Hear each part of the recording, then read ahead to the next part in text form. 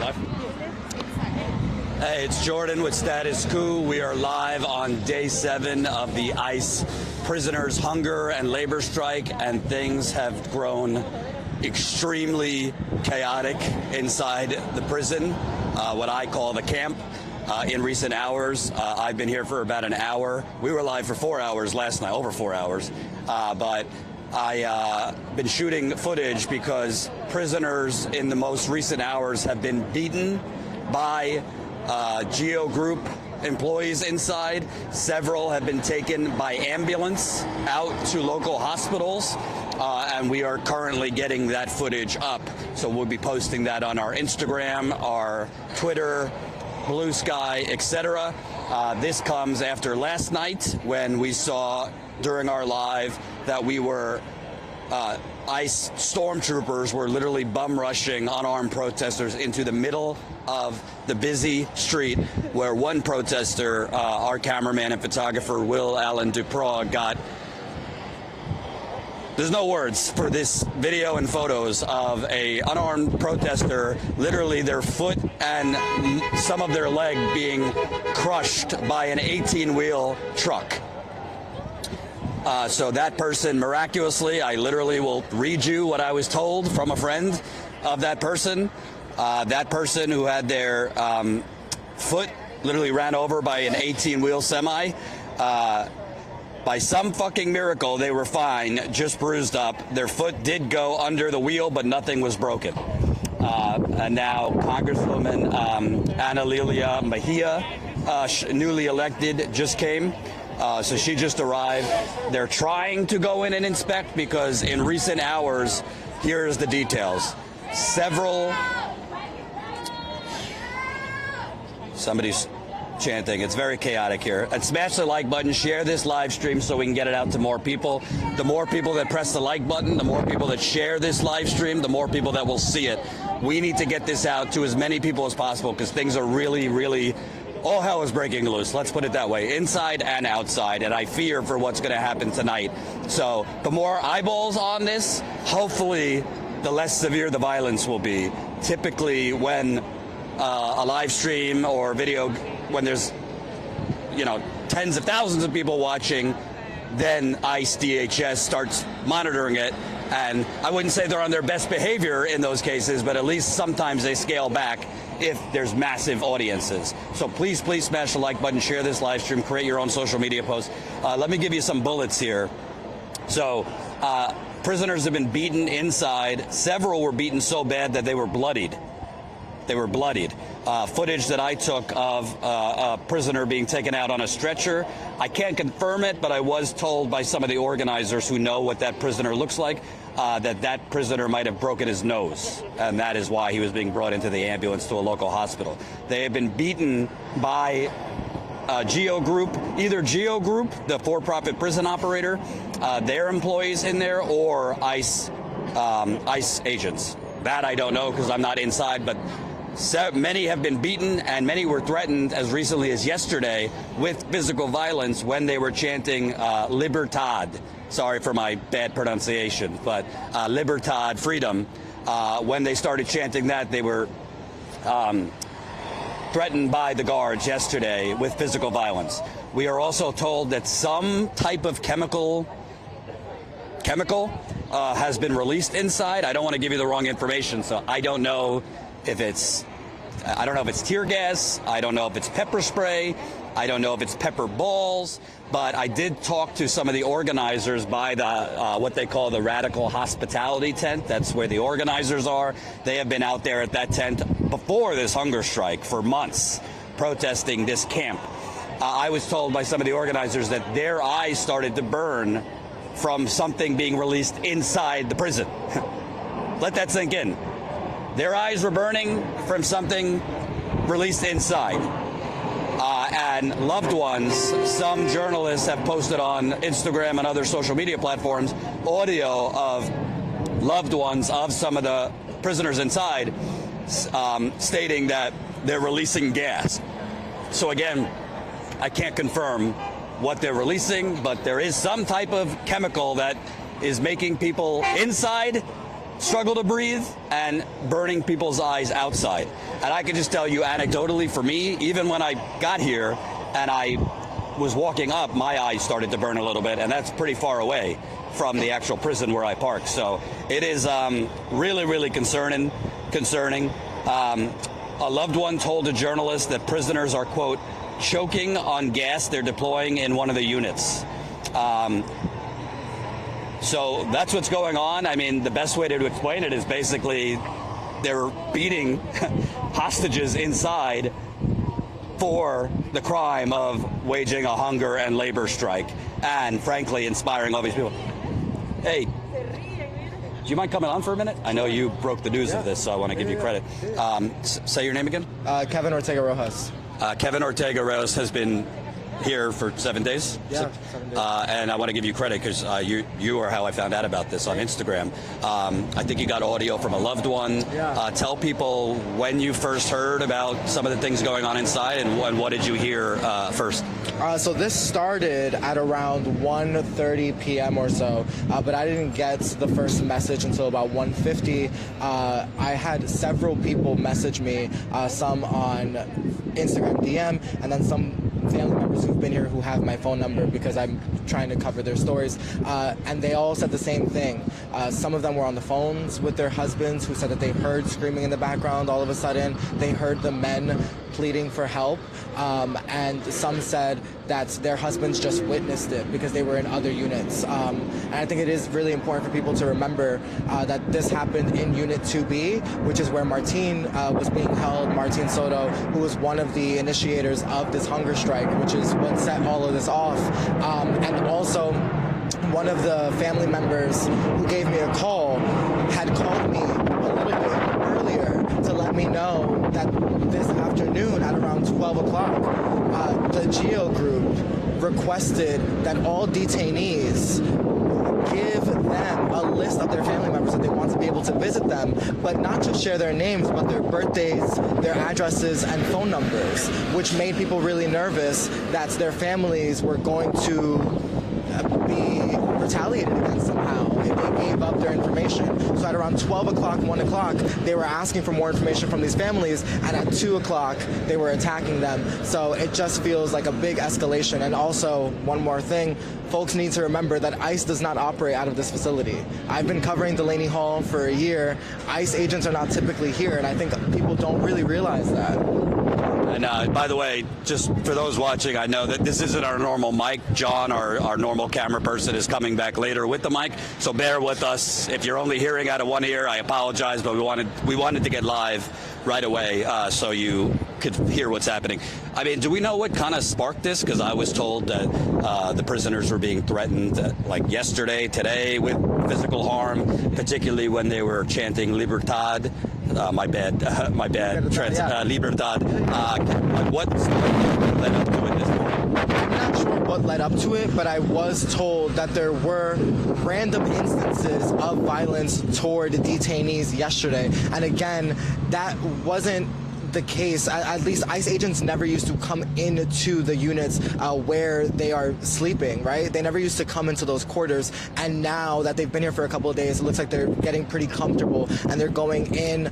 Something that I suspect and something that some family members suspect is that they are trying to coax the detainees into starting a riot because a lot of the detainees here, for the most part, no one in here has a criminal record, and those who do not have any violent offenses. People need to remember that what Mark Wayne Mullins said this morning on Fox News about rapists and murderers and pedophiles is not true. This is a low-level security facility. You mean a Trump administration official told a lie? A lie, unfortunately, yeah. You know, I thought I could trust them, but Mark Wayne Mullins, what he said this morning was a complete fabrication. In addition to the fact that he said that the conditions in here are so great that people have access to commissary. Commissary was shut off on Sunday. They haven't been able to have access to purchase anything. They haven't had access to their tablets to call their family, and they haven't had visitation for now 4 days. So all of the things that they're saying, you know, make this facility so great, apparently, are things that they don't have access to, in addition to being attacked, and in addition to their families being threatened. I want to ask also, I mean, to be clear,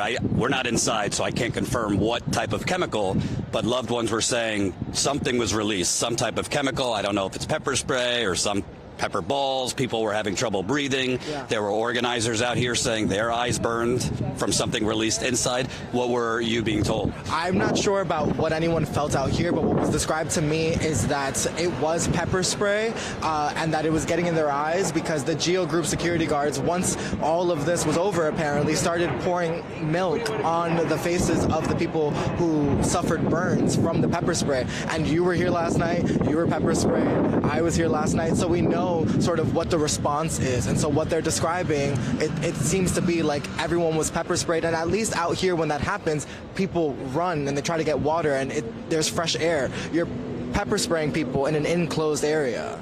I want to emphasize something important about that. So just anecdotally, it's not quite 24 hours, but almost 24 hours later, this eye is still burning, okay, for me, and I was not like pepper sprayed directly. It's possible they're releasing bear mace in addition to pepper spray, and bear mace is a little thicker. Anyway, but why it's so dangerous in there is very little ventilation. No ventilation. There's basically no ventilation. So think about no ventilation. There's mold inside. Congresswoman Ana Lilia Mejia, who just got here, she told me last week when I was here that when she got inside, her throat locked up. And then when she got outside, it was fine. That is mold. I need to put this on the microphone. They're telling me we're missing stuff. Hold on.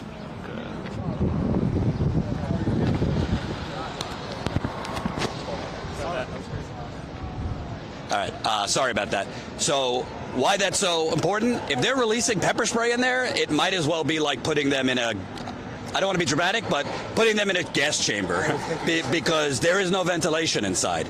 I was just saying Congresswoman Ana Lilia Mejia, the recently elected Congresswoman, she last week went in there and she told me that her throat immediately locked up, which I'm allergic to mold. That's what happens with mold and other things like that. So if they're releasing pepper spray, whether it's point blank range or even far away, that is going to be much thicker with no ventilation. And we already have people with immune issues. So I already saw, at least since I've been here for an hour, one ambulance come out, but I was told that there was at least 4 or 5. 4, and yesterday when I was here, there were 2. Yesterday when I was here, we did get photo and video of a woman in a green shirt who was taken to the hospital. Unfortunately, we shared the photo and no one has identified her yet. But we know that there are people in there who are suffering really serious health concerns. There's a man who had a kidney transplant just before he was detained.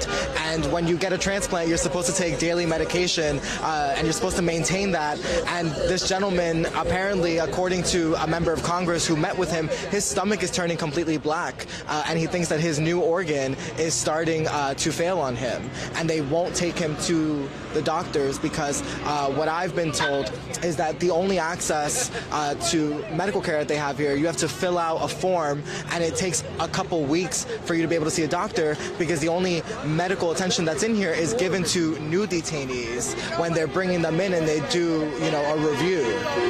Let's just call this what it is, The mainstream journalists here, they like to stand here like neutral robots and pretend they're journalists. What they're doing is retaliating against hostages. Okay, that's my phrasing. They're retaliating against hostages for the crime of fighting back peacefully by refusing to eat, refusing to work for $1 a day, and now they are beating them to the point of bloodying some of them. I was told, I'm sure you were also, somebody might have broken their nose in there. Someone was unconscious, I was told. I was told at least one person was knocked unconscious, and that is the person who was taken out in an ambulance. Right. And all of this is happening. Like, it sounds chaotic inside, and it is. But I want to emphasize, because I just feel like we're in the twilight zone. We've covered this ICE terror in Chicago, Minneapolis, LA, New York City, now New Jersey, Alligator Alcatraz, Charlotte, all over the place. And it's been violent everywhere. But this is a little different because literally, like, over the last 2 nights while we've been live, ICE threw a female protester into a moving ICE transport van. Okay? And last night, our cameraman got incredible footage of an ICE agent basically karate kicked an unarmed protester into an 18-wheeler. By the grace of God, if you believe in God, even though that, I think it was a man, even though that protester's foot was literally crushed by that 18-wheeler truck and part of his leg was bent, he's okay. The only reason that truck didn't push forward, we were all there, is because protesters ran to the truck. And what folks may not have noticed, because I'm not sure what your audience saw, but you'll remember that moment where there was a huge traffic jam. Nothing moved for at least 15 minutes, right? ICE agents waited for those trucks to start moving again before they randomly started pushing the crowd. So they saw all of the protesters be distracted. They saw the truck stand there. And then it wasn't until the truck started moving that they decided they wanted to push everyone out into oncoming traffic. So it's all very intentional. Is the audio a little better? Well, I believe so. They haven't given any other. okay. To the best of your ability, try to block the wind with your bodies. Okay, I'll try to block the wind. I bring this all up because, you know, I try not to be dramatic, but I think in the case of Minneapolis, obviously you don't know when someone's about to die. But I've been saying the last few nights, like, what they're doing, bum rushing unarmed protesters into the middle of oncoming traffic with 18-wheelers, I mean, that is a recipe for someone to get killed. And from what I could, like, they are exercising civil disobedience. So ICE does have the option of zip tying people and arresting them rather than pushing them into traffic. It seems to me these ICE agents are looking to potentially hurt someone. They look excited about it. Like, we need to be honest about the fact that they are eager, right? And today, the fact that we've already seen some protesters be maced, be detained, and dragged on the floor. You know, yesterday, at least this morning, I thought that today was going to be calm because that's what we saw yesterday. It got violent at night. It seems like they are really ready to allow violence to happen at any point, you know? Someone come out over here. Looks like there's a release. So it looks like somebody might have just been released. That happens periodically. So that's good news for them. And I just want to ask one last question because I know you're busy. You had mentioned that, you know, it seems like they're basically trying to spark a riot. Yeah. What makes you think that? And would you say that they're trying to do that essentially, you know, there's been talks about Trump trying to create another situation like Minneapolis, Trump trying to declare like Insurrection Act, Trump trying to somehow create emergencies that might delay an election. I mean, we could only speculate, but why do you think they're trying to spark a riot? I don't think that it's about anything that large of a scale, like an Insurrection Act or something with, you know, Trump wanting to do something. I do believe, or if you don't think that this is going to be the next Minneapolis, I don't think that you're really paying attention. The fact that this is escalated every day, we haven't seen this many ICE agents out here in the daytime since Monday on Memorial Day when we saw, you know, Senator Andy Kim be pepper sprayed. This morning they brought in their armored truck again. They have their tools that they use to fire less lethal rounds. They have riot shields. So they're preparing to escalate, and there are more of them now. The reason why I think personally that they are trying to incite a riot is to prove their description of these people and of this place correct, to make them look like violent criminals because they are not violent criminals, and have a reason to rush their deportation. The reason why so many people are currently being held in here is because some folks have been in here for 8 or 9 months without even getting a habeas corpus court date, which is your initial court date where a judge decides whether or not your detention is even legal. So there are some people here who will be here, and we've seen people released this week who have been here for 4 or 5 months. They get a habeas court date finally, and a judge says, oh, you weren't supposed to be in there, go home, my bad. So I think the reason... So that would be called kidnapping. Yeah, I think so, yeah.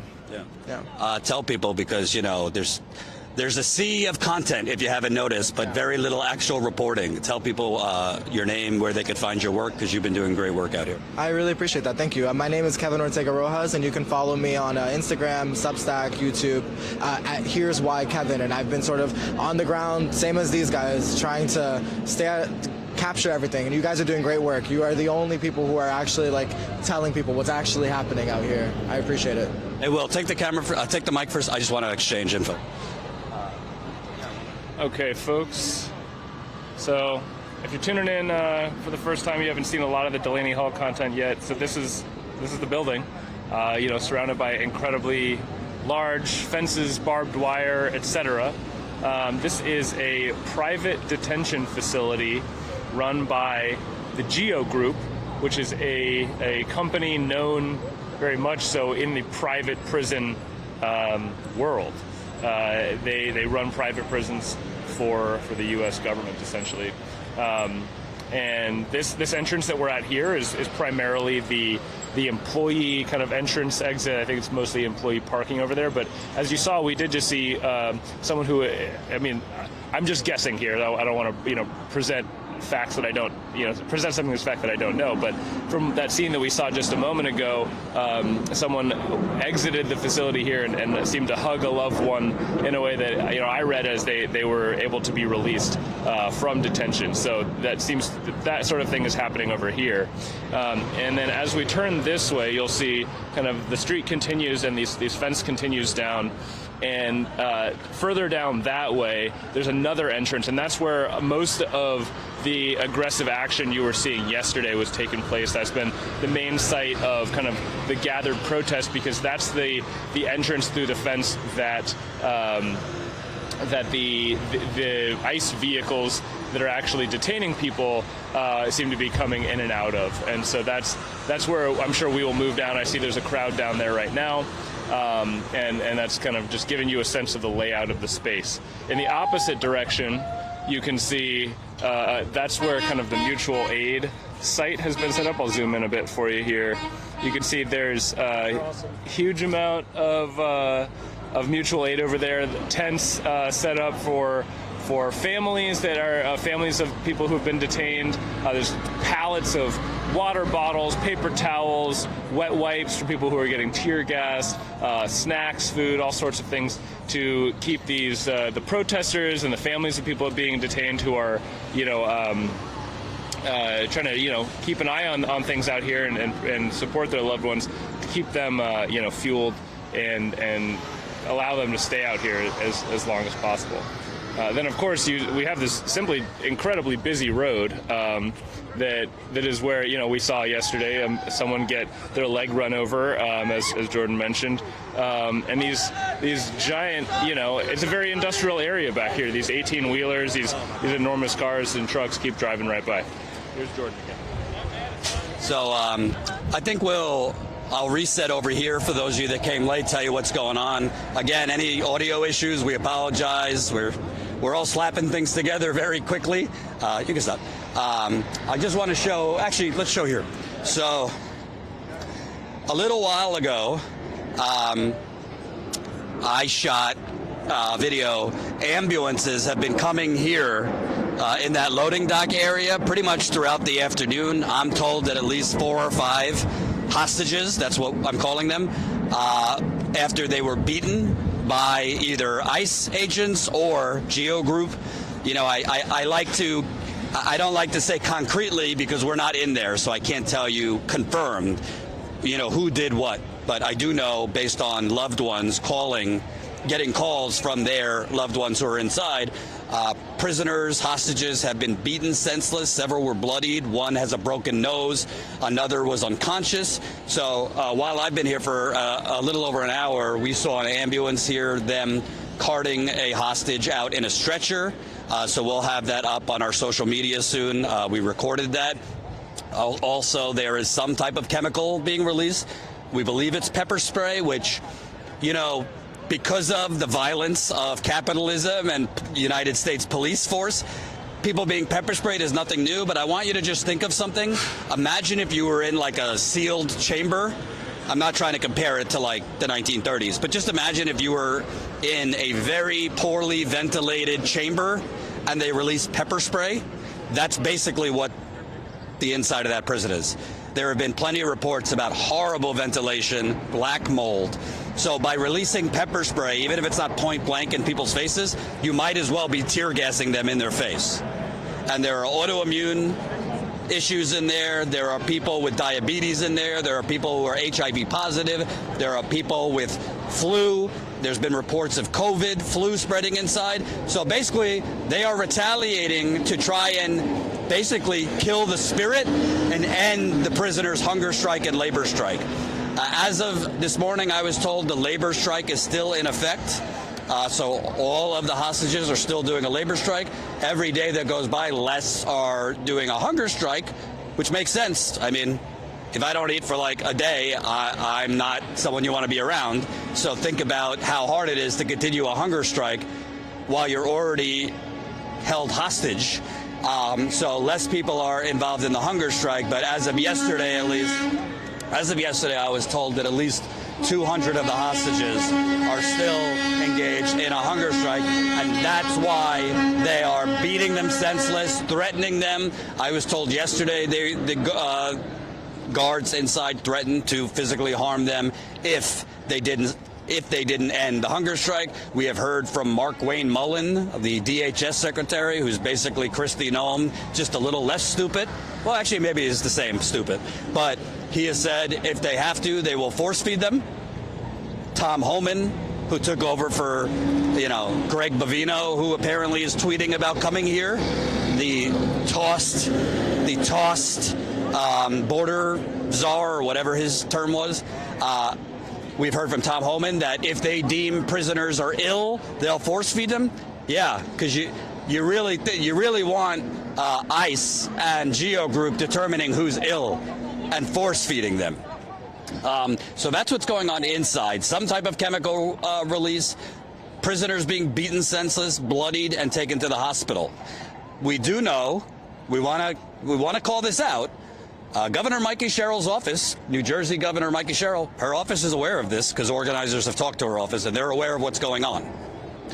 It is a private prison. It's not a state prison, but it is a prison in the state of New Jersey, and there are health regulations, environmental regulations, and also state laws that even private prisons have to follow. I reached out to Senator Andy Kim's office of New Jersey yesterday, asking, is there anything that the senator or Congress people can do in terms of health inspections, environmental inspections, anything? Because if they are creating a camp in here and beating hostages and it's unsafe, depriving medication, environmental problems, mold, you could fine or shut down. Senator Kim's advisor did send me something he has proposed, so at least he's proposing something. We haven't heard a pin drop from the governor about this. And she is a new governor. She was elected in November. This is her first year. But part of leadership is using your mouth. Part of leadership is speaking up and showing up. Part of leadership is going in front of a microphone to get media attention so more people know about the crimes being committed inside here. She came here a couple days ago for an hour and left. We're also told that the Attorney General of New Jersey is aware of what has happened here today with the beatings and the chemical release. I don't know what the Attorney General is doing. I just know that they have been made aware of it, at the very least. And then there's what's going on outside, and we're going to show you, the standoff that continues over there. I'm really hoping it's not like last night, because honestly, my back can't take much more of that. I don't want to make this about me, but for those of you Status Coup viewers, I've had back problems for close to a decade. I've had 2 surgeries, and having to run backwards into moving trucks is not great if you have back problems, nor is having to dodge tasers and pepper balls and pepper spray and all the rest. So after 4 hours live yesterday, I was fortunate Will is here. I handed it off to him, and he did a great job. But then there's what's going on outside. And remember Minneapolis, for example, which we were there for over 2 months. As horrific as that was outside the Whipple building, which, by the way, is on the ICE camp in Minneapolis, is on top of a former Native American concentration camp, Fort Snelling. That's where they have the ICE camp there. As bad as it was, and they were tear gassing and spraying and beating protesters, it wasn't in the middle of the road with 18-wheel trucks humming back and forth. This is what they're doing. Starting about 2 days ago, is the ICE agents illegally declared the public sidewalk where protesters were protesting. They declared the public sidewalk private property, and they have pushed the protesters into the street. And this is basically an environmental dumping ground, this neighborhood. They have pushed protesters into the middle of the street. Last night, at least 10 to 15 times while we were live 4 times. When they're pushing protesters into the street, there are trucks driving back and forth, and we got horrifying photos and video. If you haven't seen it, it's under the video tab. We published it about 2-3 hours ago, of an ICE agent basically karate kicking, unprovoked by the way, karate kicking an unarmed protester into an 18-wheel truck. And that protester's foot and leg, the foot was completely crushed, and the leg, in the photos we got and the video we got, you could clearly see is bent. By the grace of whoever you believe in, if you believe in a God, that person is okay. I'll read you exactly what we were told by a friend of that person. I have not confirmed who it was. They told us, quote, by some fucking miracle they were fine, just bruised up. Their foot did go under the wheel, but nothing was broken. So that's last night. Then let's go to the night before, when our video captured an ICE agent push a protester into a transport van that was moving. The ICE agent could see. He intentionally pushed a protester into a moving vehicle. She got struck. Fortunately, she was okay. And let's also call out the media for a second, shall we? Let's call out the goddamn media. And I'm going to take off my glasses so you can see my rage. You know, I know in journalism school they teach you, you're supposed to stand like this and be a neutral robot. No, no, no, no.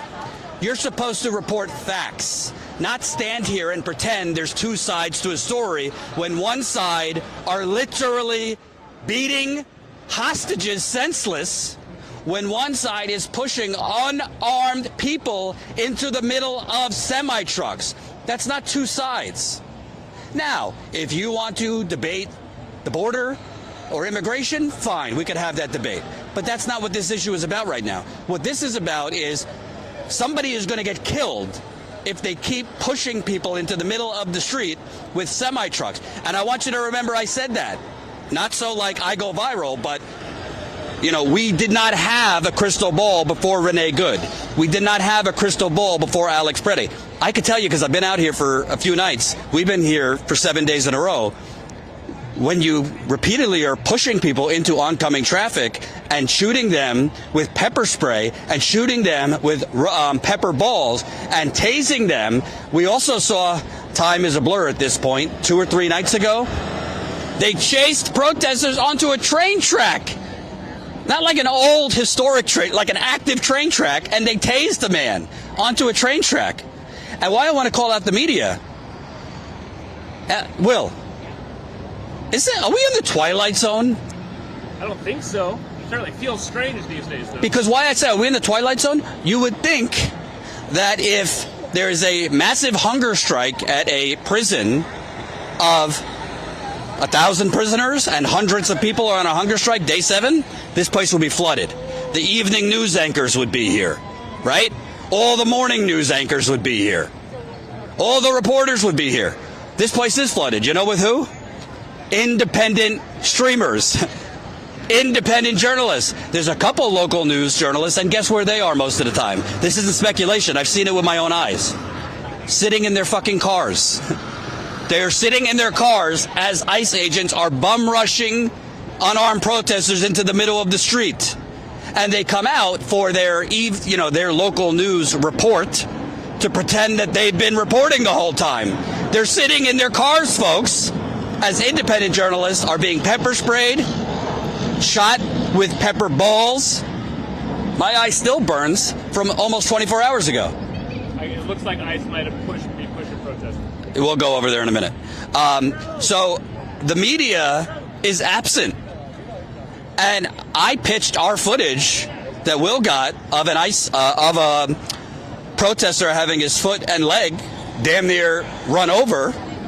Well, actually run over by a truck. I pitched it to all the networks. You would think they'd be jumping at the bit to purchase that. We're not charging, $100,000 here. Only one network got back to me that they wanted it. And a friend of mine literally said to me, who worked at another network, yeah, we don't think we'll take this because, the shield is technically, the protesters have shields to block them from the stormtroopers, was technically blocking some of his leg. I said, do you not have eyes? You could see his foot run over by a 18-wheel truck. That's not blocked. What does the media need to get to take the footage? Do they need to see the leg amputated? So please, folks, this is going to be a long night. I'm hoping it's not as violent, but it probably will be. I am damn near begging you, okay? We're paying Will behind the camera. John is coming back later. We got to pay him. Obviously, we got to pay me. We got Colin behind the camera, editing and producing. Jenny, our senior producer. Michelle, Ty. We have a very small team, and we're growing thanks to you. But everybody here has been working at least 17, 18-hour days since this launched. And we do not have the budget of CNN, MS Now, Fox News, CBS, ABC. We have, like, I can't do fractions, 1/10, less than 1/10 of that budget. So if you have $5 a month, you could support us for as low as $5 a month. Statuscoup.com/join. It costs a lot of money to do this, just to broadcast. We're gonna get a bill for our live view. That's how we broadcast. We're gonna be way the fuck over our data plan. When you stream for 4 hours every night, you are going way over your data plan. And say, Jordan, why don't you increase your data plan? Well, they don't let you midway through the month. That's the problem. They're funny that way. So please support us, statuscoup.com/join.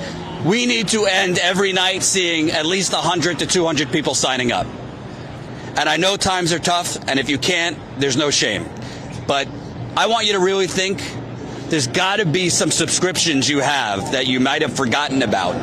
There's got to be some subscriptions you have that you don't actually, like, 100% essentially need. It's kind of just like something you have. Is there something you have or you spend $5 on a month? We have higher levels too, $10 a month, $20 a month. But is there something you have that you spend $5 on a month that you don't really need, that you could actually put towards real living, breathing journalism? Please support us, statuscoup.com/join. And by the way, I know there was an issue yesterday where people were trying to sign up. Our website was down for a little bit. If you have any issue, we also have a Patreon. Patreon.com/statuscoup. Patreon.com/statuscoup. Both links are in the description. Our website, join, and our Patreon. All right, let's head over, show you what's going on. Smash the like button, share this live stream. There's been some talk about Greg Bavino, the former border commander at large, and there were comparisons to him to SS soldiers, not Nazis. He became too extreme even for Trump, so he was tossed out. He was removed as border commander, but he tweeted, I guess, that he was coming here. And he tweeted earlier criticizing ICE for not being violent enough. Think about that. He tweeted that they're not being violent enough and they should be releasing gas. They should be releasing gas on the protesters. So this is the area that's been very violent the last few nights. Let's show you.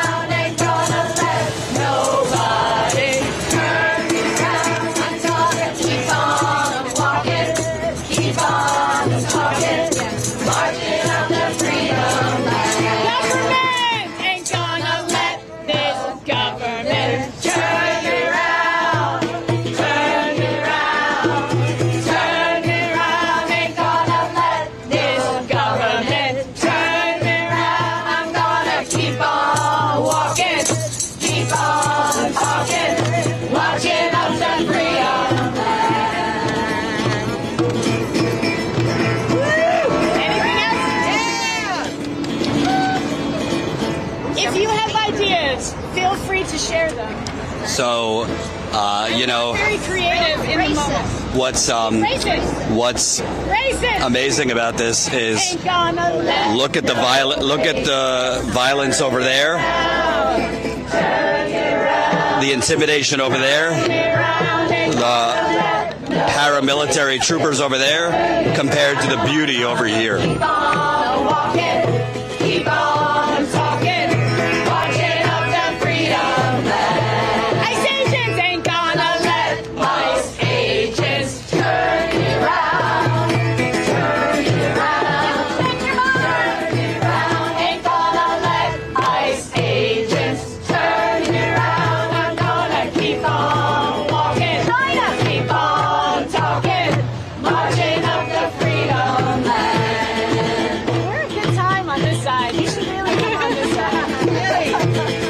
One more time. Nobody ain't gonna let nobody turn me around, turn me around, turn me around. Ain't gonna let nobody turn me around. I'm gonna keep on walking, keep on talking, marching up to freedom land. Marching up to freedom land. Last time, marching up to freedom land. Okay, lead with love. It's the next. Where's that? The next. Lead with love. And I want to move away from there for a second, just to tell you something that I forgot. It's crazy that it gets very. Before it looked like it was going to storm, and now it's sunny and blinding my eyes. But I also forgot to mention, I was talking to some protesters as well as a journalist who actually, you know, when things were a little less violent, were talking to some of the ICE agents. And some of them, you know, most of them are just fucking violent and insane and just paramilitary stormtroopers, and they get off on the violence. I mean, we've seen it. We've seen them laughing after they attack people. We've seen them taunt women, say some really gross things. But a journalist I spoke to told me that she spoke with ICE agents. There's quite a bunch of them who don't actually know why they're here. Let me repeat. There is quite more than a few who journalists and protesters have spoken with who have shared that they're kind of confused what they're doing here. Like, why they're standing here basically protecting the camp. They don't know why they're here. They weren't really given clear instructions why they're here.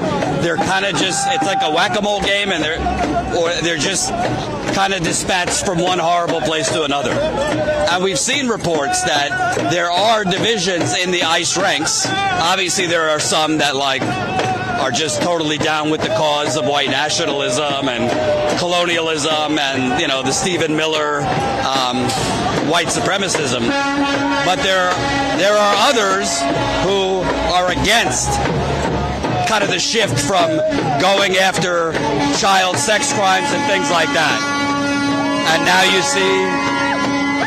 now you see ICE agents holding each other in a line and walking straight. We're not going to chase that because there's no reason to chase it. You can see it. But we were also told to expect, basically, the cavalry is coming. Let's put it that way.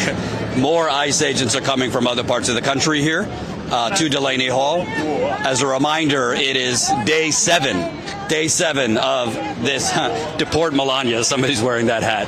Reminder, the president's wife was an undocumented immigrant for many years and was illegally working here. That's not my words. Those are people who knew her, said she was working for years before she got her papers. She wasn't thrown in a camp. No. It seems that they don't have a problem when white people are undocumented. It seems to be if the shaded color is different, that's when they're criminals and terrorists. Can I talk to you, ma'am? Can I talk to you? Sure, who am I talking to? Jordan with Status Coup. We don't have our mic, but we've been live here every night for 6 or 7 days. Tell me, I mean, this is like a beautiful moment we're seeing with the songs and kind of the contrast between this beauty and this horror. Tell me what you're feeling in the moment. And you're obviously a religious leader. Yeah, I'm a minister. This is a beautiful show of solidarity and a show of love and a show of like what the country that we represent and the country that we want to see, one of love, one of solidarity, one of community. This is the fascist fear of democracy that we're seeing here. And the most important thing to remember is that the folks inside who have been so incredibly courageous, have been organizing for months, are on a hunger and labor strike, are now being beaten, are being tear gassed and locked in their cells for daring to exercise their rights. And their demands are the ones that we need to keep at the forefront, which are for an immediate access by Governor Sherrill to talk to them and to see the conditions, for the release of vulnerable detainees like the old, the young, the pregnant, and those with medical issues, for their cases to be actually reviewed and their habeas petitions to be actually reviewed, and for an end to the forced signing of deportation orders and things like that. So the presenting issues are the conditions, which are horrible and inhumane, but the bigger crisis is the vast violation of their rights, and that's what they're really striking about, and that's why we are out here in solidarity, and we will stay out here in solidarity for as long as it takes. You know, I was saying earlier, I don't think people realize when they're releasing, whether it's pepper spray or gas or whatever, there's basically no ventilation inside. No ventilation. So you've heard that they closed the vents. They closed the vents. Yeah, they closed the vents. So a form of torture, a deliberate act of torture. I mean, you could suffocate. I mean, bad things could happen if there's no ventilation and you're releasing spray, chemicals, gas on top of people who are already immunocompromised, not eating. So I don't think people realize like what's going on inside is a life or death matter, as well as here, because we've seen ICE pushing unarmed protesters into cars. From your viewpoint, how dangerous is the response going on? Inside, I think it's very dangerous, and I think they're clearly trying to break the strike. But what we've heard from the strikers is, you know, we're staying strong. We need you to stay strong in solidarity. So we're going to stay out here, and we're going to continue to raise up their demands until they're met. And my last question to you, I'm not religious, but I do know enough about Catholicism, Christianity, that, it seems to me that it has been twisted by certain politicians. I think you know who I'm talking about, and a lot of people who claim to, follow the teachings of Jesus support what's going on. But as far as I know, this is not what Jesus taught. This is not what Jesus and other Christian leaders. This is not consistent with those teachings. It's absolutely not consistent with the teachings of Jesus. It is unfortunately consistent with 500 years of colonialism backed up by Christianity. But the core teachings of Jesus are about treating the people's needs as holy, and doing whatever it takes to meet those needs. So Jesus was himself a criminal and a lawbreaker. He healed people on the Sabbath. He talked to women. He invited women and children into his inner circle. He touched lepers, which was against the cleanliness laws. He broke all the taboos to make the point that everybody is holy, everybody is included. And he never asked us to follow a set of beliefs. He just said, follow me. So that's, people like me, that's what we're trying to do. We're trying to follow Jesus' example out here. What's your name? My name's Dorothy Benz. Thank you so much. I appreciate it. So there have been religious leaders out here, so it's beautiful. And by the way, we have obviously been showing you the horrific violence the last few nights, but it's nice to get a break from that and be able to show you some beauty. There was an indigenous person banging on a drum before. That person keeps coming back and forth. These peaceful protesters are singing, marching. And now you have, I believe, you have the ICE stormtroopers coming back this way now. So you could see them kind of with their shields. They look like they're ready to storm Fallujah or something. It's just completely insane. Completely insane. And I see a CNN reporter is here. It's the first night I've seen CNN here, so I don't have a lot of good things to say about CNN, but at least they're here now. So perhaps there will be bigger media here after last night. And what's so sad about that, because obviously this story is about, it's not about media, it's about what's going on inside, it's about what's going on outside. You see the peace sign on the street. Usually we can't show you anything on the street because it's packed and they're throwing people. I'm going to put my sunglasses back on.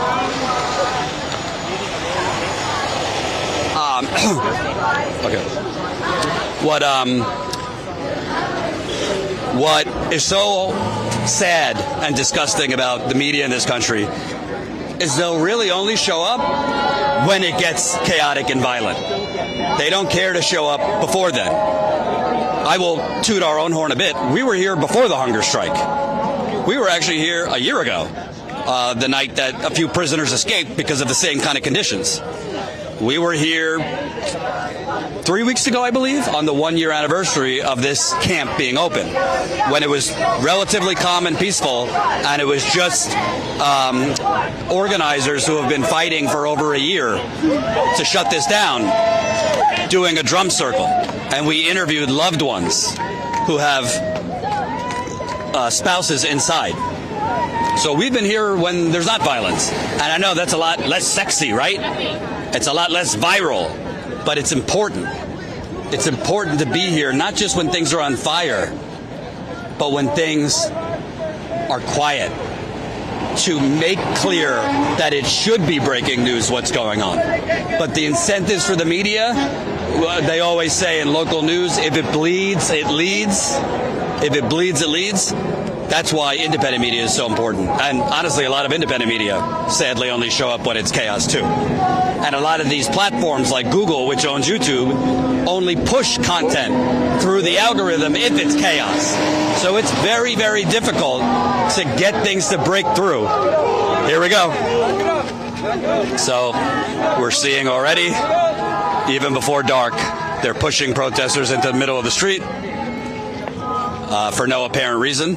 We don't know why. There are definitely more ICE agents here than I saw last night. They're doing this. They do this periodically to basically shield a car out. And the protesters are here engaging in civil disobedience to block the cars from leaving. And there's many alternatives that ICE can do rather than pushing protesters. Well, first off, I want to show you something. Well, let me show something. Okay. That yellow line that they put here as a barrier, so behind that is something called a public sidewalk. Like right here is a public sidewalk. But last night they were blocking the public sidewalk and they were declaring this private property. This is not private property. This is a public sidewalk where I'm standing. So they illegally redefined it as private property. So 3 nights ago, the protesters were standing here. And there wasn't this mass of people in the middle of the road with 18-wheelers coming.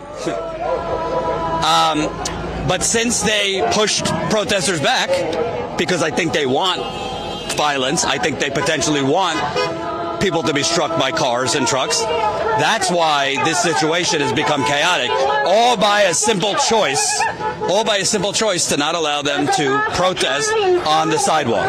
If they were allowed to protest on the sidewalk, we would not see people being pushed into trucks like we captured yesterday. And make no mistake about it, like we've covered ICE terror, Border Patrol terror in Chicago, Minneapolis, LA, everywhere. It's all very violent. But most of the time, it was not in the middle of a street with 18-wheel trucks going back and forth. I'm sorry to say, like, this is a recipe for someone to get killed. This is a recipe for someone to get killed. And the media perhaps should say that before someone gets killed. Because you're not doing journalism to stand here like a fake neutral robot and say, well, there's two sides to this story. No. One side here is paramilitary troops that have illegally occupied a public sidewalk. Again, it's a public sidewalk. I've confirmed that. One side, unprovoked, because yes, people are performing civil disobedience, but you know throughout history what police have done to people who are executing civil disobedience. Yes, they've roughed up a lot of protesters, but you could also just take out zip ties and arrest people. You can do that. Now, some of you might say, no, Jordan, don't say that. Well, what would you prefer? People to be pushed into 18-wheel trucks or to be temporarily arrested? So they do have the option of detaining, arresting protesters for civil disobedience, and people are risking that by being out here. But instead, through the course of a night, 10, 15, 20 times, they're pushing people into oncoming traffic. And if you don't know, this is essentially an environmental dumping ground. They have a meatpacking plant there that causes it to smell and rot. They have waste and sewer plants. Right behind us is Energy Transfer's plant. You know, Energy Transfer, the owner of the Dakota Access Pipeline, which went through the Standing Rock Reservation. So there's trucks back and forth because this whole street is all industry. So we'll see what happens.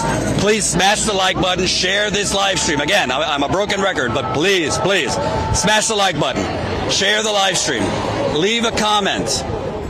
If you're new here, subscribe to the channel. If you've already subscribed, do me a favor.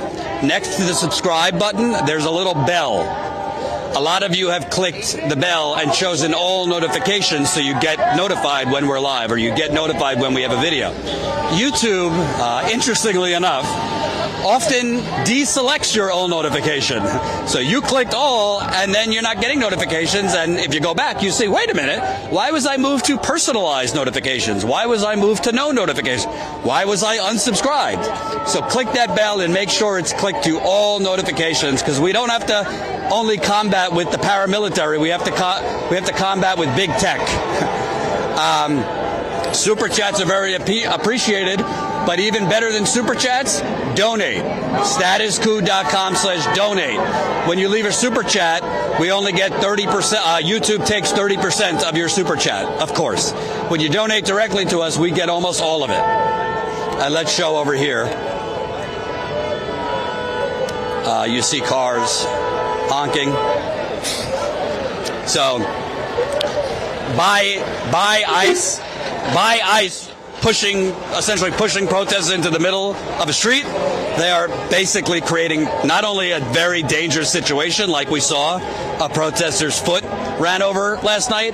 And by the way, kudos to Will behind the camera, Will Allen Dupraw. Follow him on Instagram, Will Allen Dupraw, right? It's got a very fancy last name, but it's Will Allen, Allen, Dupraw, D-U, capital P, remember the capital, R-A-W. But not only are they creating a dangerous situation, they're creating serious traffic jams. People are stuck because ICE keeps pushing people. And by the way, not to make it about us, but just so you know, ICE is now trying this new technique to basically block journalists from doing their job. So last night in the dark, as I was doing interviews, they kept flashing their flashlight in my face, in the people I was interviewing's face. So you gotta love their solemn adherence to freedom of the press by literally trying to blind the journalists that are interviewing people. I'm not going to make a big fuss because I've had worse to deal with on this job, but they're also just using a flashlight to interfere with interviews. So that's what's going on. Let's show you.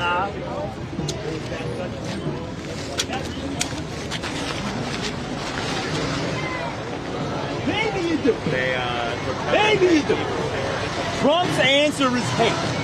And you all grasp at it because it explains anything you feel inadequate about. So you say, hate. That's what Trump says. Hate. Trump sold you on the idea of hate because it means he don't have to do nothing for you. And so since you are fed on hate, You don't need anything. You get promised bonuses. Most of you ain't getting it because you have all this whole 5-year plan and everything. Most of you will never see the bonus. You know that. You saw all of that. And then some of you are actually raping children in the places. I'm not saying any of you would do it. God forbid. But some of you are. So you're associated with that. You should be driving that out of your profession. You, every one of you should have pictures of the ones charged for raping children in these facilities. On your lot. So that's, we're seeing that periodically. Obviously, as the night goes on and violence escalates, we won't be able to show you as much of that because we're going to be, unfortunately, dodging violence, but we're trying as best as we can during the day to show you people singing, people chanting, people, you know, exercising their First Amendments, giving a piece of their mind to the ICE agents. If you've noticed, they have shields now. Why they have shields, I don't know. They're not being attacked at all. Sure. Will. Hi. So that guy over there with the shield, I don't know if he's still there. This guy here and the guy with the green eyes right there, as well as this I believe he's behind him. There's a young man with a hole in his sleeve. Earlier, he was trying to target someone that was much smaller than me. They kept targeting her, and they kept targeting me as well, but they were mostly like planning on attacking her. So I ran in to shield her, and I was grabbed by my book bag and thrown onto the ground. Someone has pictures. I'm not sure if the photographer's still here, but that officer right there, and I don't know where the one with their tear gas went, but he got in my face. He held the canister directly up to my face and threatened to spray me, so I told him to do it, and he didn't do anything. But they've been antagonizing us. We've been backing up. We've been like complying, saying, as long as you don't touch us, we won't touch you, we'll step back. And the one with the really bright green eyes behind you, he says, well, this isn't a free country, so we're going to do as we please, even if you're complying. He said this isn't a free country, or it is? He said this is a free country, so we could do as we please. So I said, how do you expect us to comply with your orders to step back and not touch you when you're touching us? And then you tell us don't touch you, but you're touching us first. It's so basically by saying this is a free country, so we'll do as we please, they're basically saying this is a free country, so we could beat unarmed protesters and push them into the middle of the street? Definitely. I'm not sure where the other officer is, but he has on a red shirt. He grabbed me by my shirt, pulled me in, and then pushed me back earlier. And they maced someone around this area earlier and slammed them on the ground and arrested them for no reason. What does it say to you that, I mean, it might seem small, but they basically occupying a public sidewalk? Like, this could be a lot safer if they just let people exercise. Earlier, I was sitting right there earlier. I was sitting on my longboard directly on the sidewalk, and one of them snatched it out from under me and dragged me backwards. And they were like, get off the sidewalk. And we're like, it's public sidewalk. We can stand where we please. And they were like, not here. And they kept pushing us into the street so that the cars could come in. There's no reason for you guys to push us off the sidewalk into the street if the cars need to come this way. And they were, oh, sorry, continue. Could you talk about kind of, I mean, obviously this is escalating, but for you, why are you so passionate to be out here? I personally, I feel a lot of anger for people like who look like me and who do this type of, excuse my language, who do this type of shit to other people. And even people who don't look like me. You have people that look like us. My skin color is black. You have black people up in that line grabbing people that look like me, that look like her, that look like you, throwing them in there. At the end of the day, if they take all that stuff off, they come outside looking just like this, they're going to get grabbed, they're going to get thrown in there just the same. So I don't understand why you're fighting so hard to kiss the white man's ass to arrest a bunch of people that look like you, and then you're not even getting paid enough to do so. And also, I don't know if they're aware, I don't know if they care. But inside, in recent hours, we know that prisoners are being beaten. In there because we're out here. Like, there was a older guy who's been here for a couple of days. I'm not sure where he went, but he has a thing around his neck, like a flag. And he's been telling us that he's been getting word that they've been attacking the detainees inside, like beating them, like starving them, whatever, because, sorry, I'm so sorry, because the people out here are protesting, so they're attacking them because of us. Right. And they're also attacking them because they want them to end the strike so that people here will leave. We've also seen eye shot footage of ambulances coming in and out, so we know that certain prisoners have been taken out. Yeah, there was, I got word earlier that there was a plane that was coming in to deport them, like, out of, I guess, the U.S. or whatever, and that's where they're taking them, to the airport. What does it say to you that, you know, I find it really, really sickening that the president wants to give, he's talking about giving $2 billion, almost $2 billion in money to folks who stormed the Capitol on January 6th? Quite frankly, again, excuse my language, it's complete bullshit. I'm not really that old to be into this kind of stuff, but I'm old enough to, like, learn and know things and understand things, and, like, it doesn't make sense. Why are we all why are we all against each other? We all kind of sort of want the same thing if you really think about it. Everybody wants to live, everybody wants to be able to afford things. Why are we fighting each other when we can all just come together and fight the main enemy instead of having him split us apart? It doesn't make sense. What's your name? Kai. Thank you very much. Appreciate it.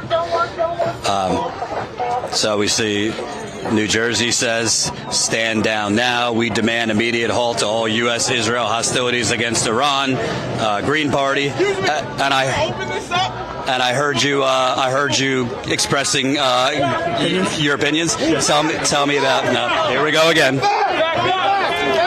So they're pushing protesters again into the middle of the street, where you see vehicles, trucks, completely unprovoked,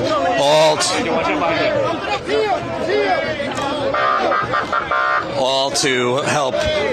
Basically, I think it's important to tell you also, we don't actually know who are in the cars that are leaving the prison, because typically they're supposed to be transporting prisoners if they're being moved. Yeah, no problem. So tell me about what you were saying to them, because you were very passionately giving your point of view. I sang Masters of War over and over, and it definitely applies here. We are going into a major war, and they're treating the troops just like they're treating them with the foul food on those ships. I don't know if you heard about it. You probably did. Status quo. The flotilla. Yeah. No, not the flotilla. With the GIs. Oh, okay. They're feeding them the same kind of food. And the GIs can't eat. They're losing 30, 50 pounds. They're stuck on those boats for months and months and months. It's just like a concentration camp. So here these guys think that, the immigrants, if they wanted good food, they should have never came here, blah, blah, blah, blah. But what about the ones you're supposed to support? The supporting the system is also treating their own people, the GIs. And why aren't they over there, these big tough guys, right? The great at snatching base. But basically, I sang Masters of War. Been trying to amplify stuff. I was slowing down traffic before because I think people should show some respect, and then that helps create, more of a disruption. Let me say this tactfully, but it seems like you've been around the block for a few years. This isn't your first rodeo. Tell me about, I'm sure you've protested many things in this country over the last couple decades. Well, since around 1978, right, to be exact. So I was there when they, I remember when the students took the embassy in 1979, and as a matter of fact, it was one of the things that kind of triggered me to be anti-war or the environmentalist. I went to a debate at Rutgers between his Marxist and his liberal, and the liberal was saying blah blah blah. He was bad. We can't send the shot home. The Marxist said, send his ass home. But what fazed me was the folks from Iran and all these other places. They were saying all the weapons killing our people say made in USA on it. I hadn't made that connection yet. I was already having like that kind of analysis based on the environment, and then I became more of a connected. But I do fightbackbetter.com. That's my news site. Fight back what? Fightbackbetter.com. It's been dedicated to Palestine solidarity. Covers New Jersey, but now I branched out to ICE, repression, the war. I asked you about your previous activism because so many people I talk to I asked them, did you ever think you'd see this in America? And well, this is the boogeyman story me as a leftist has been saying since 1978, 1979. That war and fascism, and it's always been a flavor of it. But it's always been like, at least they would try to put a facade that it ain't that. But if you scratch the surface, it was always there. There was always repression. The good, strong fighters always came under attack, and they had ways of taking people out. But now it's like so in your face. It's almost like blatantly, intentionally in the face. It's almost like a comic book villain style. Yeah. And it's almost like intentional. I think it is intentional. I think they got a bunch of clowns fronting for what's really happening. Because see, they aren't thinking of this stuff themselves. They're not smart enough. They're a bunch of clowns. I mean, Trump hardly has a brain anymore, so he can't be coming up with all these ideas. So he gets handed it, and then they just put it out on the clown show. And all they do is they sell everything with hate, because all these people, they all hate themselves. Mm-hmm. They all figure they're inadequate. Trump tells them, your problems is somebody else, so go hate them, and no matter what they say, you got to hate them. Wow, his net worth goes up to $6.5 billion. Oh, come on, I mean, so much. There is so much scripted. I mean, is that all? I mean, it's got to be a lot more than that. Well, his son got a $620 billion loan from the Pentagon. I don't know if it was million or billion, one of those, that apparently it's coming out now that Trump demanded the Pentagon give his son a $620 million. I mean, there's no even attempt to hide it. They used to do this stuff behind the scenes. That's what Trump does, everything obvious. Like the calls for fascism, the appeals to racism, the appeals against the Somalians, the Haitians, this group, that group. Who's the hated group of the week? You know, it's all like in your face. They don't even disguise it. The Democrats are the ones that disguise it. For example, and one of the stories on our site was about what happened here the other day. The senators came here, the governor came here, and Senator Kim got gassed. But right before he got gassed, there was a transfer going on. And they had a pin. And he disrupted it. And he said, oh, why don't you let this, and we'll try to get inside. They never got inside. He promised to get inside if you let the car through. So he convinced them, and then became disassembled. They didn't listen to him, but it became disassembled. And the fascists moved in. So that's what politicians come out here to claim. But here they are doing biddings. I think it's important what you mentioned, because I think, in media, whether it's TV or internet, everybody kind of focuses on their boogeyman, right? One set of channels and media only focus on Trump. One set only focus on the libs, right? But the bottom line is, as horrible as Trump is, and there's plenty to talk about, I mean, the governor of New Jersey, this is a prison in New Jersey. Yes. There are health regulations, there are environmental regulations, and she could use the bully pulpit to demand it be shut down. Where are they? Where are they right now? They should be out here. I mean, they shouldn't be taking the protests over. That's what they do. They come and they try to tell people what to do. They admonish. They say, don't do this, don't do that. They shut down. Like I said, they shut down a blockade on Memorial Day. That was literally a very successful blockade to that point. They had the car stopped, and they try to claim it, but they want to limit it because they have a certain brand that they want to use, a certain position on ice and everything that they want to use to market themselves in the primaries and into the elections. And so they want to use the election to get to that, the issue to get to that point, but they don't really want to challenge the system. Like in New Jersey, you got 5 Democrats in Congress that are basically the super Israel crew. And anytime there's a break, and then they go over to the Republicans, the same 5 go over. There's like 8 or 9 Democrats. Here we have it again. They're bum rushing protesters. They're attacking protesters in the middle of the street. You see protesters on the ground.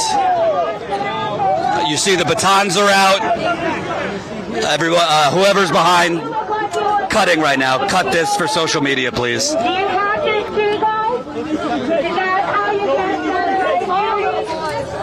And this happens all the time out of nowhere. Like protesters are not doing anything, and they literally just bum rush them into the middle of the street. Again, the middle of a busy street. Do you see that truck? Holy shit. So you have protesters in the middle of the street. They are pushing protesters into the middle of the street with oncoming trucks. I have to keep repeating.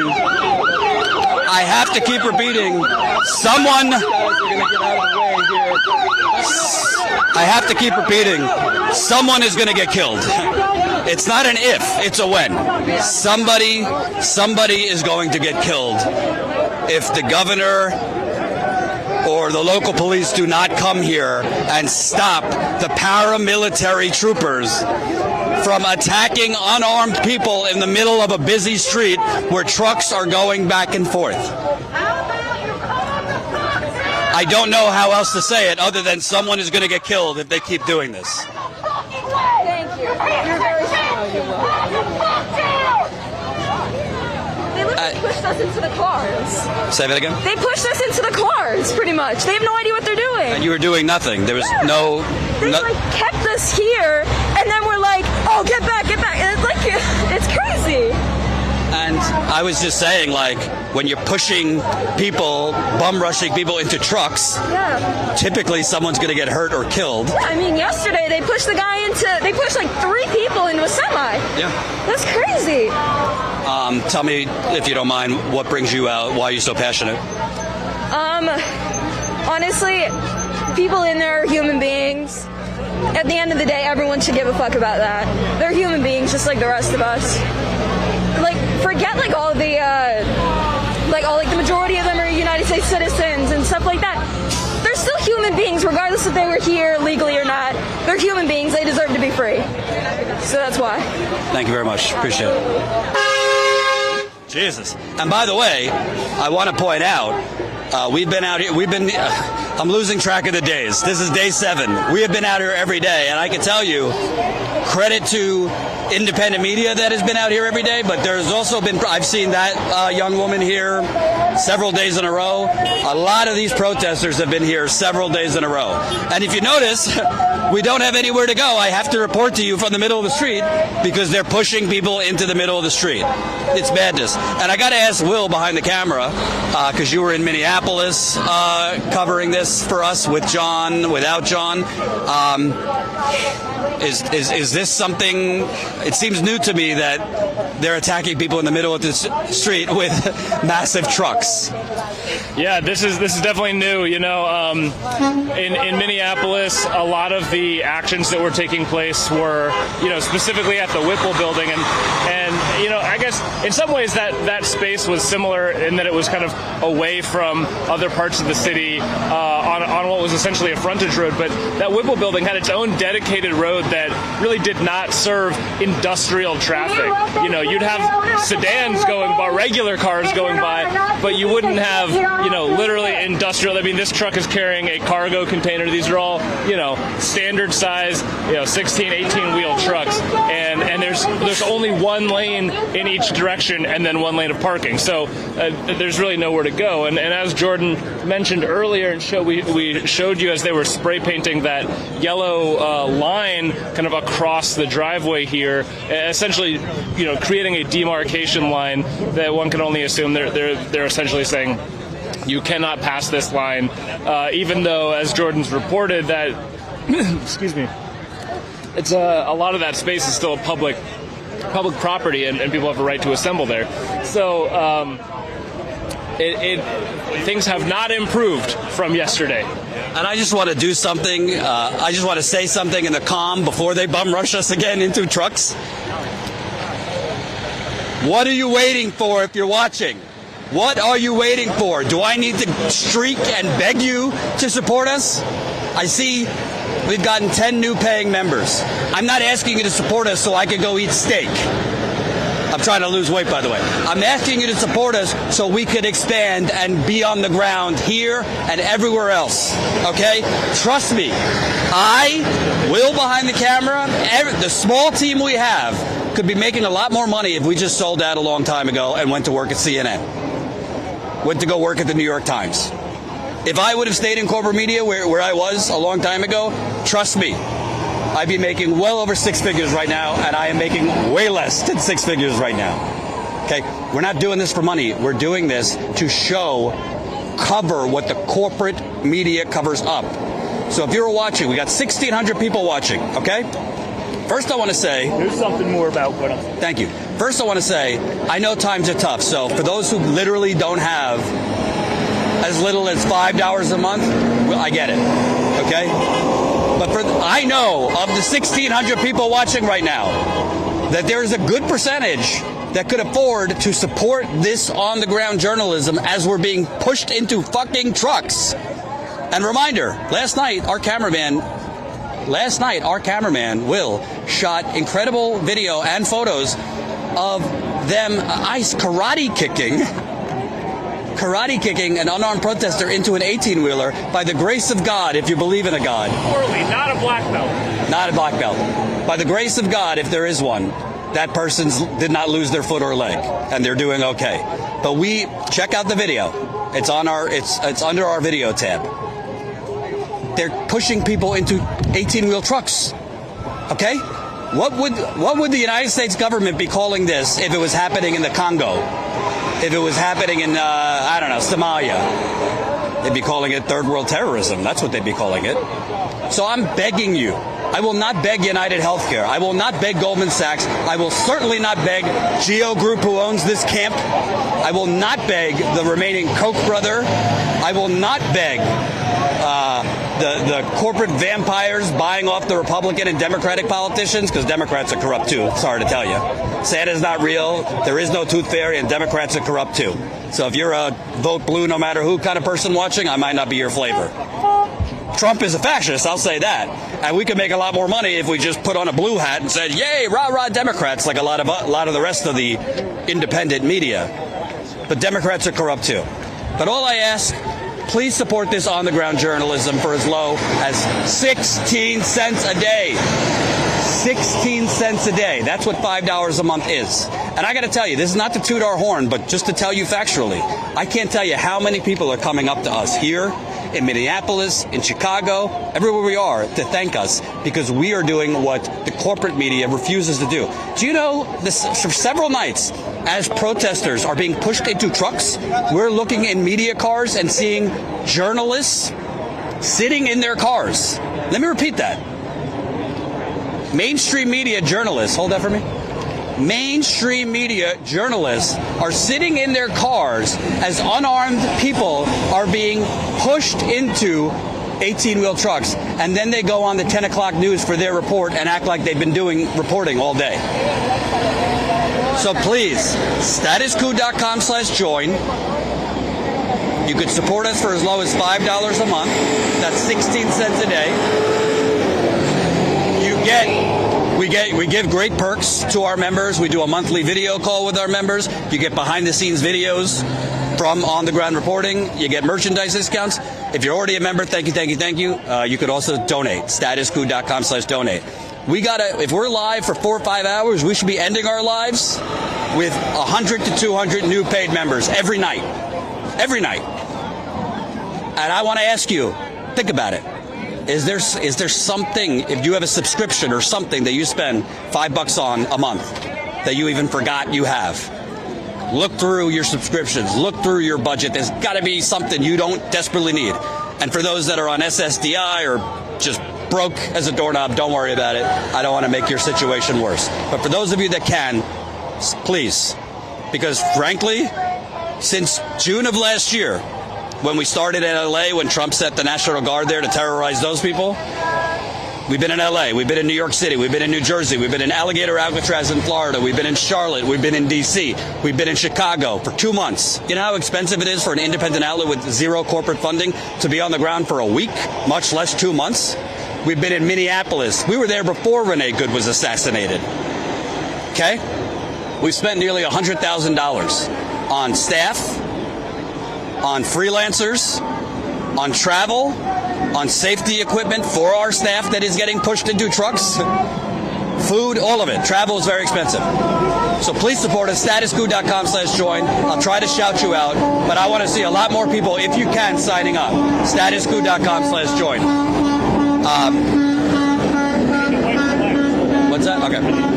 And by the way, as I was doing that little monologue, I did see some people cheering, so I'll be happy about that, including you. You know who I am, right? I do. But I'll say my name. How are you? I'm good. How you doing? I'm good. I'm very upset about the situation that took place today. About the prisoners inside being beaten. Being mistreated and being beaten. What a shame on them. How would they like it if their parents were in that position? How would they like it if they got beaten? They wouldn't like that. Shame on them.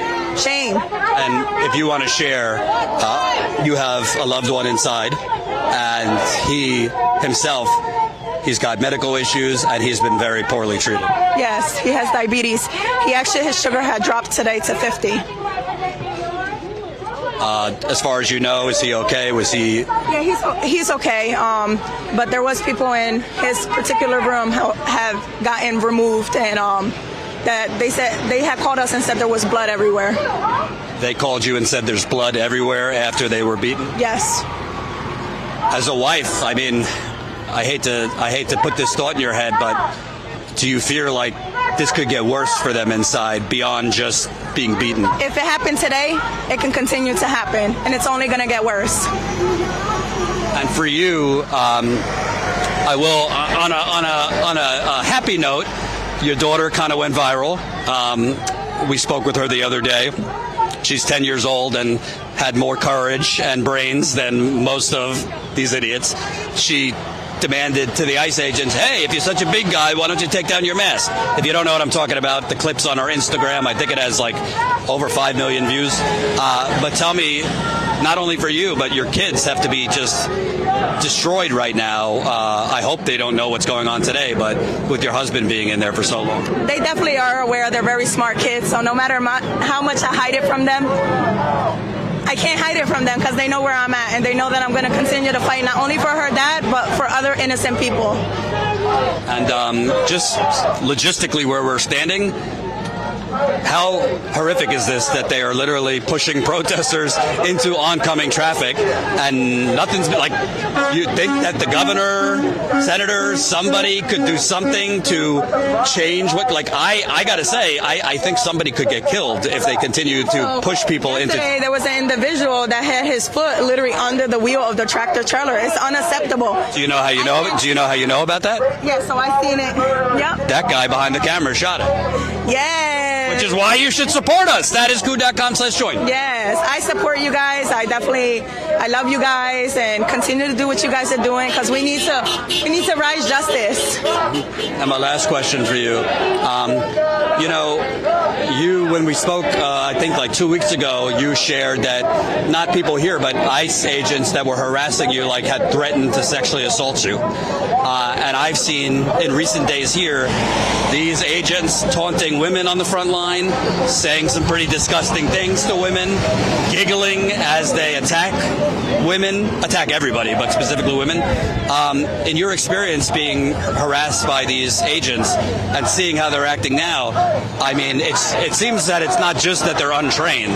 It seems like Trump and DHS are literally, they're calling the prisoners inside the worst of the worst, but it seems like they're prisoners. They're the prisoners. I can't go around running people over and expect them not to have consequences. So why are they not serving consequences? It's unacceptable. Nobody's attacking them. They're the ones pushing. They're the ones hitting with the baton. They're the ones pulling guns out. Like, it's unacceptable. This should not be happening. Thank you so much. I appreciate it. Stay safe. So, all right, I'm going to take a thing of water for a little bit. Give me a minute here. I will say this is positive. Well, it's negative and positive. First, let me take water. Hold on.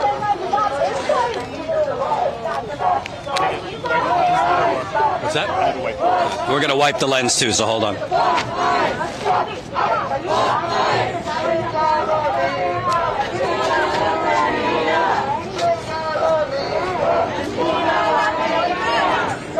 And John Farina, if you are watching, God bless you. Please get your ass out here as soon as you can, because my back's about to give out. I love you, but my back's about to give out. All right. So there's a negative and a positive. Let's start with the positive, okay? There's a noticeable... All right, it looks like they're about to bum rush people again, so let me get behind here. Smash the like button, share the live stream. Hey, how's it going? The positive, there's a noticeable increase in media here, particularly national media. I've been screaming the last few days, we're the only national media outlet here live every day for hours. There's a lot of streamers, there's a lot of independent journalists, but there wasn't the big networks here. So that's positive. But the negative part, including CNN is here, the negative part, think about what it took to get them here. Think about the incentives for media, what it takes to get national mainstream media to actually come out and cover a prison or a camp with 1,000, it started as 1,000 people on a hunger strike, they didn't come out. Nearly 1,000 people on a labor strike, they didn't come out. Reports of people being deprived medication, they didn't come out. Reports of hostages inside being fed maggots, worms in their food. Not one prisoner said that. We're talking tons of prisoners shared that with their loved ones, that they had live worms in their food. National media wasn't here. Being fed sausage patties that are the color green. Let me repeat. Not like St. Patrick's Day food coloring. Expired sausage patties that are the color green. Mainstream media wasn't here. Prisoners being kept up all night, which is a form of psychological torture. Mainstream media not here. Severe overcrowding. Severe overcrowding. Mainstream media, too busy. Too busy. Prisoners not being allowed recreation time outside. Not here.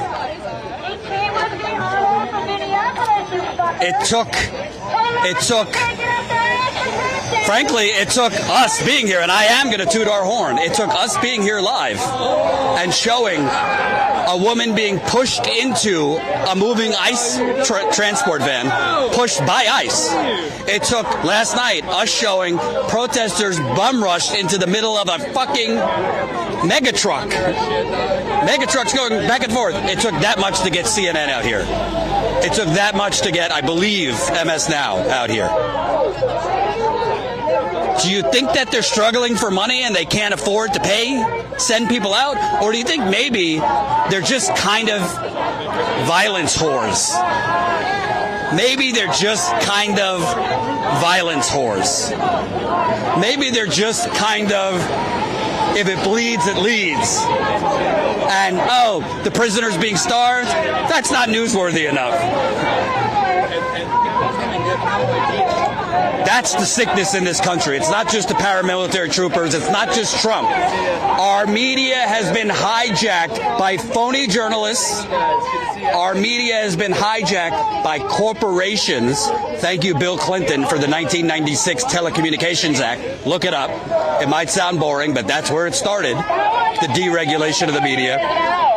Our media has been hijacked by people who are more interested in how many Twitter followers and IG followers and growing clout than actually telling the stories of everyday people. And that's why independent media matters, whether it's Status Coup or credit to the other independent media that have been out here. All right, smash the like button, share this live stream.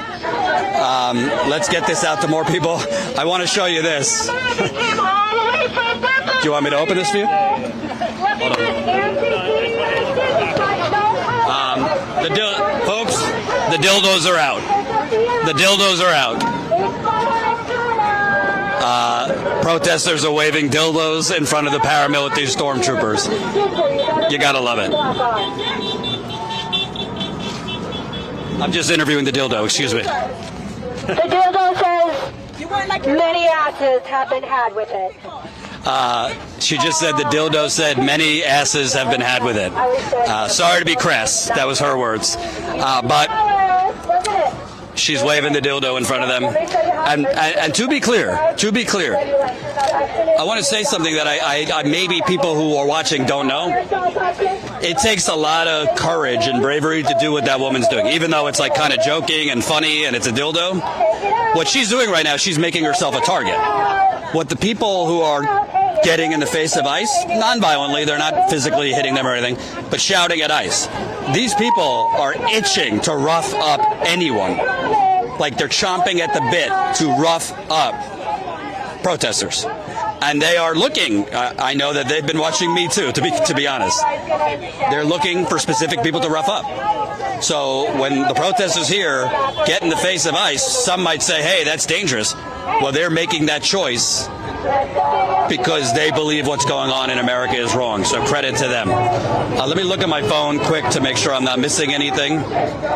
Smash the like button, share this live stream. I'm getting a lot of emails and messages too. So I want to make sure I'm not missing anything important.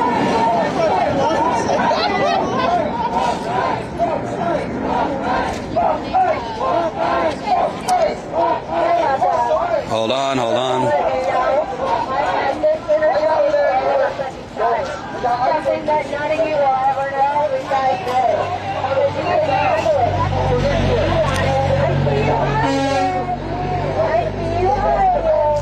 And very awesome, we have 1,600 people watching. 1,600 people watching. So keep smashing the like button, keep sharing this live stream so we can get it out to more people. I also want to show you down here, because as horrible as this is, you know, we gotta have some humor and levity too. So I believe that is a Will, is that a giant frog? What is that down there? I do believe that's a giant frog. Yes. Let me go try to interview the frog.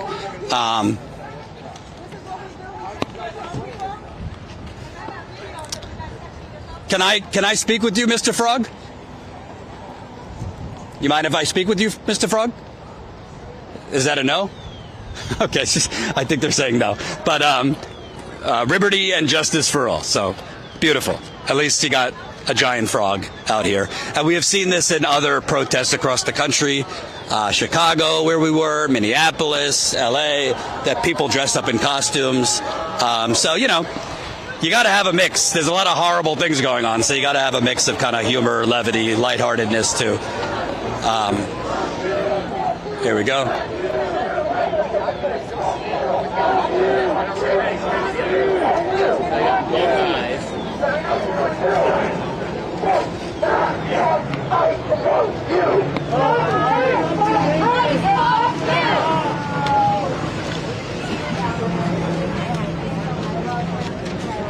So she was chanting, fuck ICE, fuck you.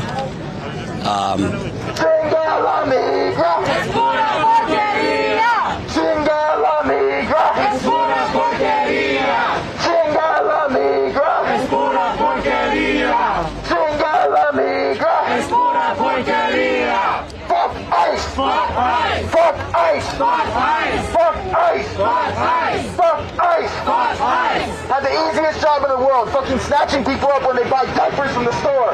Criminals, rapists, murderers, thugs. Fuck ICE! Fuck ICE! Fuck ICE! Fuck ICE! Fuck ICE! Fuck ICE! Fuck ICE! Fuck ICE! Fuck ICE! Fuck ICE! Fuck ICE! Fuck ICE! Fuck ICE! Fuck ICE! Fuck ICE! Fuck ICE! Fuck ICE! Yo, I just want to say something about what's going on right now. Everybody over there singing and not being on the front right now. I want y'all to know that right now, these ICE pigs are inside doing a shakedown. Fuck that! Most of y'all probably don't know what a shakedown is. What this entails is they ransack everybody's cell. What this entails is that they're ransacking everybody's cell. They're throwing everybody's property into the common area. They're throwing mattresses. They're throwing blankets. They're beating the shit out of people. They're calling people. And these are the courageous rebel prisoners that we're out here for. Don't forget that. That's right. Don't fucking forget that. That's right. The biggest risk is coming from them. Being out here ain't shit. That's right. So all y'all over there need to come over here. And I'm gonna tell you about another shakedown that was done of fucking children Fuck that. in Dilley Detention Center. Core Civic, which is another group of monsters besides Geo Group, which gets $360 million a year from the federal government, did a shakedown of children several months ago. You know why? Because they were sending letters to the New York Times talking about how they were being denied medical treatment, talking about how RSV and measles was running rampant in Dilley Detention Center. These are fucking children. These are fucking children, y'all. Imagine if this was your child. Imagine if your child was Leah Ramos, a 5-year-old who was taken on his way home from school. And this is the type of shit that these monsters perpetuate. This is what these monsters are out here for. Children being denied mental health treatment. Children. A 13-year-old tried to attempt suicide in Dilley Detention Center because she was being denied her fucking antidepressants. Fuck that. Fucking pigs. These fucking pigs. These motherfuckers are not human.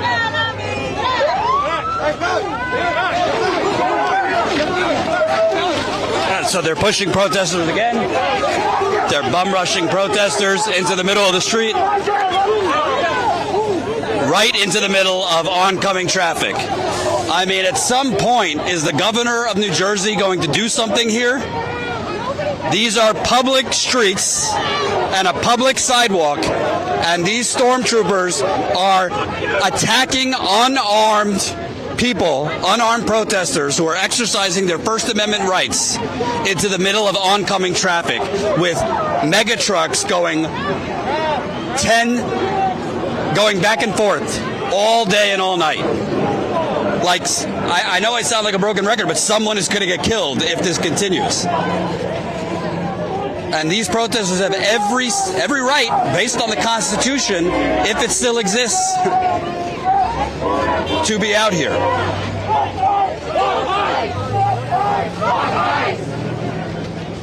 Right now, it's time for some unimaginable fucking change. Psychological torture. Physical torture. No one needs safe.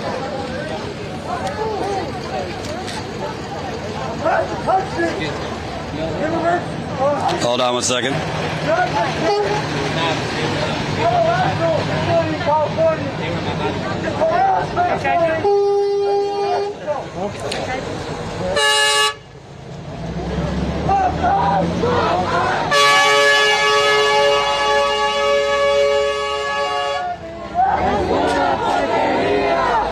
Trying to figure out how to... I'm trying to figure out, how do you put your, do you know how to put your iPhone battery on low battery mode? I have an Android, so no.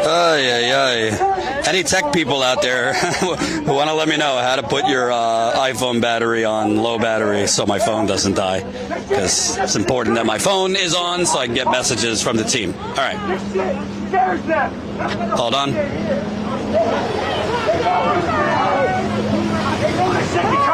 National! They know this shit! It fucking cause a revolution in this country! They know that these immigrants are under the most abusive conditions are capable of revolution! They're leading the way! We need to follow them! They are the fucking heroes! They are facing U.S. empire straight on! They can be the spark that lights a prairie fire! Fuck lies!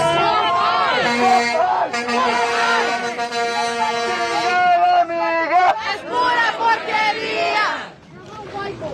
Fucking rip. I'm fucking doing.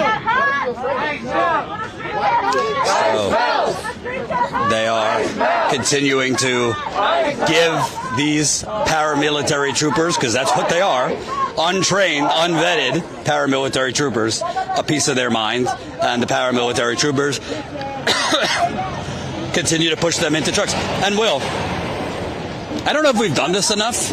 I just want to show the traffic for a little bit here, because perhaps people don't truly get it, what we're saying. Like, if we just stand here for, I don't know, 3 to 5 minutes, you're going to see mid-sized trucks, 18-wheelers,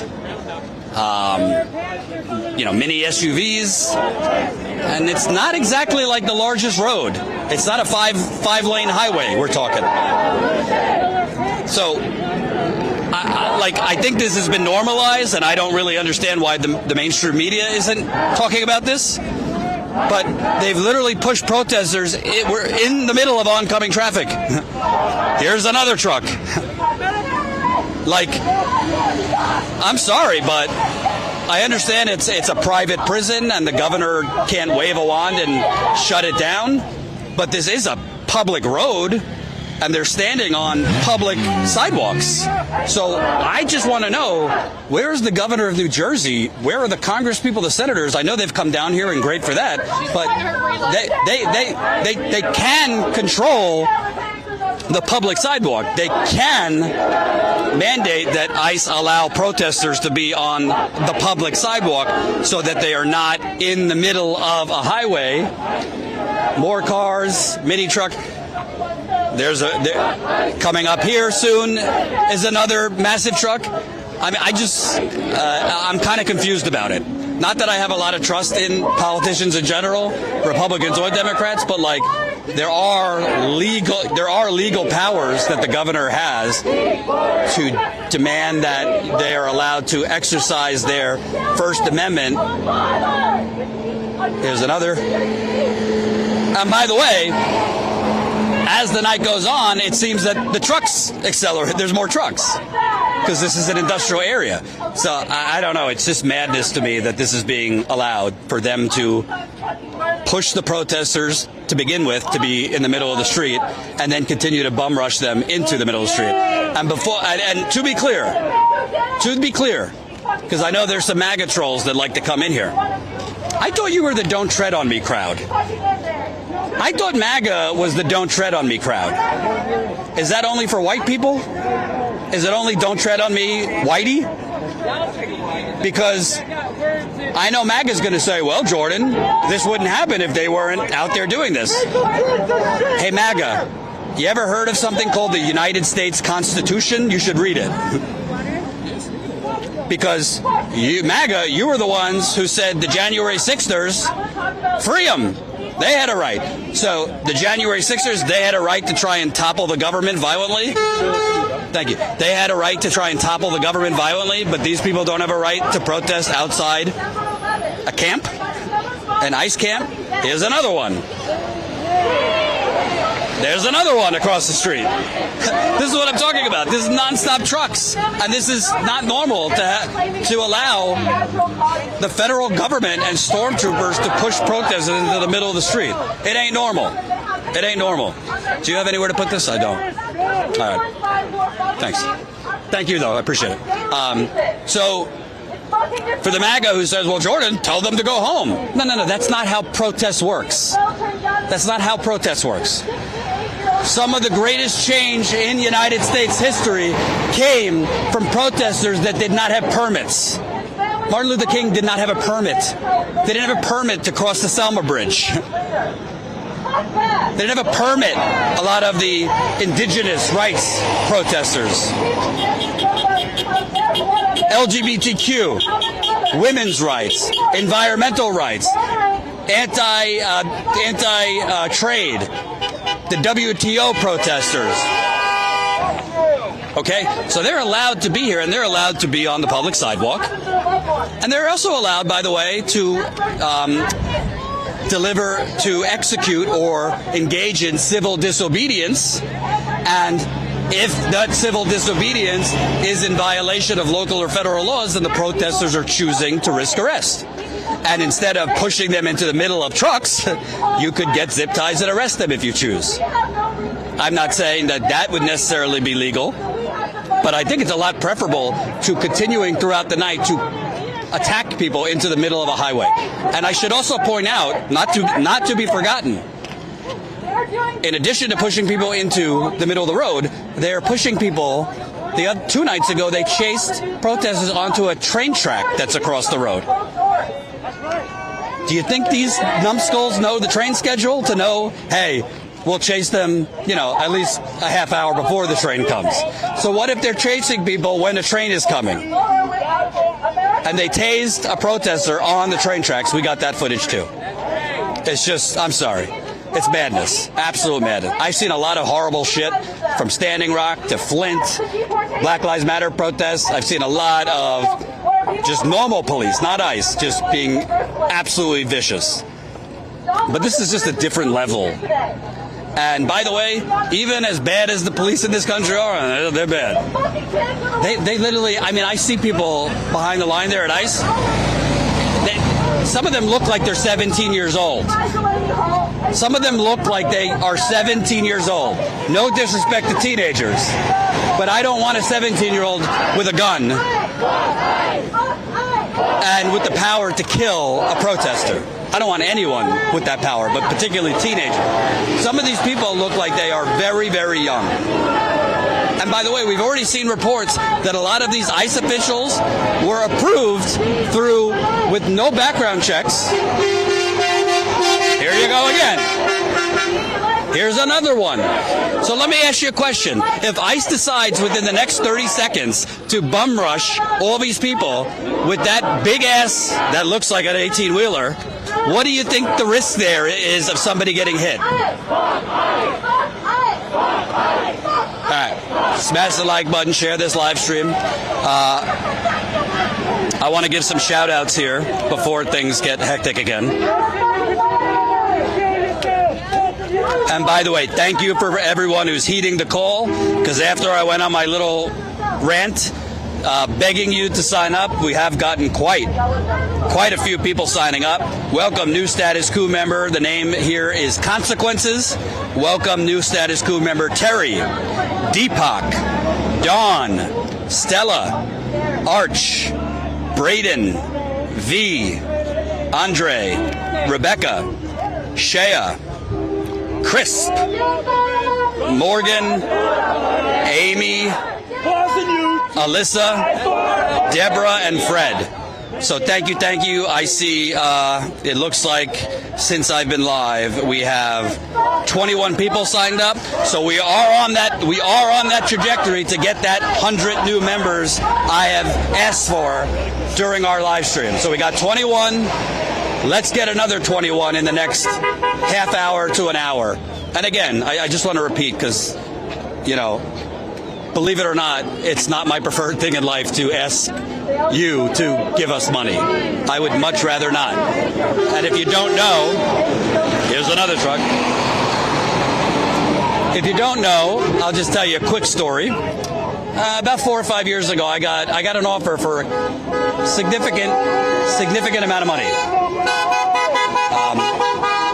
I won't get into details, but I got an offer from a Democratic Party donor. I'll leave it at that. For $500,000 to invest in Status Coup. And at the time, it was not looking good for how long Status Coup was going to be able to continue. We were really struggling, and I got an offer for $500,000, which, if you're an independent outlet or you're watching, we could make $500,000 go a far way. And it was very difficult at the time because I'm human and I really was tempted to take it. But the problem is that Democratic Party donor, and I know you want to know who, and maybe one day I'll tell you, would not put in writing that we would maintain editorial control. And he just said, we don't need that in writing, just trust me. And I said, no, I do need it in writing, because I don't want to spend my time with you trying to water down our content, with you trying to control our content, with you on me. Basically, I don't want to talk to you other than thank you for the check and give you updates on our growth. Other than that, I don't really want to talk. I didn't say it like that, but you get the point. But they would not put it in writing, and I basically kindly said, fuck off. Not because I'm so special, but it is not easy if you are struggling to turn down $500,000. Okay? But I did. And I did because there is no point in doing this unless we could do it with the liberty and the freedom to tell the fucking truth. and to cover what matters. And it's a lot harder to do it this way. Okay? Trust me. For the last 8 years, I have worked 7 days a week. I have 2 young children. My first child, my daughter, on my paternity leave, I was working. I was writing a book about the Flint water cover-up.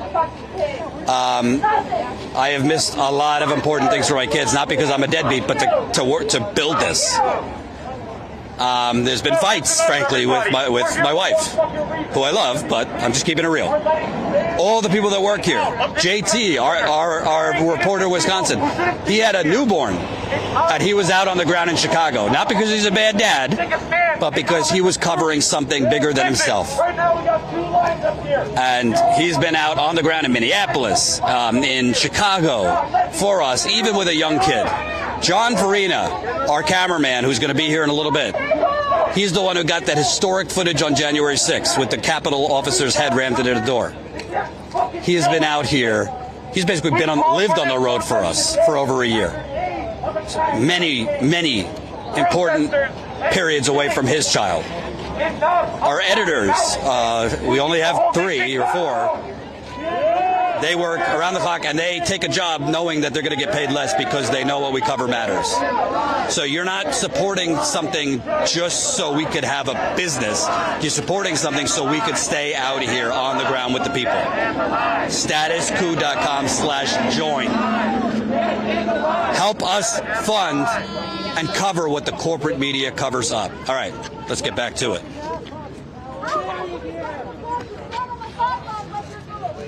Do you feel comfortable being on the sidelines of history, or do you want to help make it? I ask you guys to get the fuck out and join us. Stand in the fucking lines and make a fucking scene. We should have closed this fucking street by now. So what are you doing standing over there so comfortably? I ask you to do something. If you're already over here, then fucking do something. Put your phone down and do something.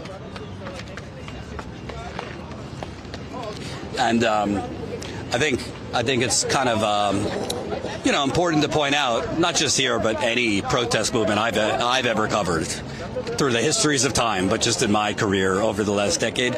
I mean, there's always here and there squabbles between protesters, activists, because tensions are high, and you have a lot of different personalities and emotions and different people and different backstories and different personal life experience. I've always seen that. Just to remind everyone why we're here. The hunger strikers demand the immediate release of the young, elderly, and medically vulnerable, currently being denied medical care, dying at unprecedented rates, being brutalized in these shakedowns by these fucking fascist thugs. Fuck you. Fuck you. Fuck you. Fuck you! The hunger strikers demand a complete investigation into Delaney Hall for crimes against the people, because these are fucking fascists and they don't care for any people except for themselves, whatever they can line their pockets with. Fuck them! Fuck you! The hunger strikers demand that Governor Mikey Sherrill, Senators Cory Booker and Andy Kim visit Delaney Hall and speak with people inside directly. We see that Andy Kim already visited. And what's happening? The people are still out here, and where are the politicians? We have to fight as hard as the strikers inside for anything to change. That's right! And lastly, they're not demanding just better conditions. They're demanding freedom. They demand to close Delaney Hall and to free every person inside. What's happening here is a genocidal regime that's existed since the start of this country. So we close Delaney Hall. That's what they're demanding. Nothing less than complete freedom. So fuck ICE and fuck the U.S. government for doing this. Fuck ICE. Fuck ICE. Fuck ICE. Fuck ICE. Fuck ICE. Fuck ICE. Fuck ICE. Fuck ICE. Fuck ICE. These guys laugh at every joke you say. They don't care. There's no conscience when money's involved. They'll rape, they'll murder, they'll beat down whoever, even if they look just like them. These guys don't have a fucking conscience. Their conscience is whatever gets them a fucking contract killer position. Fuck ICE. Fuck ICE. Single migra. Es pura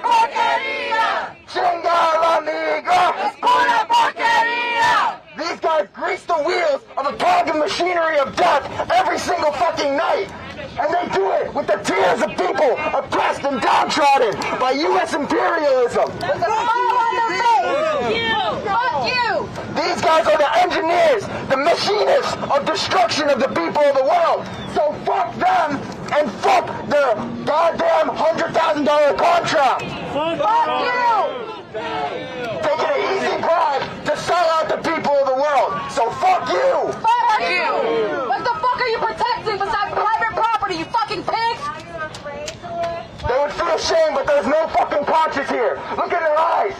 Looking away. They're laughing. It's a fear mechanism. They're afraid. They're afraid of what they represent to themselves. They're cowards, and they won't admit it.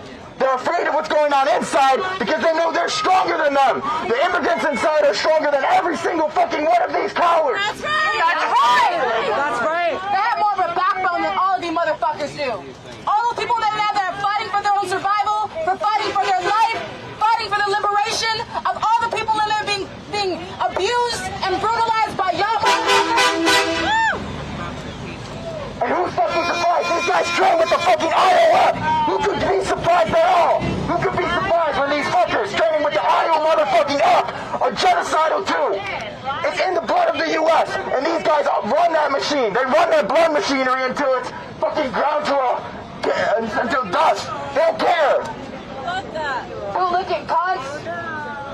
It is right to rebel. Ice pigs go to hell. It is right to rebel. Ice pigs go to hell. It is right to rebel. Ice pigs go to hell. It is right to rebel. Ice pigs go to hell. It is right to rebel. Ice pigs go to hell. It is right to rebel. Ice pigs go to hell. It is right to rebel. Ice pigs go to hell. America, go down. And who's fucking surprised that this Delaney Hall is owned by the same people who operates the private prisons that fuck up black and brown people in this country all the same? Who can be fucking surprised? Fuck that! Fuck that! It's a profitable machinery of blood, and these guys grease the fucking wheels. Fuck you! Fuck you! At the very same time, Geo Group operating the Delaney Center, they profit off of the immiseration, off of the So bloody conditions. I'm going to just take a little detour real quick, see if something else is going on, because we have to remember that there is another exit and entrance to the prison. And there are protesters on the other main entry and exit too, so I want to walk over there and show you if something's happening there too. We'll definitely get back to the other side too. Here we see protesters throughout the day and night as well. They have a barricade to try and block transport vehicles. Geo Group, the for-profit prison operator that's out here, block them from leaving. We've seen Congress people come in this way. I see a rush of media over here, so my guess is they're talking to a congressperson. Let's take a look. Smash the like button, share this live stream. Get it out to as many people as you can.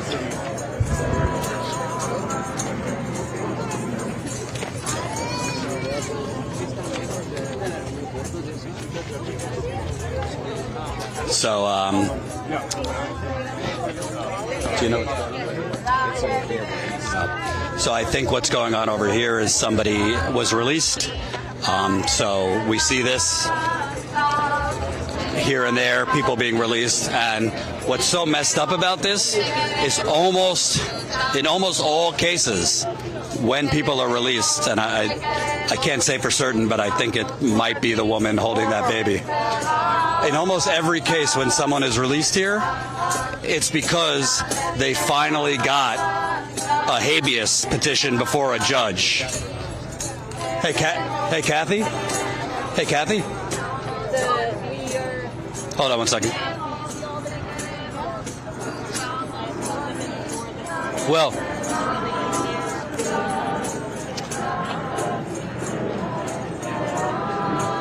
so I want to...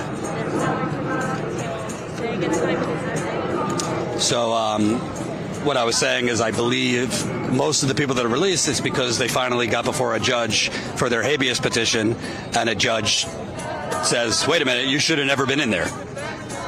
Meanwhile, they were held hostage and kidnapped for several months. That's what this is about. Most of the people released are released because the judge says, yeah, you had no business being inside there. Do you know what that was? A release. And it's a beautiful thing. You know, there's obviously a lot of awful things going on, but it's a beautiful thing when people are reunited with their families who are basically kidnapped for several months. Hey, Kathy, can I just ask, this is somebody who was released, you think? Not yet. No, he's coming out. We thought he was, about to come out. That's why we moved. The family came over. We have our bells ready. We have the choir ready. Can I just ask you, because I was just explaining, in so many cases when they are released, it's because they finally got before a judge and had their habeas petition. The releases have to do with them having some kind of legal representation and being able to move their case to a point where they either get bond or they prevail in a habeas petition. So that's basically what's happening right now. And when they prevail, it basically seems like the general pattern is a judge decides they should have never been in there in the first place. Yeah, I mean, there's a lot. I'm not an attorney, but there's a lot of factors. Some of it is like it's like how long they've been in detention is one of the factors. It's like, how long are you going to keep these people? If you could deport them, why didn't you do it already, right? And if you can't support them, then why are you holding them? This is supposed to be, I disagree with the premise of ICE detention, but the premise is supposed to be like, this is supposed to be for people who are not going to show up in court, who are deportable, right? And if they're not deportable for some reason,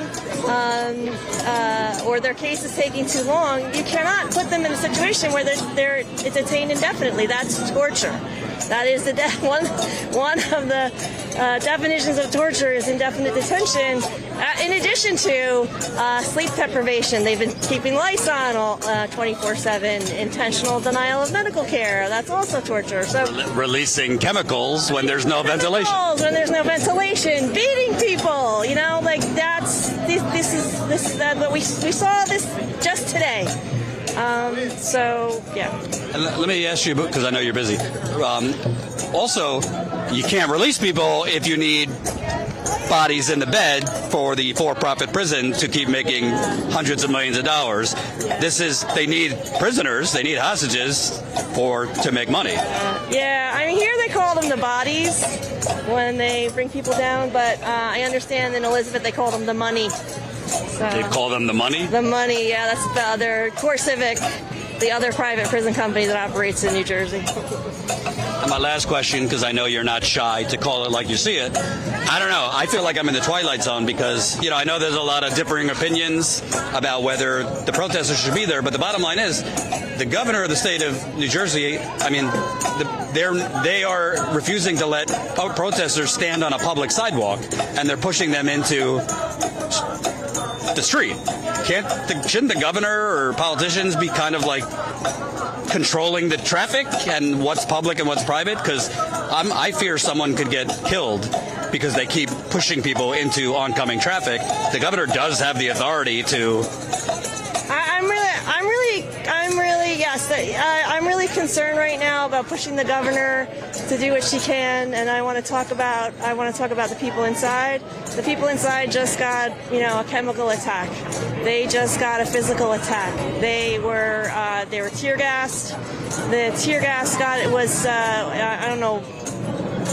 was wafted into their rooms, and they were locked in their rooms, and they shut the ventilation off. They are asking that doctors go in and check everyone out. That is what I want Mikey Sherrill to focus her attention on. I want her to use all the levers of power right now to get doctors into this facility to check out the people inside who are subject to the same stuff that these people out here are that you're filming, but they can go home. They can't. Right. And how can I cannot go home. and remind people how they could support the people inside of the families in particular, because you have an organization. Yes, I do. Go to Pax Christi, PAXCHRISTINJ on Instagram. Pinned to that page, there is a graphic with the list of all the links where you can donate, including a Linktree / support our families, capital S, capital S, capital F, capital O, sorry. And that has GoFundMe, so you can donate directly to the families and help the families support themselves right now. Help them pay the exorbitant amounts of money they have to pay. They have to spend on lawyers to get to be reunited with their loved ones. Help them pay the rent. Help them pay for groceries. Donate to those GoFundMes first before you do anything else. Say it one more time. Pax Christi. Pax Christi, PAXCHRISTINJ on Instagram. Thanks so much. So that's Kathy O'Leary. She's been. I want to make clear, because a lot of people might not know this. Even before this hunger and labor strike, there have been Kathy and other organizers have been out here for a year. A year they've been out here, and the media could not be bothered to come talk to them. That tent down there, the radical hospitality tent they call it, they had to fight to get a tent. So they were freezing during the winter out here. And they don't, most of the organizers that have been involved with this fight to shut this ice camp down, they don't have loved ones inside. They're doing it because they passionately believe it is wrong to kidnap human beings and put them in a camp and torture them. So credit to Kathy and some of the other organizers. To be honest, I mean, there is friction between some of the organizers who, don't want the protests over there because they feel they're taking attention from what's going on inside. I mean, I've seen that at pretty much every protest I covered. I mean, there was differences of strategy, mentality, purpose at Standing Rock, where a lot of the elder tribe members didn't like the camp at first. I didn't want the youth leading a movement and, the old guard versus the young guard and the people who came from other states and other countries. There was a lot of friction for a long time. I've seen it even in smaller scale, Flint, where I've been many, many times and published a book in 2024 about the Flint water cover-up. 12 years later, their water is still toxic. Don't let the media lie to you. Don't let the politicians lie to you that their water is safe. It's not. You know how I know? Because I've been there 21 times, and I talk to the residents almost weekly. So there's friction sometimes, but the most important thing is, no matter if there's friction between protesters, activists, old, young, the most important thing is whatever role that the people are playing, whether it's people in the street giving ICE paramilitary troopers a piece of their mind, or the people here at the tent talking and tending to the loved ones of prisoners. The most important thing is people are here, which is driving the media attention. I wish you didn't have to have a mass of people to drive media. I wish that wasn't the incentive. I wish violence wasn't the incentive, but unfortunately it is. Hey, I could talk for a little bit if you want to go over there and get food. They have food over there. I see Will behind the camera. Always got to remember our vibrant guerrilla cameramen and photographers, because they keep my loud mouth going. Yeah. Smash the like button, share this live stream.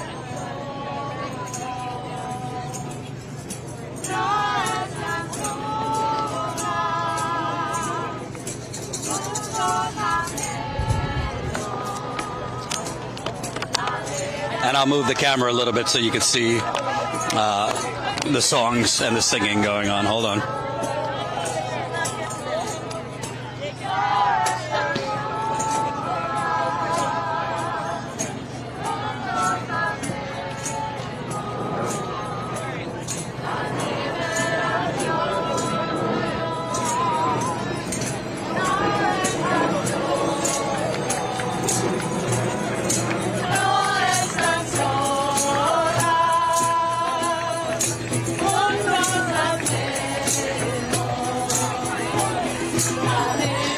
seems right now, organizers, people are clicking or chiming a bell, which I believe signifies one of the hostages being released.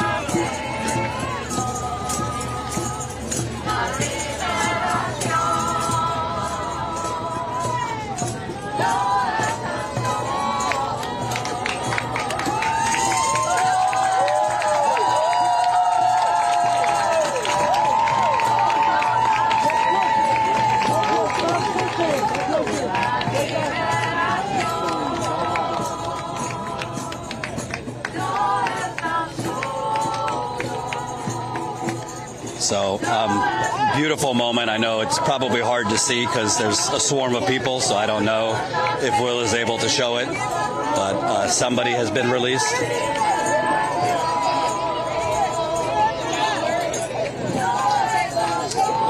It looks... So...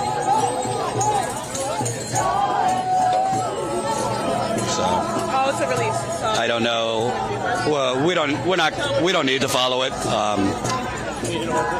Yeah, so somebody's been released, and I saw somebody holding a young child. I don't know.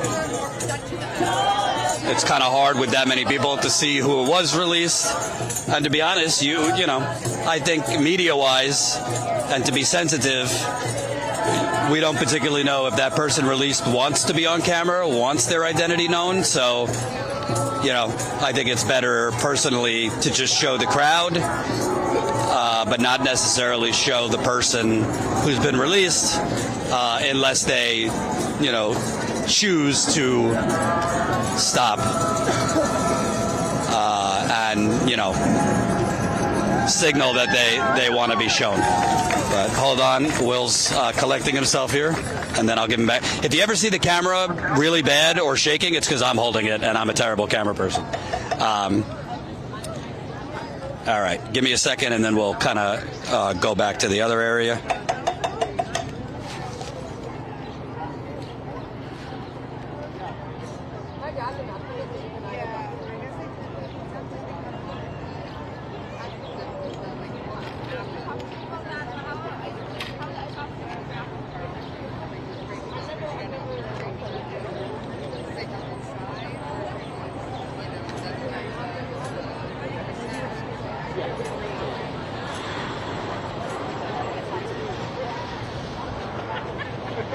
All right, so I wanted to show you this area. We'll go back because sadly over there, at any given minute, you could have really bad shit going on.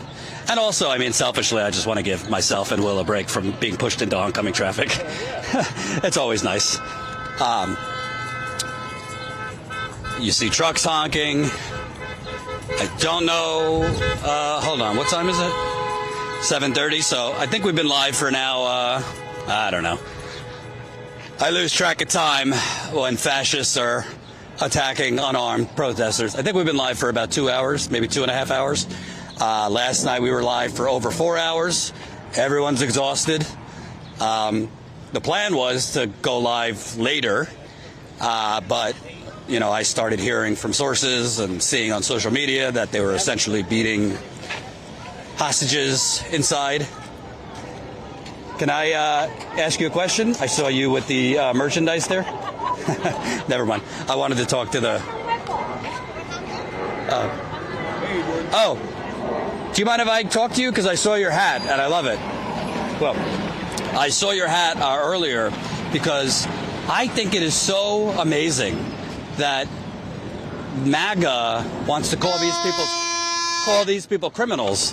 But it's clear that the president's wife was here undocumented for decades and worked undocumented, which plenty of people do. It's not a felony. I have a problem with her Einstein visa. Exactly. Can you describe that? Because it's come out that she had an Einstein visa, which is actually supposed to be for certain... Extremely smart people, like NASA, you know, mathematicians. From what I saw from the pictures, she wasn't a mathematician, right? Right. She was modeling, she was naked. What's so smart about that? Not anything wrong with that. I have a lot of friends that got through college by doing those things.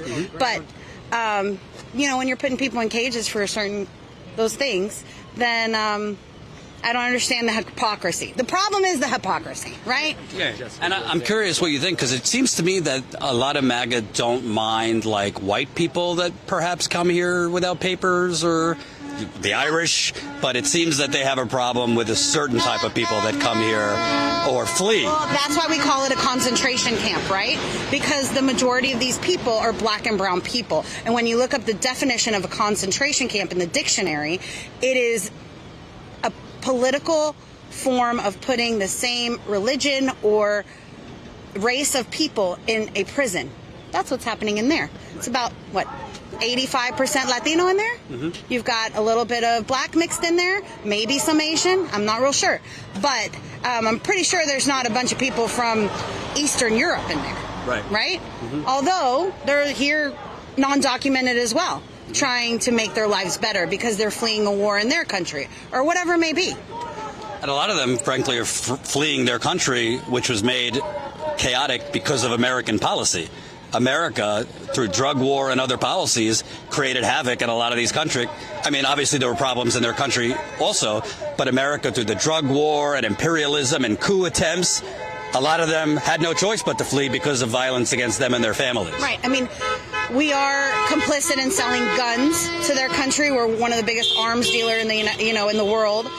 It's a complicated thing when you go down the rabbit hole of politics.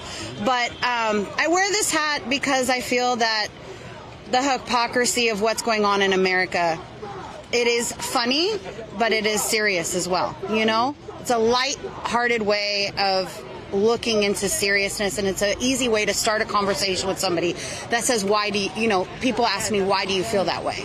And this is exactly why I feel this way. Thank you so much. I appreciate it. So. Can I tell you something else? Yeah. Oh, on camera? Yeah. So the reason why I'm here is because I speak Spanish. My mom's Colombian. I'm half Swiss, half Colombian, but I am American. And they can hear me in there. So for the people that speak Spanish that are here, if you have a very loud megaphone, like I have a 100-watt megaphone, just come out here and let them know that we're out here for them. Because down there they can't really hear you, but when you're up on this side, they can hear you, and that will give them hope that they're not doing this for nothing, that the hunger strike is not for nothing, and that they're not alone. And I think something you said is really important, because we've seen over the last 3 or 4 nights these powerful moments where they start flickering the lights, where some of them have had their hands like across the window, so they're feeding off of and really just maybe the only hope they have in a day. Yeah. You folks out there. I don't know if you've heard me, but that's why I came out here. Is every hour or so I've been telling them, like, we're with you and we're out. There's about 300 people here, and that we support what you're doing and that you're loved and all the things, so that they don't lose hope in there. Mm-hmm. So I don't know if you heard me in Spanish, but to do it in Spanish is important, because then they understand what you're saying. Absolutely. Yeah. Thank you so much. Appreciate it. So. Thank you guys for being here. You guys have been here like the whole time. Absolutely. Thank you. Yeah. Thank you for the dildo. It gave me excitement for. Yeah. Well, it's not a huge interview for. That's fine. That's fine. The woman holding the dildo at ICE didn't want to talk, but at least we got to show you her taunting ICE agents with the dildo. All right, we're back over here. Smash the like button, share this live stream. Continue to support Status Coup. StatusCout.com/join. Once again, if you're sitting on the fence, what are you waiting for, folks? Do you see mainstream media out here live for hours every day and night? Do you see mainstream media being pushed into oncoming traffic with the people? Do you see mainstream media talking to people wearing Deport Melania hats? They'd be too afraid of Trump coming after their license. Support us for as low as a cup of coffee a month. That's statuscoup.com/join. Support us. Not so that I could go eat steak, so that I could come out here and cover what the corporate media covers up, so I could pay Will. It's actually just a cup of coffee a month. That's all he gives us, and that's all he survives on. I don't even give you coffee. I give you whiskey or pee. Whiskey or pee. And he never tells us which it is until we take a sip. So, how you doing? Oh, sorry. I have you my pinned tweet. You're from Status Coup? We are. Yeah, my son. You got my son on like day 3, being dragged out like a piece of garbage. That's your son being dragged out? Yes, that's him. Unbelievable. Can you tell me, as best you know, what happened? He was, I don't know, they just didn't like where he was standing. They didn't like where he was standing, and they told him to move, and before he could do anything, they just pounced on him. He's 19 years old. And so I showed up and a couple hours later when I found out about it, and luckily they released him to me. But we have some pretty ugly pictures. They really beat him up. The handcuffs really scarred up, and his face was all cut. And So they brought him back brought him inside. Yeah. And did they tell him that he was being charged with something? They told him, well, first they told him they were going to, you want to see him? They told him they were going to break his fingers if he didn't, like, cooperate. Where is he? Josh. Sorry. Where's Blake? Where is he? Yeah. He's probably driving here. He's incognito right now because if, you know. Totally understandable. Yeah. Come. This is the guy that has a video of you being detained. He wants to know let's not do this here. No? Okay, that's fine. I wasn't going to talk about it. But yeah. Did they, when they released him, did they tell him he was being released because they couldn't charge him with anything, or just because me being his mom and him being, I guess, just 19 years old, I give them my name and his information, and they said as long as I pull up and take him immediately away, they'll release him. They had nothing. What do you think, like in America, that your son is being carried on all fours for the crime of standing somewhere that paramilitary troopers don't like? I mean, did you ever think you'd see this? No, I didn't, and that's why he wants to support what's going on. But I'm so terrified now, so I'm here. I'm here with him. I mean, the thought of him being here by himself it's not going to happen. Well, I'm going to give you the camera because I want to exchange it. All right, folks. I'd say, based on my estimations, there are maybe twice as many ICE agents out here right now as there were last night. At the very least, this time last night, I'm not super clear on how many ended up out here. Last night when they did end up with a much more thoroughly formed line, towards the later evening, and when they were really, getting extra aggressive. But it's clear that there are many more ICE agents out here today in anticipation of protests today. There was a flyer going out for one to start at 6:30, so that was about a little over an hour ago. So that's in full force now. Especially, it's what day of the week is it? Is it Thursday? Is it Friday? I honestly have lost track of time, but it's after work hours, so more people are showing up. It's after dinner time now, so for that reason, more people are showing up, and it's interesting to see how these scenes develop, not just over the course of a single day, but over the course of a week or so. As particularly outraging incidents occur, more and more people respond to that and come out, and ICE responds in kind. So we will continue documenting the progression of the event, and we'll be here as long as there is news to report.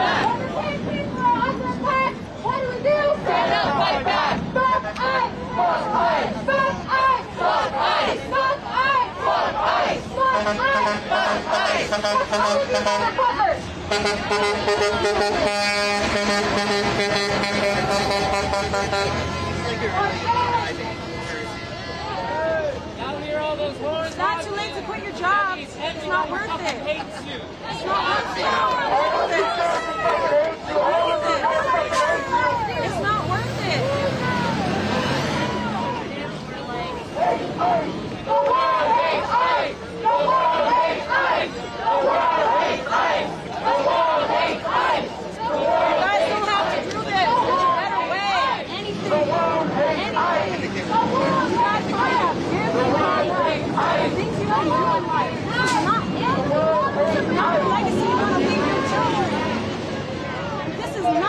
They can't have children because the only woman they're sucking is their mother. Second graders can do that. Really? And they got these guys on rotation every fucking 30 minutes. They're tired. You know, you can go home and commit suicide. That's fine with us. Beating up that you're missing out, huh? Yeah. You're Feel really free to missing go out. home and commit suicide. None of us are gonna cry. We can start a GoFundMe for that. Oh, it's embarrassing! If you make put on white boy, put on an extra black, you might get a sunburn. There's a difference. We're here for love. Fuck What are they here for? Fuck ICE! Fuck ICE! Fuck ICE! Fuck ICE! Fuck ICE! Fuck ICE! Fuck ICE! Fuck ICE! Fuck ICE! Fuck ICE! Fuck ICE! Fuck ICE! If y'all are getting tired, commit suicide. That's okay. Ladies and gentlemen, John Farina's here. It's not sustainable. I shouldn't, because I had to come here. I had to come separate from the board.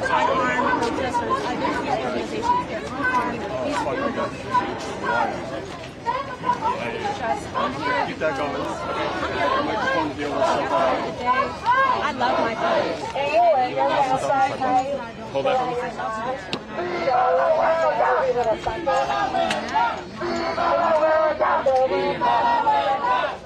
It's Jordan. He left? He was just talking to someone a second ago. He just needed off mic though.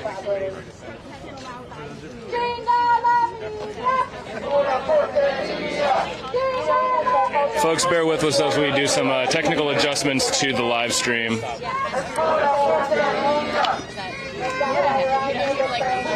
well, that's why. That's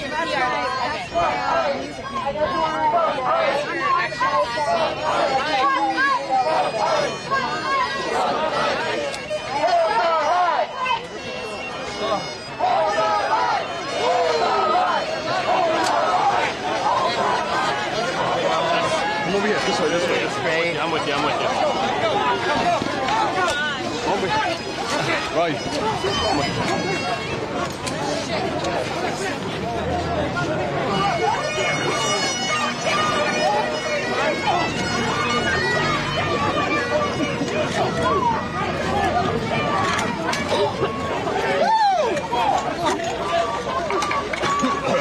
As they're attacking, they've sprayed pepper spray.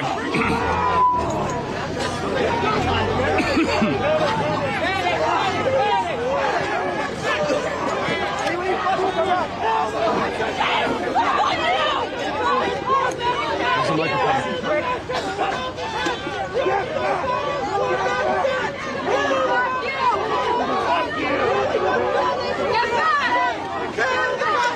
More pepper spray.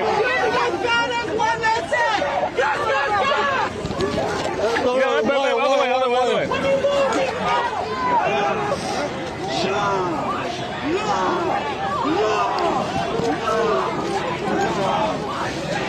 Guys going inside. It hurt. Say that. The ice agents are hurt. Fuck you! Fuck you! Fuck you! Fuck you! Fuck you! Fuck you! Fuck you! Fuck you! This guy, he's all fucked up. It looked like one of the ICE agents was hurt. No, they're all fucked up with pepper spray. It's not set up yet. Hold on.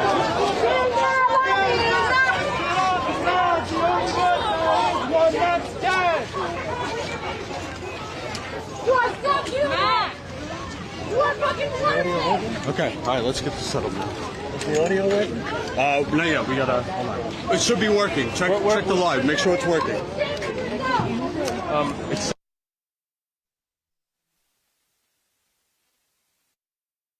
We're back.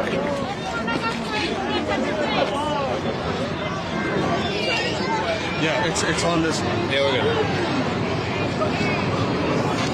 That's classic, folks. It's always right when you go to take a break, to get a snack, to hit the head, to switch your audio setup, do some technical adjustments that ICE chooses to pounce maybe they're watching the stream. Maybe that's why they know exactly when to catch us unprepared.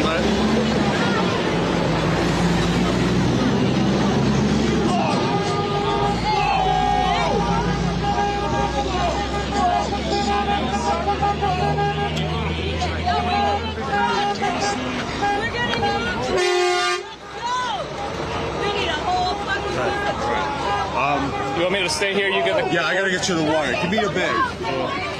It's still on that one, right? Or change it. Make sure the audio. 1 2 5 4 5 4 3 2 1 5 4 3 2 1 5 4 3 2 1. Looks like we're getting one channel. Do you know why on this side? Bear with us, folks. We're trying to fix. John just got here and we're switching microphones.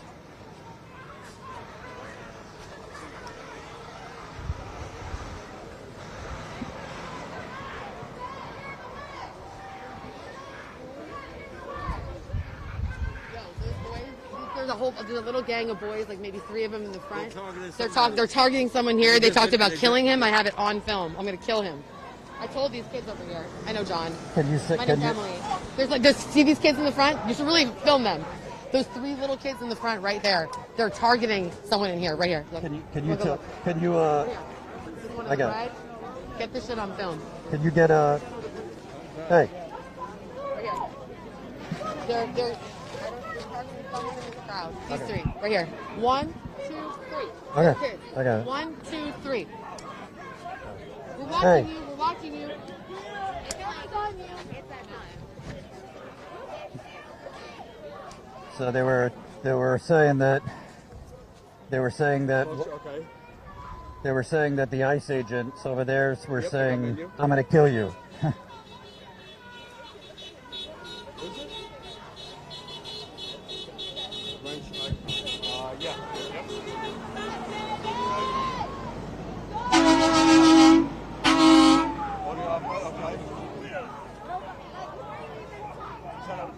Bear with us, folks. Bear with us. It's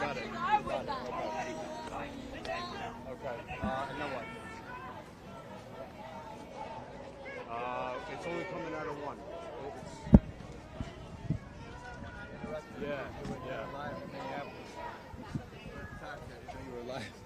That's okay. Thank you. So, I was just told, and why I'm muffled is I have to put the respirator on, the eye goggles, because last night I got pepper sprayed many times, and I'm trying to avoid that. So, apologies if I sound like an alien, but I'd rather protect my eyes and lungs. So hopefully the audio is good enough even with my respirator on.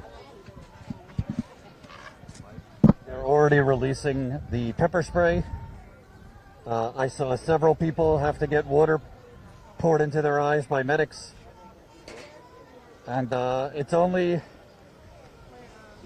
not even 8 o'clock and they've already attacked protesters many times in the middle of the street.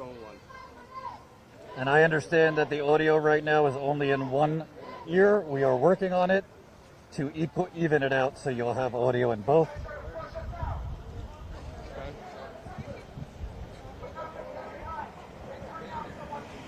Smash the like button, share this live stream. Okay, go back to the menu and then go back to the camera. Okay. Okay.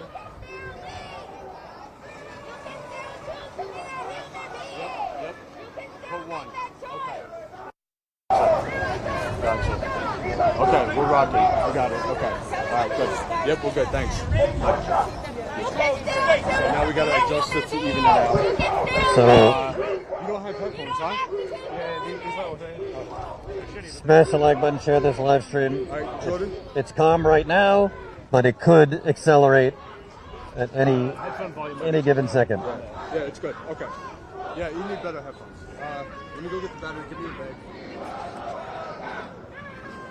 And thanks for bearing with us, folks, but we are switching out some of the tech as our cameraman John just got here. So we're just switching out some of the tech.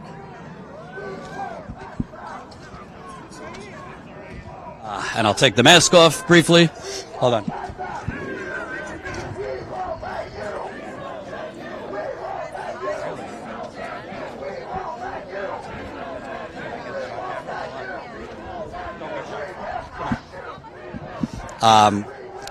Just tell me what you just shared.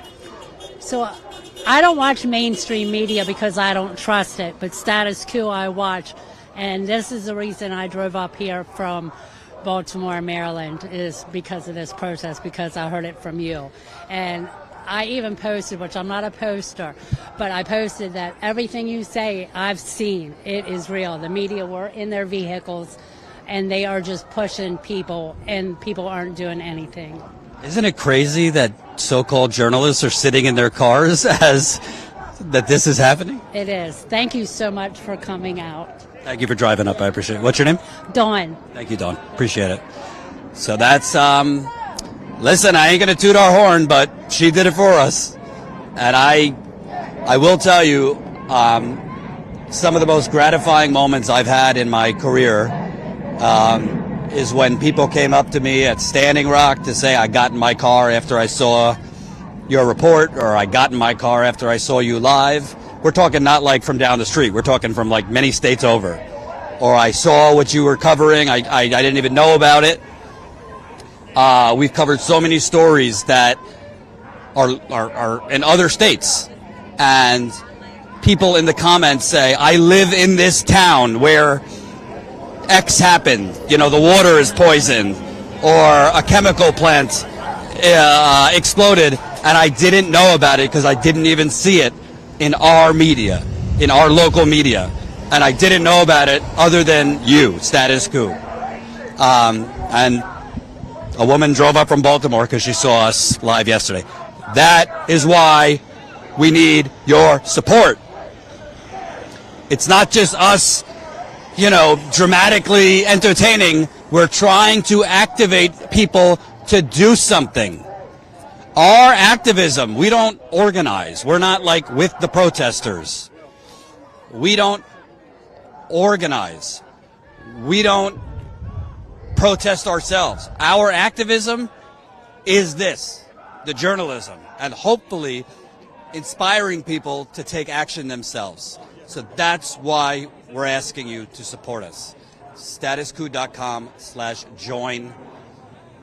Again, if you can't, understand. But if you can, what is $5 a month worth to you?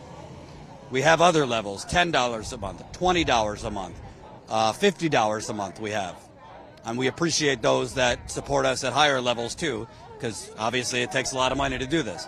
Just so you know, just the live stream, it costs us $1,000 a month per unit, and we have 3 of these units called Live View. So that's $3,000 a month just for 3 units, 2 broadcasts. And by the way, it's going to cost us a lot more this month because we're way over our data plan. We are way over our data plan. So donations help a lot too. Statuscoup.com/donate. Statuscoup.com/donate. If you're already a member and could do a little more, statuscoup.com/donate. And if you want to go even further, if you happen to be one of the few rich people in this country that are not assholes and corrupt and want to do something bigger with us, reach out. info@statuscoup.com. info@statuscoup.com.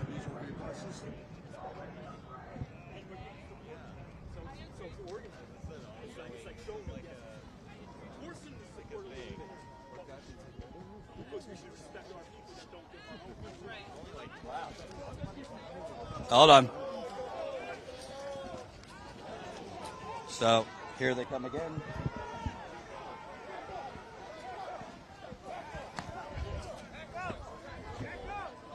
They just pushed someone into a car.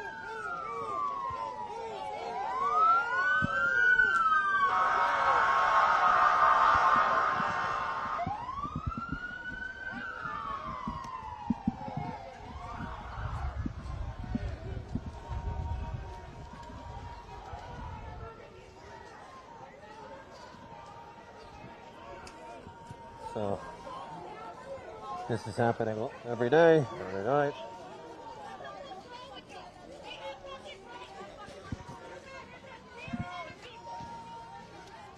Yes. I can't. It's No? too big. Okay. Hold on, folks. It's very hard to switch tech and safety equipment in the middle of being bum rushed into a busy road. Oh boy. No battery. Battery went away. Battery all right? Yeah.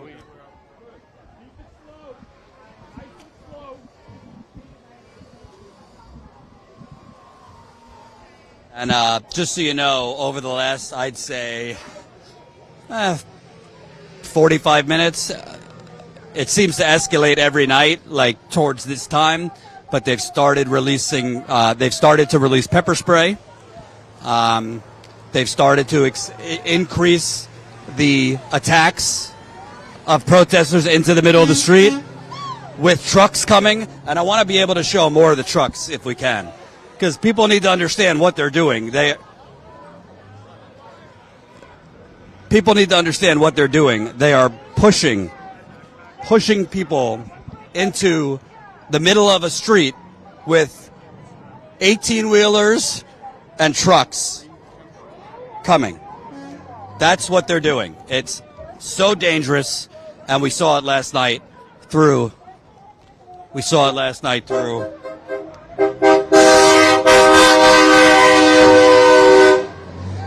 Yeah, even the solidarity honks could really blow out your hearing too. So between the pepper spray, the trucks, the batons, the pepper ball guns, and the trucks blowing out your ears, you're getting it on all sides if you're a protester or a journalist.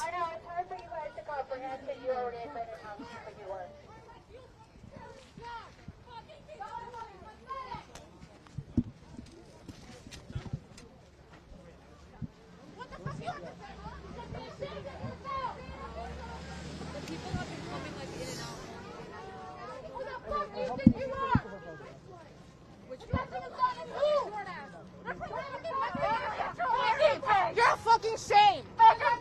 They want your ass dead too, motherfucker. You think you're fucking different or some shit? Bitch, you're fucking brown. You look fucking pathetic. You're gonna burn in hell, motherfucker. Yeah.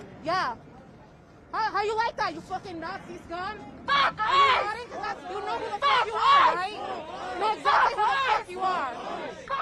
And by the way, I just saw ICE agents pointing at our microphone. I just saw ICE agents pointing at our microphone. So they're either admiring our logo or something worse. I gotta fix this. Get in the way! Get in the way! Get in the way! As you could probably see from that last incident, folks, there's very little, if any, warning that the ICE agents give to the crowd that they're about to push back. There's no reasonable, path of, oh, well, we told you that in, 60 seconds we're going to move back, etc. I saw that literally happen once earlier today, and since then it's just been an all of a sudden to a cue that I assume they're getting through, earpieces or some other signal. They just immediately rush into the crowd, push everybody back into the street when there's cars coming to allow one of their cars to come through. It's violent, and I mean, the way that they are swinging on these protesters with their fists, with their clubs, with their kicks. It's just it's like a street brawl approach. I mean, there's nothing official about it. It's like, it really looks like street fighting tactics to hurt the protesters. It's not even an effective method of it's not the most efficient or effective method of pushing a crowd back. It's just, how can we scare people and hurt them?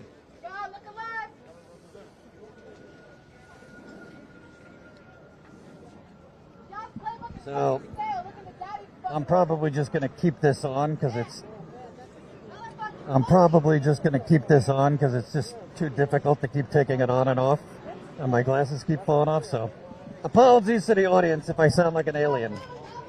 He looks like an alien. But it's just it's very hard to take this on and off with the goggles and the mask and the respirator when you have glasses. I might have to relent and switch to contacts if I'm going to keep covering this. Please smash the like button. Please share this live stream. Please get this out to as many people as possible. And you know, it's hard for you to see this, but these guys are out here giggling.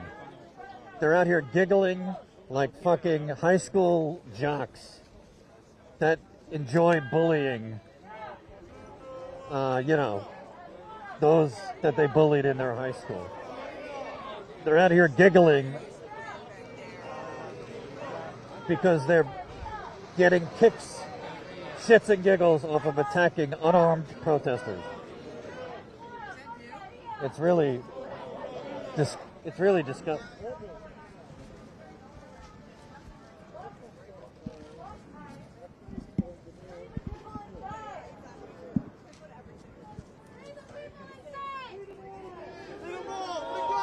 Let's step back. I need to check something. Okay. Hold on, folks. We just got to check some technical equipment.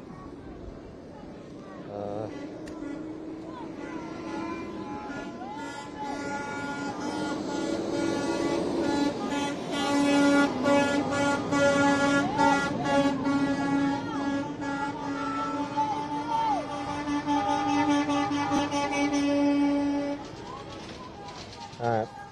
I got it. I got it, Ty. Thank you. I thought John changed our battery. All right, we gotta work on switching our battery because we're at 7% left. So. No, we're good. We're good? All right, now it says 96%, so we're good. EXT. EXT.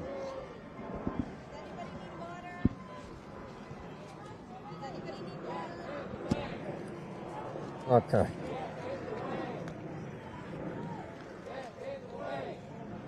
Smash the like button, share this live stream. What do we got watching here? Hold on.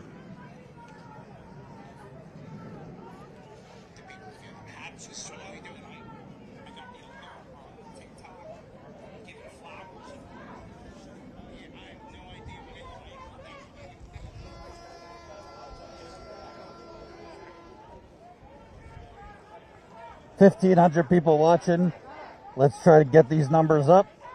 Share this live stream. Create your own social media post and spread it. Hey, let us know, by the way, if we're okay on mic volume, because I'm seeing some comments about the mic volume. So let us know in the chat while I'm looking at it if the audio is okay and if you could hear us okay on the microphone.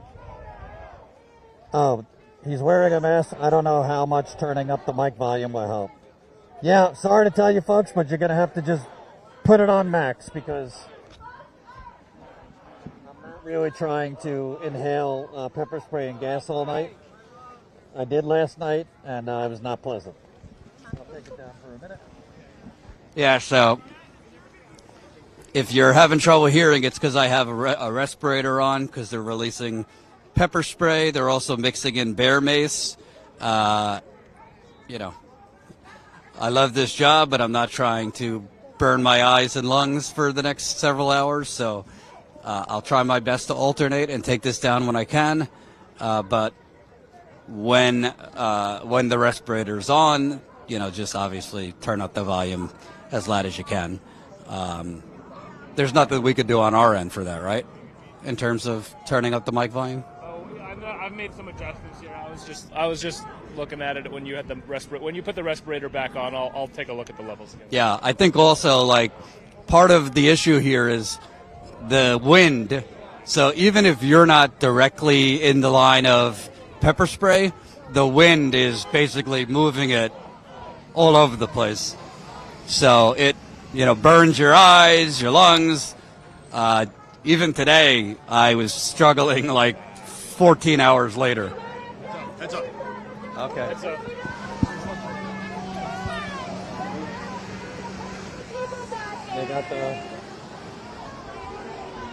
They got the trucks out. Guys, get out of the way.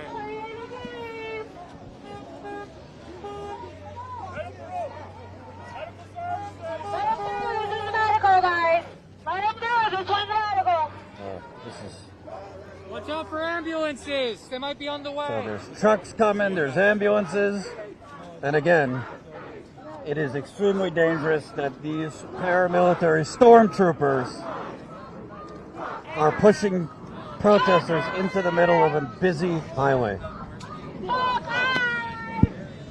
It is extremely, extremely dangerous that paramilitary stormtroopers continue to push unarmed protesters into the middle of a extremely busy street with trucks humming back and forth.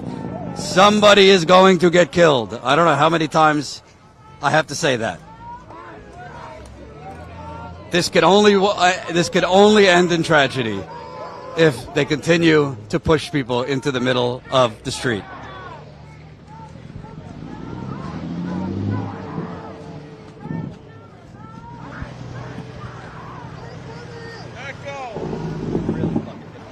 What? It just keeps coming down with the goggles. I don't know if this is not on right. Hold on, folks. I'm just adjusting my mask and. Hey, Will, hold the mic.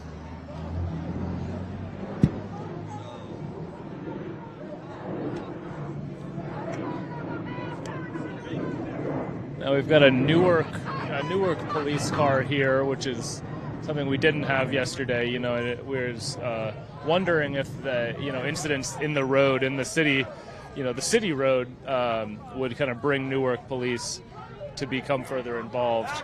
That's been a big question of a lot of these events in cities all over the country. How much are the local police going to be involved? All right. So Stand up like that. let me get in there.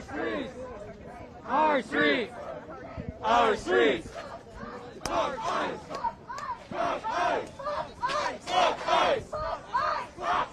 Be like Renee. Get in the way. Be like Renee. Get in the way. Be like Renee. Get in the way. For all you out here standing up, phones out, get over here. If you care about the immigrants inside, the people who are fucking starving for a week now, get over here. Get back behind us. They're trying to do the same shit right fucking now. Do something about it. Think about what you want to be doing right now. Get over here. Stay tight. Fuck ICE. Fuck ICE. Fuck ICE. Fuck ICE. Fuck ICE. Fuck ICE. Fuck ICE. Fuck ICE. It is right to rebel. ICE pigs go to hell. It is right to rebel. ICE pigs go to hell. It is right to rebel. ICE pigs go to hell. It is right to rebel. ICE pigs go to hell. It is right to rebel. ICE pigs go to hell. The people inside this detention center right here are facing worse conditions than any of us. Y'all are out here tired, y'all are out here scared. They're dealing with 100 times worse than what's out here. These pigs are out here doing this shit on camera. They're doing this shit on live TV. Unity. So what the fuck is going on behind closed doors? Fuck that. Fuck that. Fuck ICE. Fuck ICE. If you're out here because you care about the immigrants who are being tortured inside right in front of us, get over here. Get behind us. Take a fucking stand and fight back like the people inside. Fight back. Fight back. Fight back. Fight back. Fight back. Fight back. Fight back. Fight back. Chinga la migra. Es una porquería. Chinga la migra. Es una porquería. Chinga la migra. Es una porquería. Chinga la migra. Es una porquería. Chinga la migra. Es una porquería. Chinga la migra. Es una porquería. It is right to rebel. ICE pigs go to hell. It is right to rebel. ICE pigs go to hell. It is right to rebel. ICE pigs go to hell. Justice for Keith Porter. Justice for Keith Porter. Justice for Keith Porter. Justice for Keith Porter. Justice for Keith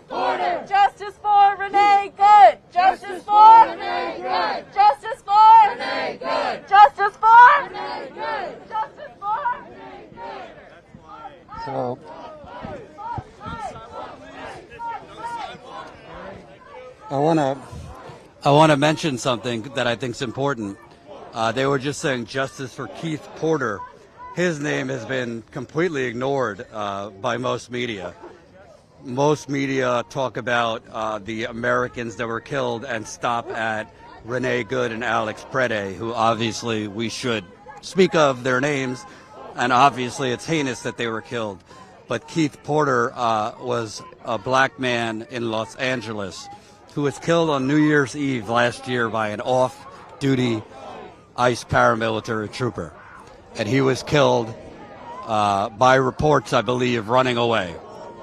And he was shot and killed. That was Keith Porter in L.A., an African-American. There was also last year in Texas, Ruben Ray, I believe his name was Santiago. I could be correct, could be wrong, but his name was Ruben Ray Santiago. He was 23 years old, and he was driving down with his friend to celebrate spring break in Texas. And ICE, for some reason, was helping local police in, I think it was San Pedro, maybe, after an accident. And Ruben and his friend drove up. They were told to stop. They did stop. And then ICE started approaching them, and they sped up to leave, fearing for ICE. And an ICE agent shot and killed Ruben. And then the agency hid for over a year that it was ICE who killed Ruben. And there's an ambulance coming. We have seen this all day. Several ambulances coming in and out of the ICE camp. I shot earlier, a hostage, a prisoner being taken out on a stretcher into the ambulance. If you're coming to this late, the headline is there for a reason. The guards inside, whether they're ICE or GEO Group, have retaliated against the hunger strike prisoners who are now on day 7 of the hunger and labor strike by beating them, in some cases to a bloody pulp. They beat prisoners inside starting early this afternoon. They released some type of chemical spray early this afternoon. I don't know what it was. We heard conflicting reports of whether it was pepper spray or bear mace or gas. I was also told by multiple sources that when they released the spray, they turned off the ventilation inside. That is the literal definition of a gas chamber. When you have no ventilation and release chemical weapons, that is a gas chamber. So people are having a hard time breathing inside. And prisoners called their loved ones and said, we can't breathe. And I spoke with an organizer who shared that one prisoner said there was blood everywhere. And since I've been here, I got here around 5 o'clock. I don't know what time it is. I know of at least 6 or 7 times ambulances have come in and out. So obviously we're focused on the chaos happening outside because we're in it. But there is absolute chaos inside, and unfortunately we cannot see. Thank you. It's 8:15. So we've been live, I don't even know. 3 hours, I'm losing track. Last night, 4 hours. What have you been doing, you lazy bum? You haven't been here all day. No, I'm kidding. John Farina behind the camera. So, as I was saying, Keith Porter, a black man, was killed by ICE. Ruben, a 23-year-old in South Texas, is killed by ICE. Then you have Renee Good. You have Alex Prede. There was also a blind man, an immigrant dropped off by Border Patrol agents in the freezing cold in Buffalo and left at a coffee shop that was closed, and he died. This is not to mention that all the people have died inside these ICE camps.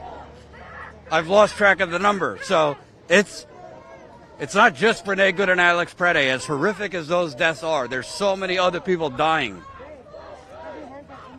And they're not mentioned. They're not mentioned by the media. So we need to mention them.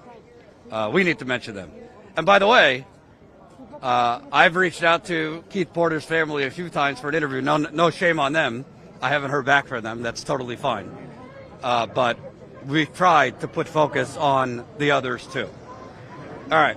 Smash the like button. Share this live stream.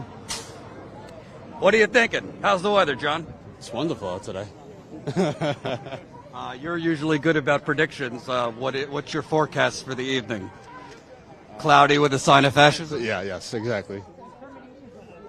Very likely, fascism, violence. And I got to say, I don't really think it's too dramatic, John. I mean, I keep saying it, but like, I feel like it's not if, it's when somebody gets killed. Right, if this keeps up, you can't keep pushing people into oncoming traffic and nobody gets hit by a truck or another car driving at a normal speed. I mean, you could easily get hurt or die. And what I don't understand, and if you're watching, I mean, the governor has a phone number. The governor of the state, I mean, has authority over public sidewalks, public roads. So I'm not a lawyer, but you would think the governor could have state troopers out here to demand that the protesters are allowed to protest on the public sidewalk instead of in the middle of the highway, the middle of the road. Well, when you get the state involved, they're just going to inflict the violence on the protesters instead of ICE. Right. I'm talking about what should be. Oh, yeah. The governor should be deploying state troopers or the state guard to come and protect people's First Amendment right to protest on a public sidewalk. I mean, there's no reason all these people should be in the street right now. ICE is pushing them into the street. 3 days ago, they were on the sidewalk peacefully protesting. They're in the street because ICE has recklessly and lawlessly declared a public sidewalk private property. It's crazy.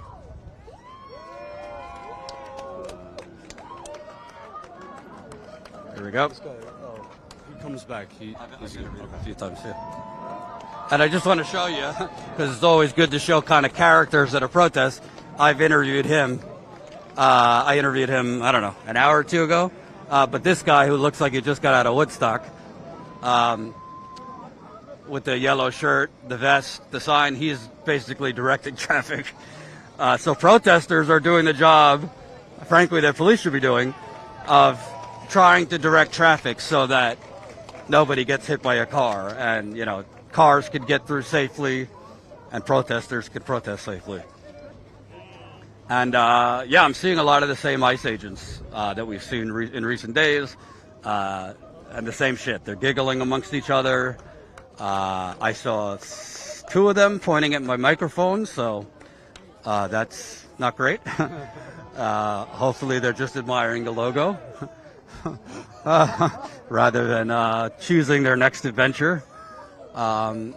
Frankly, my back can't really hold up that much longer, so if they start bum rushing us, yeah, that's not going to be pleasant. Just lie down. Yeah, I'll just lie down. Journalistic roadkill. But to be clear, if my wife is listening, we are being safe. And I'm wearing my respirator and all that. All right. Is the big boss smoking a cigar? Oh, by the way, if you're coming to this late, you know, I don't know if it's just fake news, but Greg Bavino has tweeted that he's on his way. Or shall we say Air Bavino, the disgraced border commander at large that even was too nuts for Trump. And that's saying something. Trump pushed him out after he terrorized Minneapolis and Chicago. And Bavino had Bavino tweeted earlier he was very upset because he didn't think that these ICE agents were being extreme enough. He said that they should be gassing. He should be releasing the gas on the protesters. And he, I think, tweeted out like a picture of his flight here that he says he's coming. So, you know, the people in New Jersey, feel free to let Greg Bavino what you think, whether he's welcome or not. All right. It's calm for the moment, but obviously that always could change any minute. While it's calm, let me look down.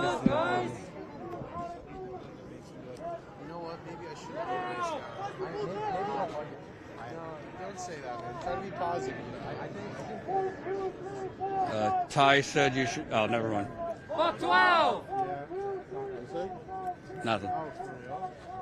Fuck 12!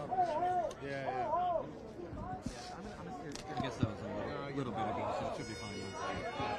Yeah, the audio is what it is when I have my respirator on. I can't do much about it. We can't do much about it. But I got to keep the respirator on because I'm not trying to get pepper sprayed all night. So, you got the bagpipes here.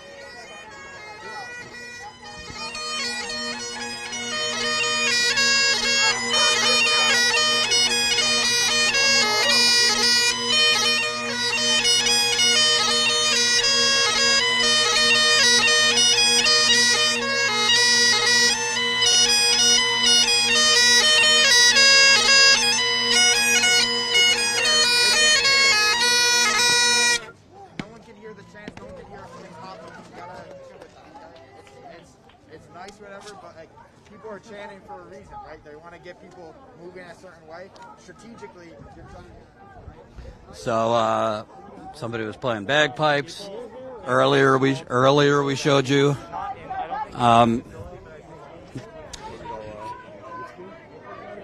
Yeah.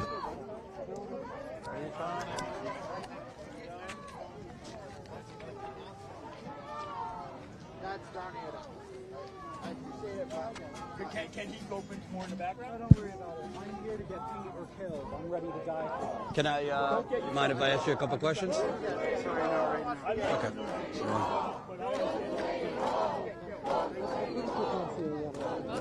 So they're chanting, fuck Delaney Hall, fuck Delaney Hall. And by the way, not only are there trucks, there's planes in the sky too.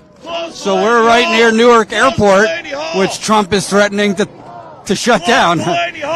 So that's an airplane in the sky.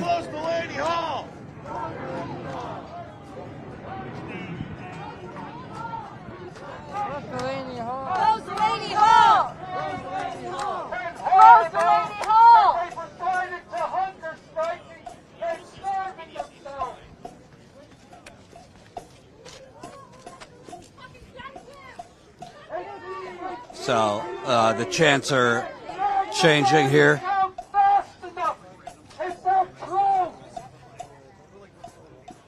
People have been saying that you have been going inside this building and assaulting these prisoners. Is that true?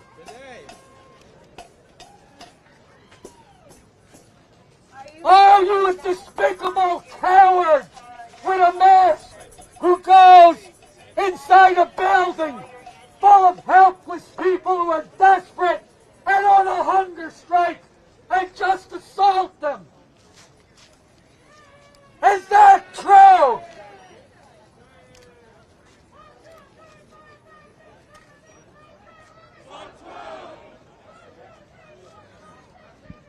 Let's face it, you're my friends here, and you know what? You're getting a lot less than you deserve. That's for damn sure. So don't bitch about it.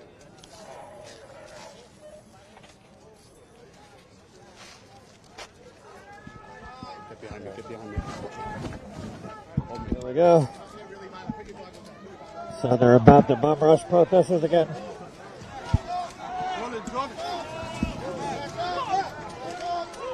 They're about to bomb rush protesters again.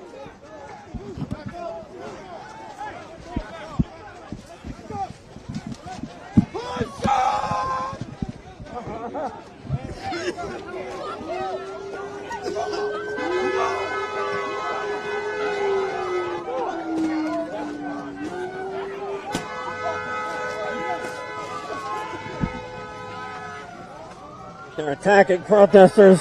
They're pepper spraying. I got pepper sprayed again.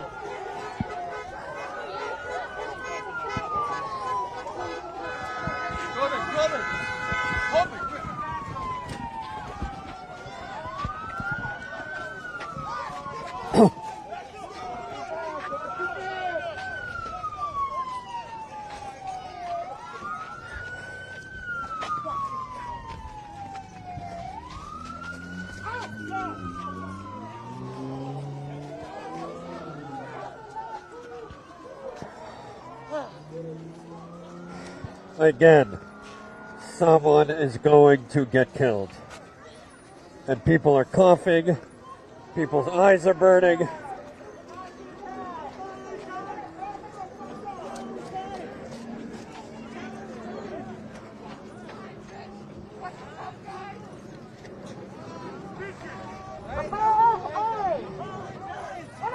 Stupid cunt! Yeah, fall back, you stupid. People are screaming, abolish ICE, abolish ICE.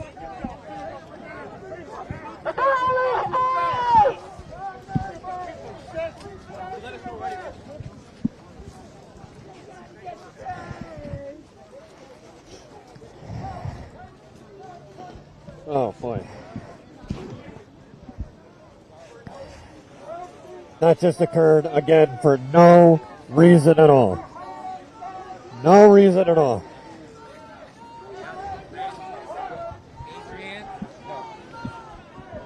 All right. I'm gonna go back. I'm gonna go back there and Yeah, fix this. All right, let's go reset.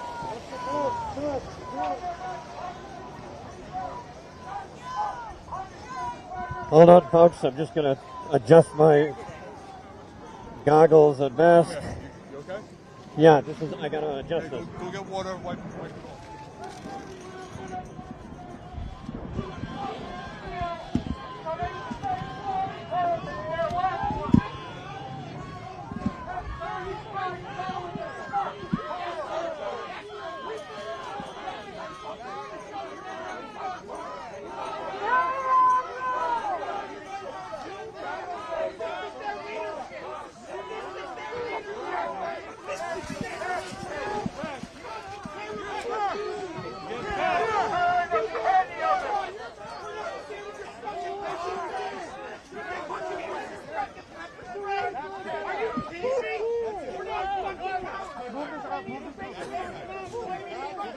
Back up off the line, ladies and gentlemen, please, for your sake. If any of these citizens come, it's going to be more justice for.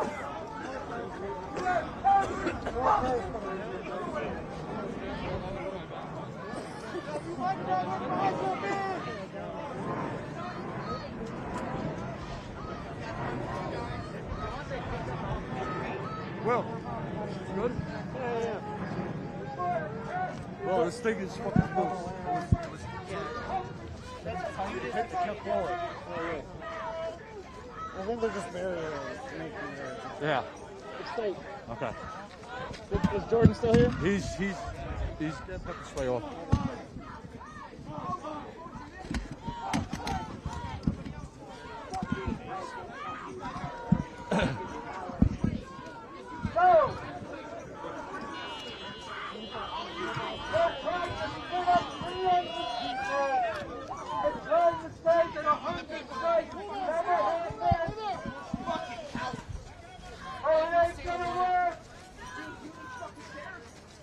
We're going to tell everyone who you are and what you do and what you say.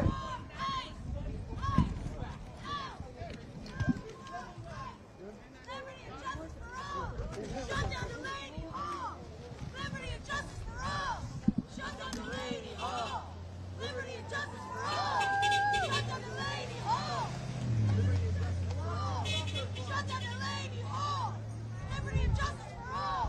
Shut down the Lady Hall! Liberty and justice for all! I'm gonna go look for Jordan. Yeah, he's over there somewhere. Oh, he's right here, Will. Whew. I got a nice whiff of pepper spray. Yeah.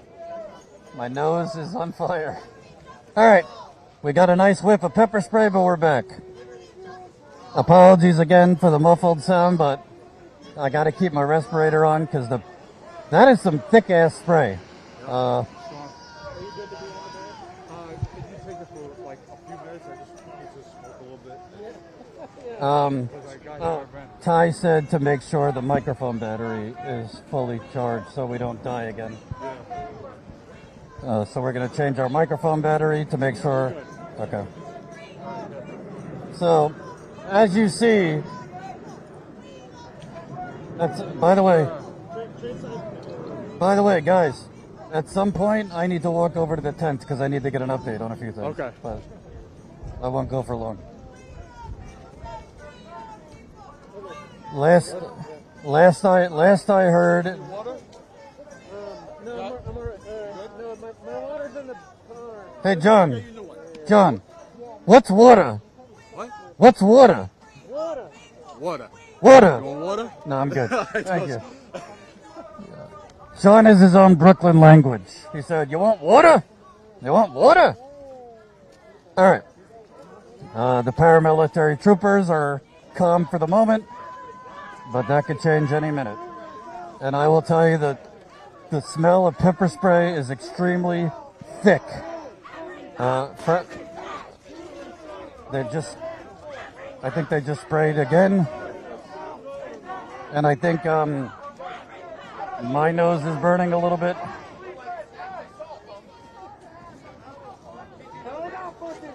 And remember, folks, inside right now, we do not know what's going on inside the ICE camp. We know throughout the day that guards have beaten the hostages inside.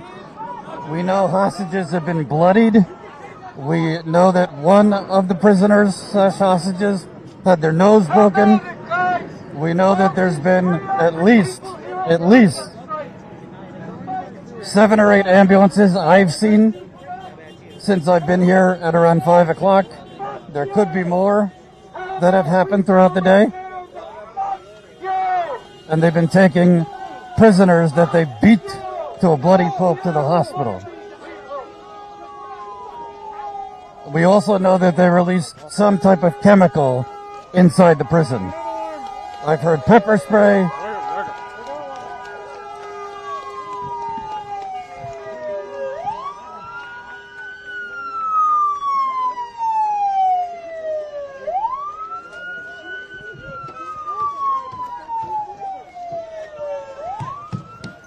Yo guys, it looks like a decoy. If he blows his siren like that, it's probably a decoy.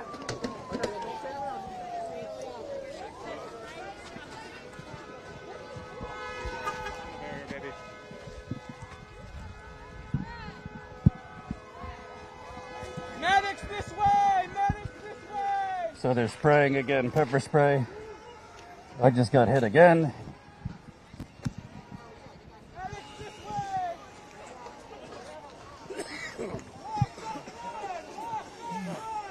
The smell is extremely... Medic! People are struggling. The smell is horrible. People are coughing. People's eyes are burning. People are chanting, "Medic, medic, medic."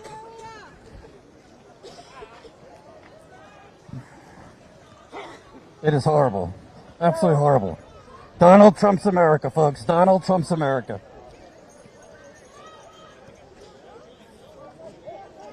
That doesn't seem like pepper spray. That seems like something else.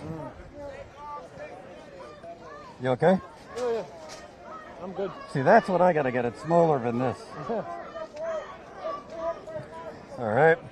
So now they have, on both sides, they have these staging lights, basically to make it impossible to see.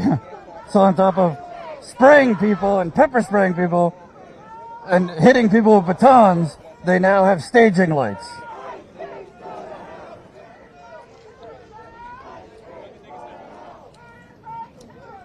Smash the like button, share the lesson. Folks, I ask you again, please support us. We have been out here every day of this hunger strike. We have been live for hours and hours and hours and hours every day. Do you see mainstream media out here live for hours and hours? Screaming, "Let the children out!" The people in these detention centers who are taking a stand are brave. They're experiencing worse conditions than any of us. They're spraying us on camera, on TV. They don't give a fuck. The shit they're doing behind closed doors is unimaginable. And we could hear their screams, so they can hear us too. So make sure they can fucking hear us.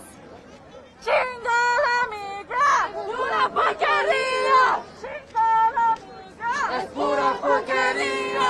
Chinga la migra, es pura porquería. Fuck ICE, fuck ICE, fuck ICE, fuck ICE.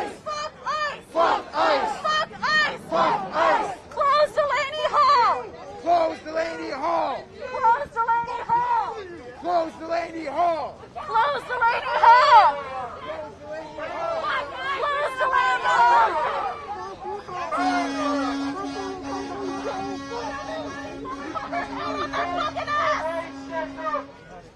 So, I just want to set the scene because the danger and the violence is escalating. So we've been here every night, and now, in addition to pushing protesters into oncoming traffic, including 18-wheeler trucks, they now have staging lights essentially to blind people.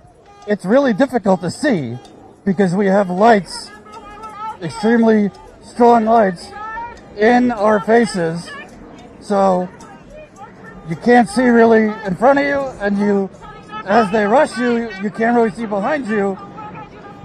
You're basically like sitting ducks if you're a protester. And again, they keep pushing people back into oncoming traffic, which we showed you last night. A protester have his foot crushed by a 18-wheeler's tire and his leg bent.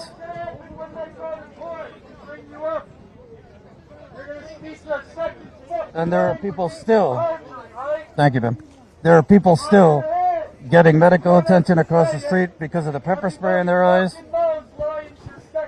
Could you take this for a little bit so I can go down there?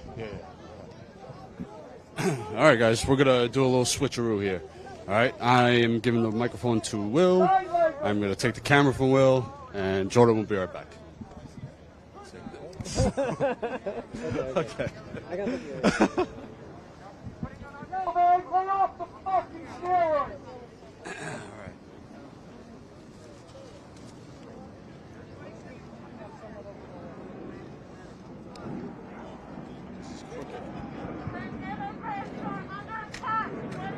Stand up, fight back!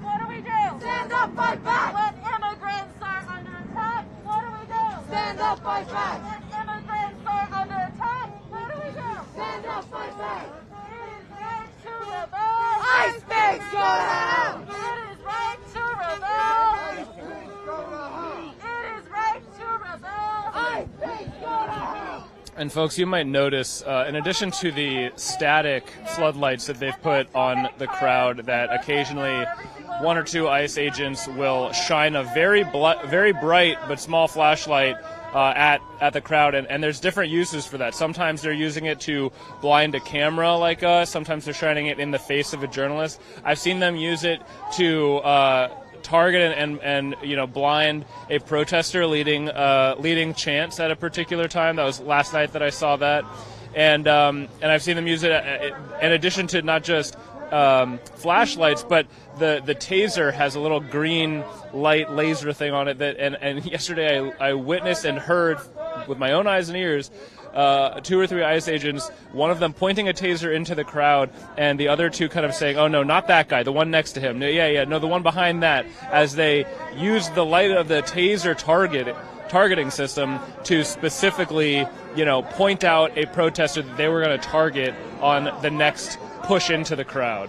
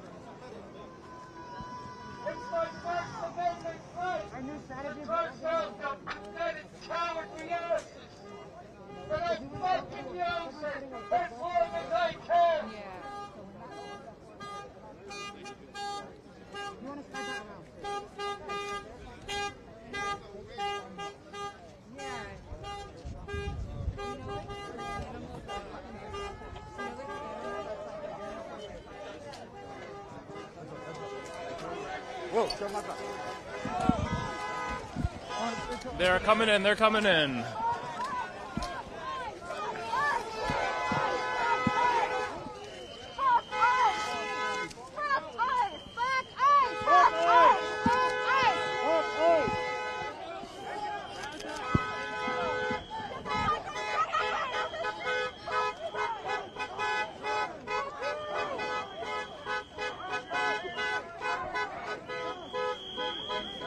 A lot of protesters have brought out umbrellas to block pepper spray and other projectiles.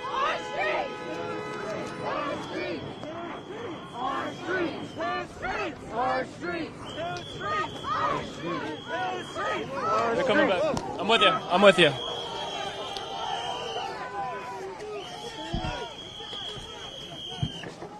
Fuck you! Fuck you! I'm with you.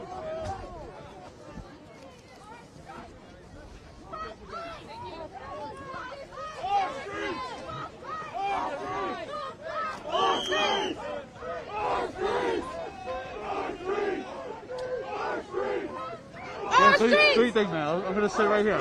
Okay. I'm gonna say in the back. So just like. Our streets! Our streets! Our streets! Our streets! Our streets! Our streets! Our streets!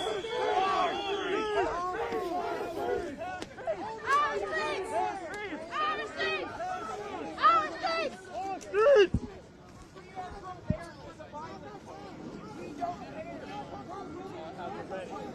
Here on this side, you have two facing off with an ERO agent. He's among dozens who have been out here.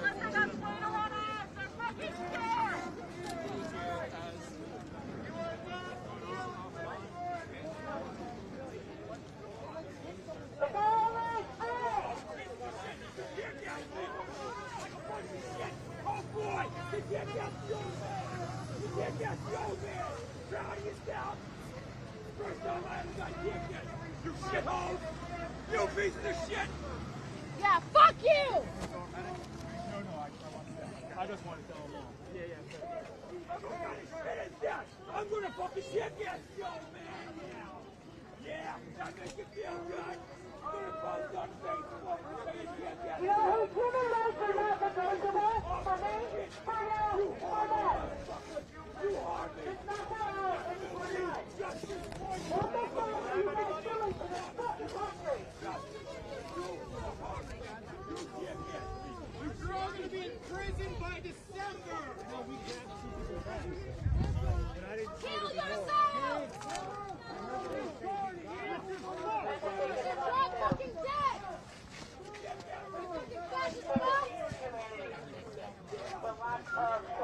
You stepping redneck pedophile! I think the only thing we have is like either just sit around and do something besides. I'm thinking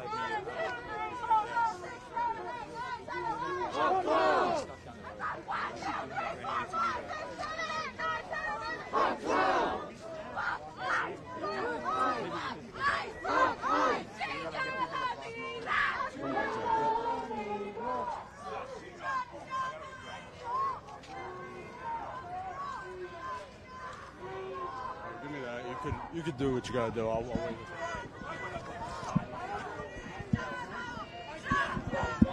fucking spotlight him!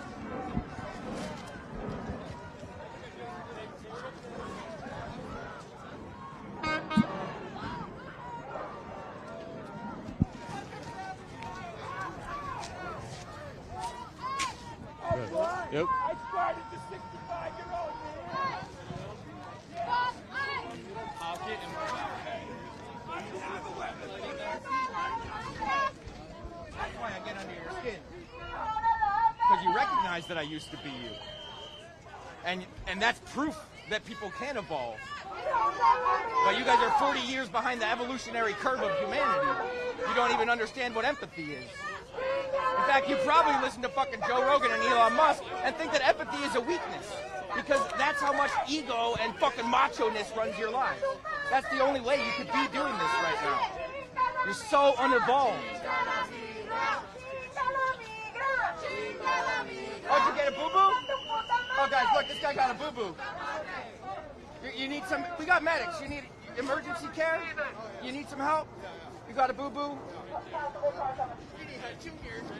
Yeah. Which one of you is going to swing on me? I know it's going to happen. You keep coming up to me and then you're like, ah, shit, maybe we shouldn't do this. Who's going to do it? Oh, thank you.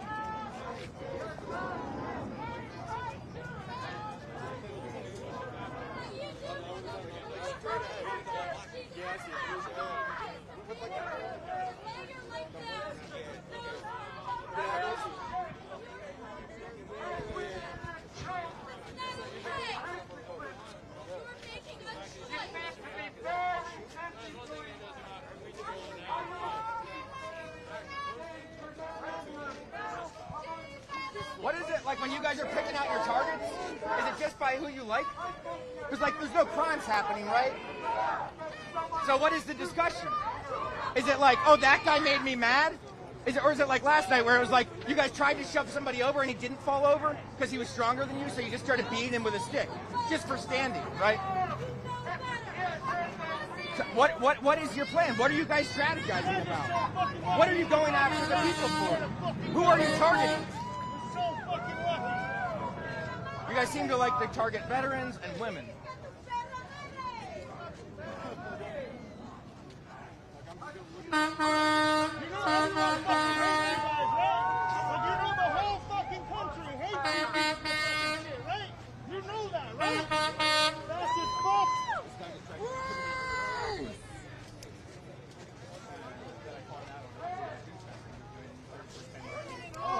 Look at you fucking guys. You guys are in military fucking gear. What the fuck are you doing? Good thing you're in full combat here. All right, they're gonna charge. They're getting ready. They're getting ready.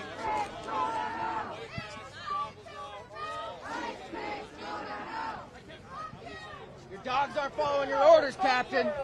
Your dogs aren't following your orders, Captain.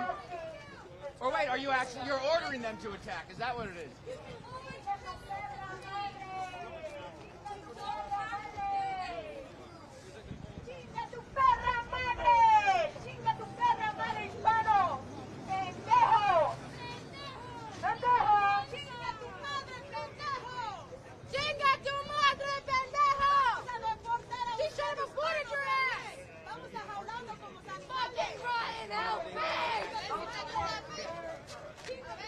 We've been through this in other states.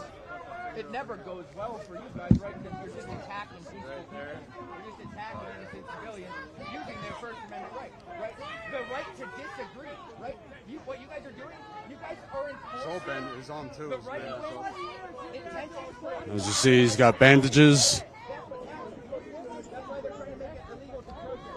They're all getting hurt. They're all pepper spraying each other.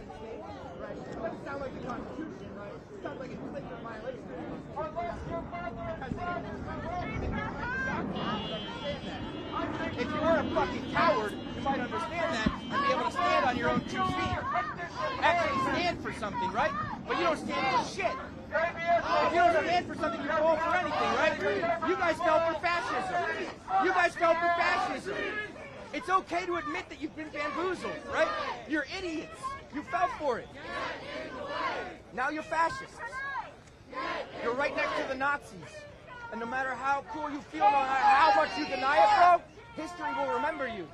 History will remember you. And you just revealed your face, so now we got your identity. History will not forget you. History will not fucking forget you.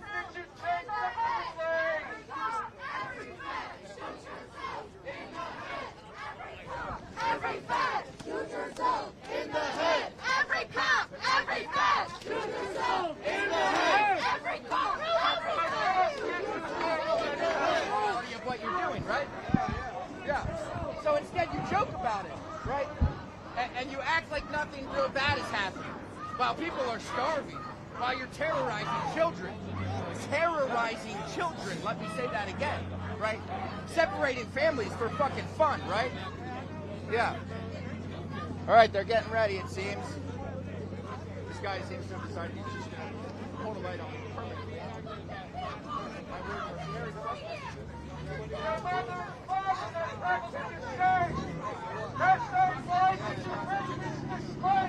I don't know, it doesn't really make sense to me. I'll tell you what, you keep doing that, I might leave, dude. You might get me to leave. Yeah. Oh, bet. After getting blood sent on you. Now you want to help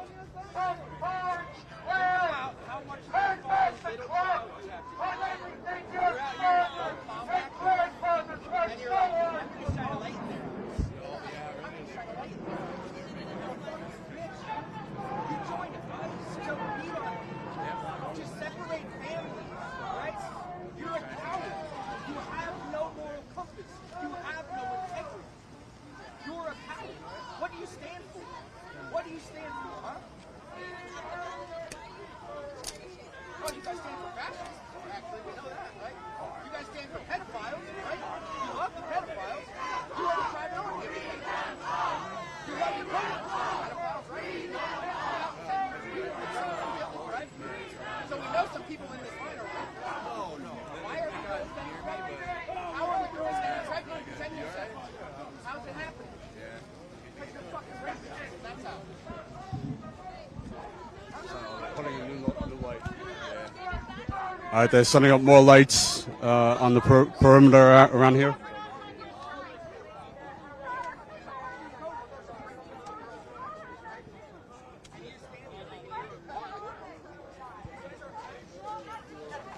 Resistance.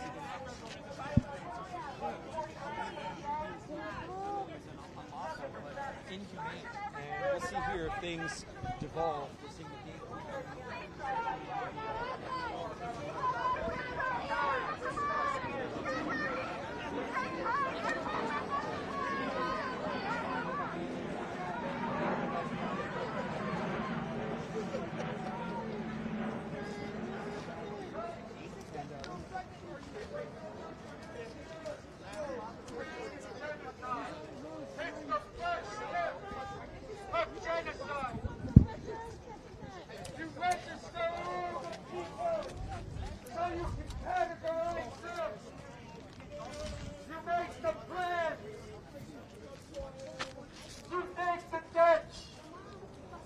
You set up a machine gun perimeter around them. Ladies and gentlemen, I strongly suggest you don't let these guys set up a perimeter around you.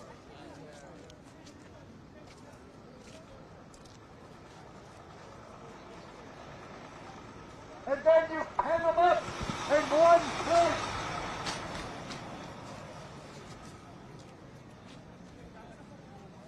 So, I ask the question, that you go in this place and beat on the inmates.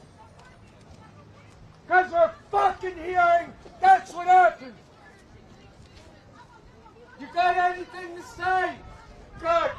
Your silence speaks volumes. You're actually good for something.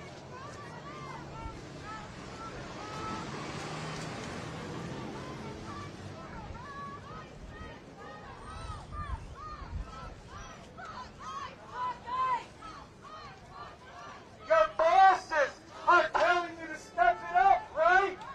With all the media attention. Their bullshit's not cutting it anymore.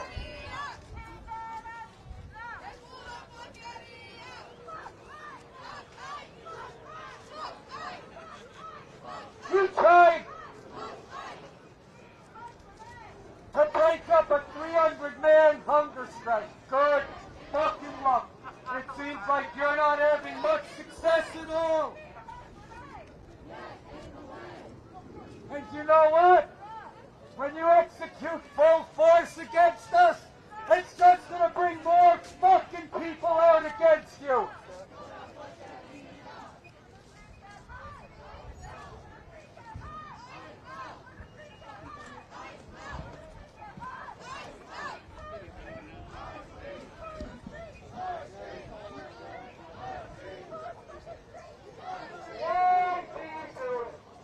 Why do you support this big orange clown? You know what? Donald Trump wants somebody to shoot you. That's exactly what he wants. You're paid.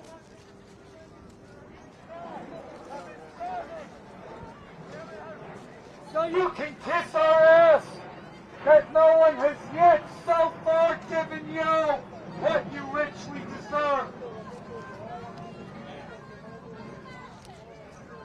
You haven't walked in a train yet and gotten a shiv in your back. You haven't gotten a brick thrown on you off a roof when you're walking home yet, right? So don't bitch about you being in danger. Frankly, it wouldn't be even worth the effort.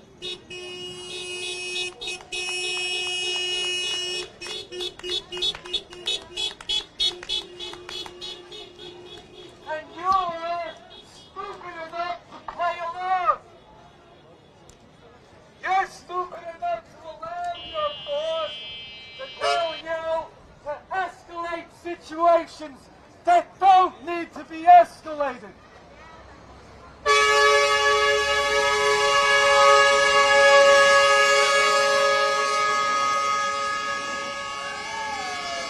You're stupid enough to allow your boss to put you in a position where you could be hurt because of stupidity.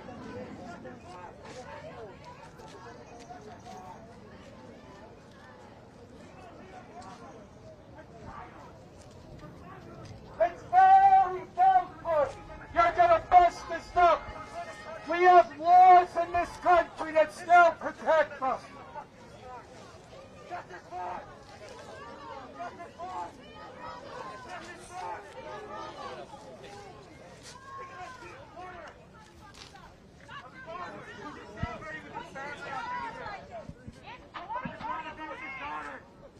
When the plane closed, I came after him and shot him. Fucking executed him. Like a simple. James! Justice for! Keith Porter! Justice for! Keith Porter! Justice for! Keith Porter! Fuck ICE! Fuck ICE! Fuck ICE!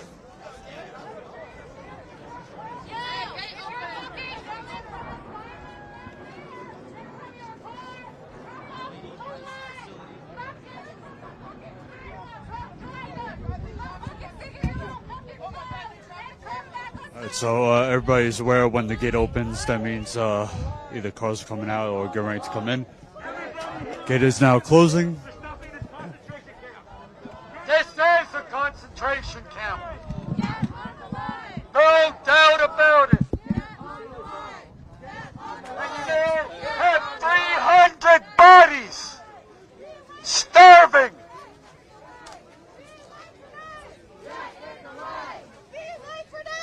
Get in the way! Get in the way!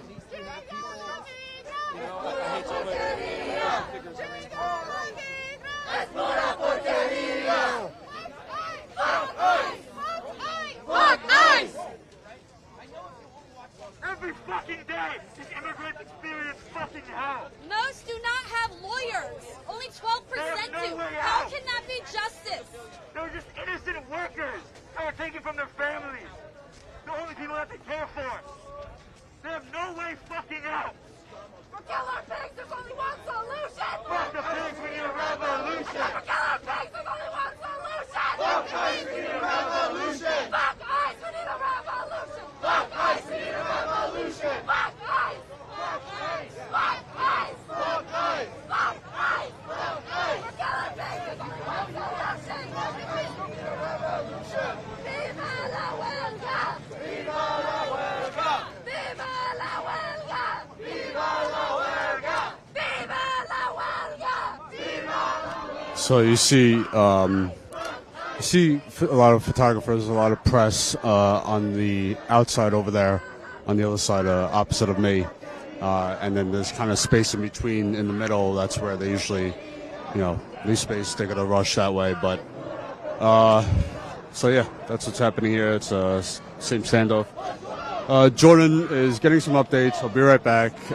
Please smash the like button, share this live stream, and if you appreciate our work that we do here at Status Coup, let's hold on.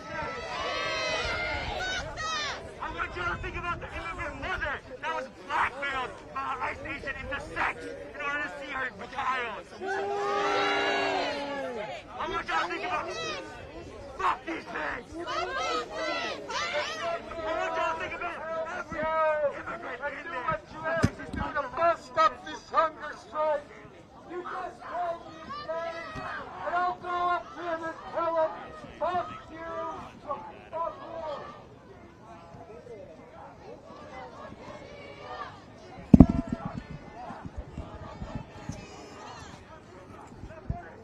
La misma porquería! La misma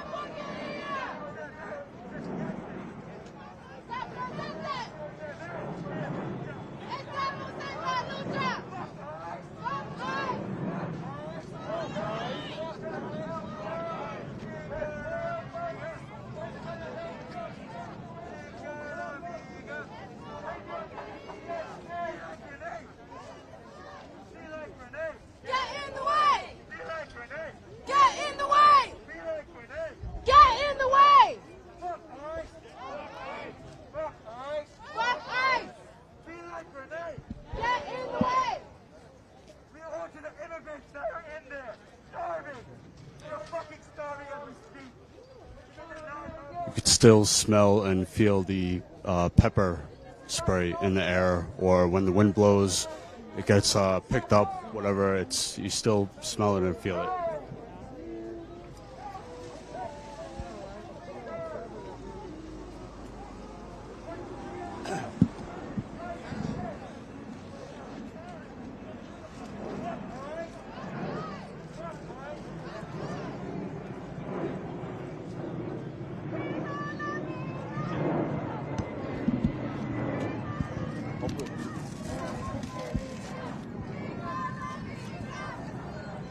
Is that where my bag is? That's the car that my bag is in? Yeah. I have another request for you. Can you take... I want to... Bad idea. Yeah, here, take that for a second. Yep. Nope. Keep doing this. Yeah.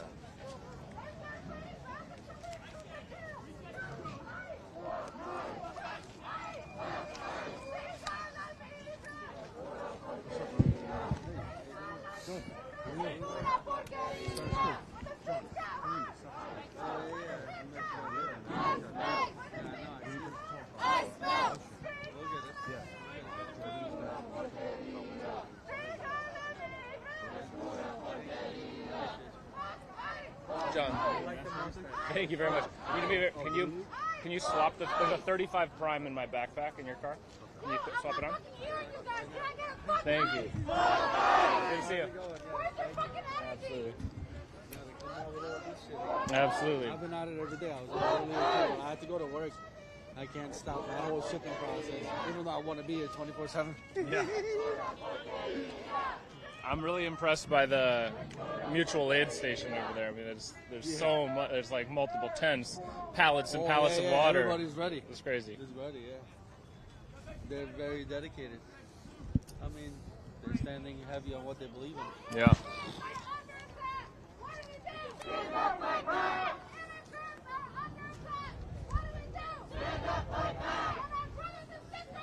See you around, but keep walking around. Yeah.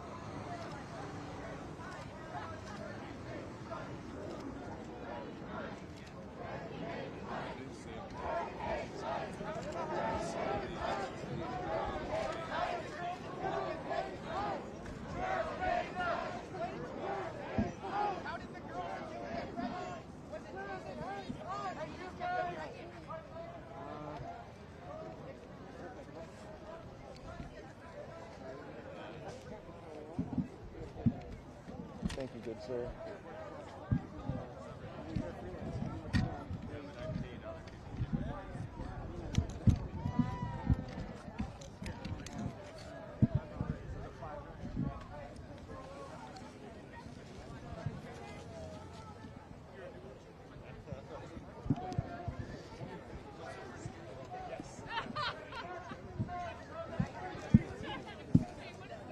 Hey, can I check the battery? What do we have?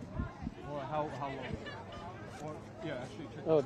Will you stop it with the fucking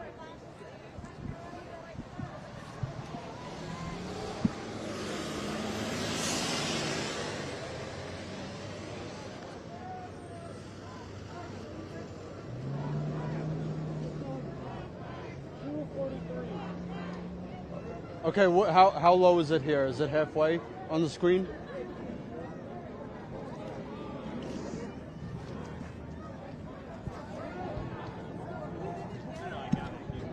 One second, guys. We're just working some things out. Good. It looks higher. It's in the green showing EXT. Above half percent. So I got another one, so we're good.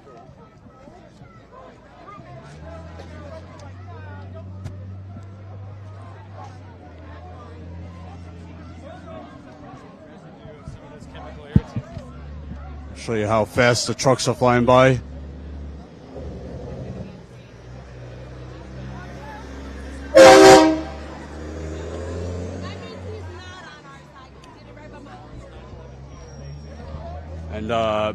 And yes, there are people directing traffic. People who are here for the protests are helping direct traffic, so nobody gets hurt. But these trucks are still flying by, and of course, ICE is timing it perfectly to push the protesters back into the street even further as the trucks are flying by. It's intentional at this point.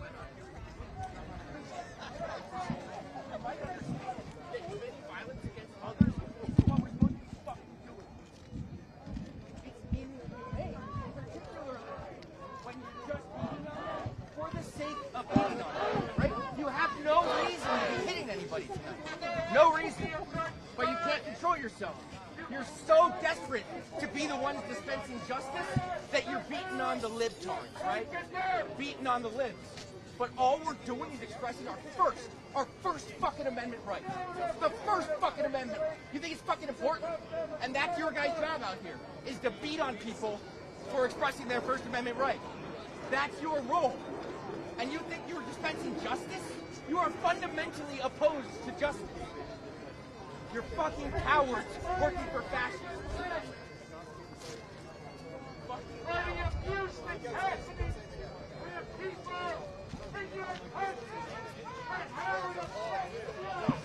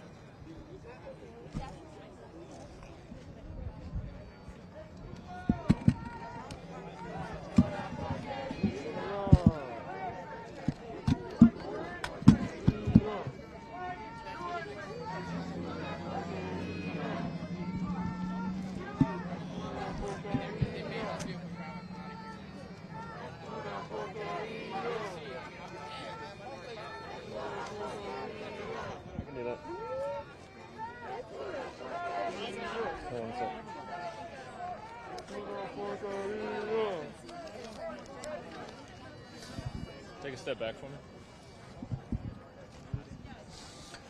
Folks, it's Will here for Status Coup. We're in a moment of what I'll call very relative calm.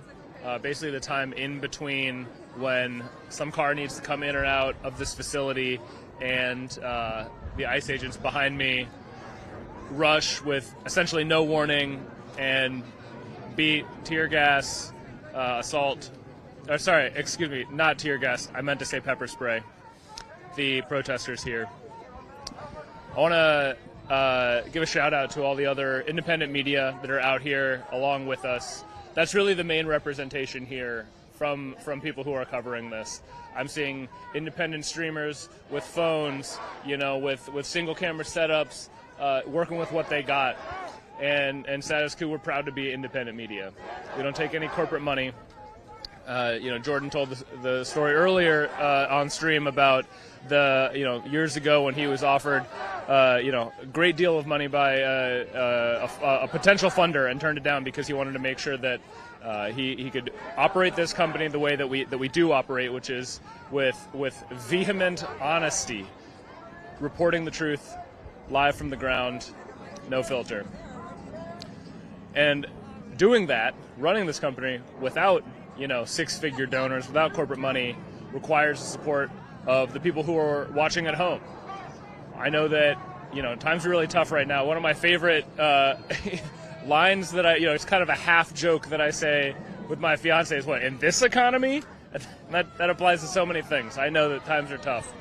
But times are tough because of so many of the things that we're reporting on.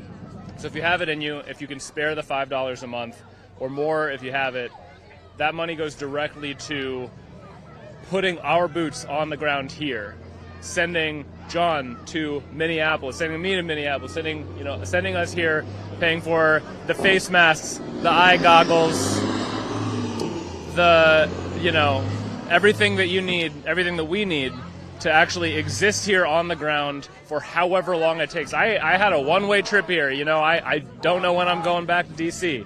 And that's because what matters is reporting the news as it happens. So if you're able to support us, I know there's new members out there watching for the first time. There's people who maybe were subscribers at one point or members at one point and had to pause for a little while. If now things are going a little better for you and you have that $5 a month again, it would mean the world to us if you could put that money towards supporting Status Coup and helping keep independent media like us here reporting on really unprecedented times.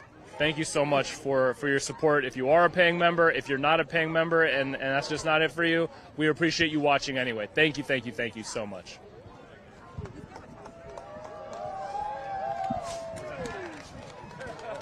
Sounded like they were clapping for you, Will.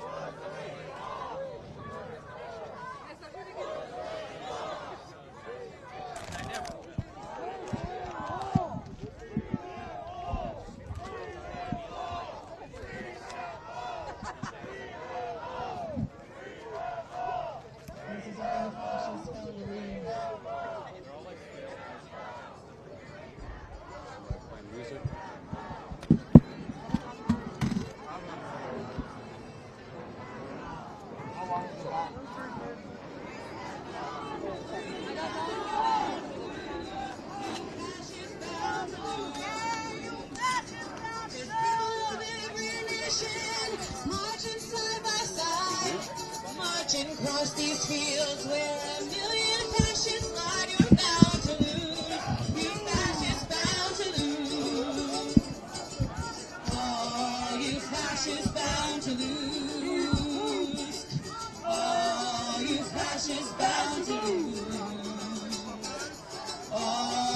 fascists bound to lose. You're bound to lose. You fascists bound to lose. Your bigotry won't stop us. We know immigrants belong here, and ICE has got to go. You're bound to lose. You fascists bound to lose. Don't matter where you come from or the color of your skin, we're standing arm in arm. We won't let the fascists win. You're bound to lose. You fascists bound to lose. Oh, you fascists bound to lose. Oh, you fascists bound to lose. Oh, you fascists bound to lose. You're bound to lose. You fascists bound to lose. Join our fight for freedom. Come down, defend our rights. We're gonna beat these fascists and a better world inside. You're bound to lose. You fascists bound to lose.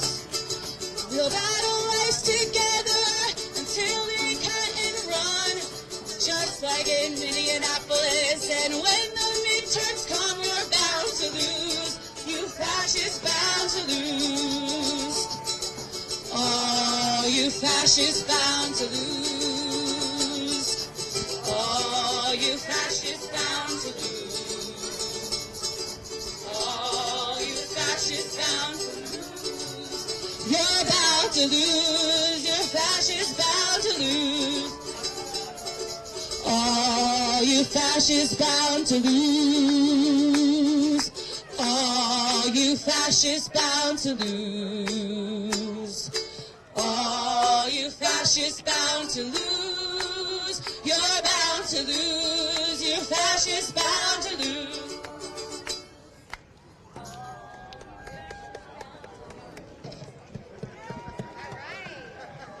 Thank you so much.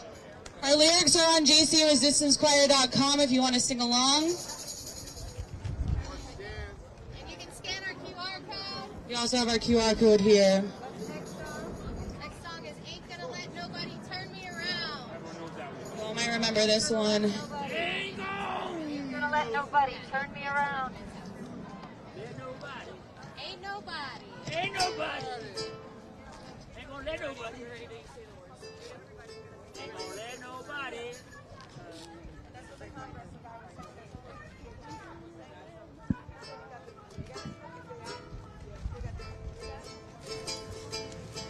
Ain't gonna let nobody turn me around, turn me around, turn me around. Ain't gonna let nobody turn me around. I'm gonna keep on walking, keep on talking, marching on the freedom land. Ain't gonna let no fascists turn me around, turn me around, turn me around. Ain't gonna let no fascists turn me around. I'm gonna keep on walking, keep on talking, marching on the freedom land. Jailhouse. Ain't gonna let no jailhouse turn me around, turn me around, turn me around. Ain't gonna let no jailhouse turn me around. I'm gonna keep on walking, keep on talking, marching on the freedom land. Iceman. Let no Iceman turn me around, turn me around, turn me around. Ain't gonna let no Iceman turn me around. I'm gonna keep on walking, keep on talking, marching on the freedom land. Tear gas. Tear gas, turn me around, turn me around, turn me around. Ain't gonna let no tear gas turn me around. I'm gonna keep on walking, keep on talking, marching on the freedom land. Injustice. Good injustice. Turn me around, turn me around, turn me around. Ain't gonna let injustice turn me around. I'm gonna keep on walking, keep on talking, marching on the freedom land. Nobody ain't gonna let nobody turn me around, turn me around, turn me around. Ain't gonna let nobody turn me around. I'm gonna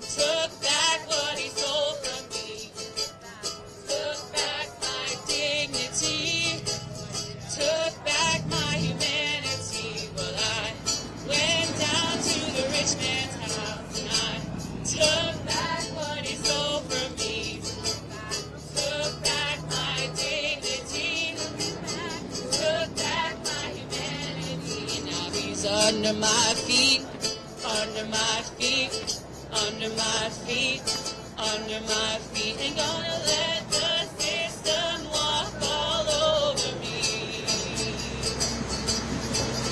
I went down to You guys can see in the window the lights are flickering. That is the people being held inside, the hostages being held inside, showing solidarity with the people on the outside.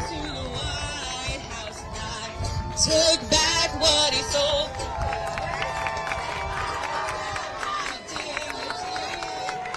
Took back my humanity. Under my feet, under my feet, under my feet, under my feet. Ain't gonna let the system walk all over me. They're under my feet, under my feet, under my feet, under my feet. Ain't gonna let the system walk all over me.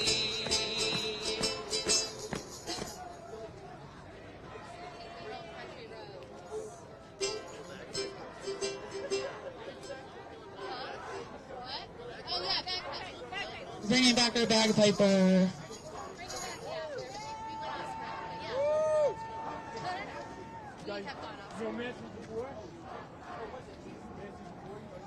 You don't know that one yet. Next time. You can teach us at the next rehearsal. Yeah.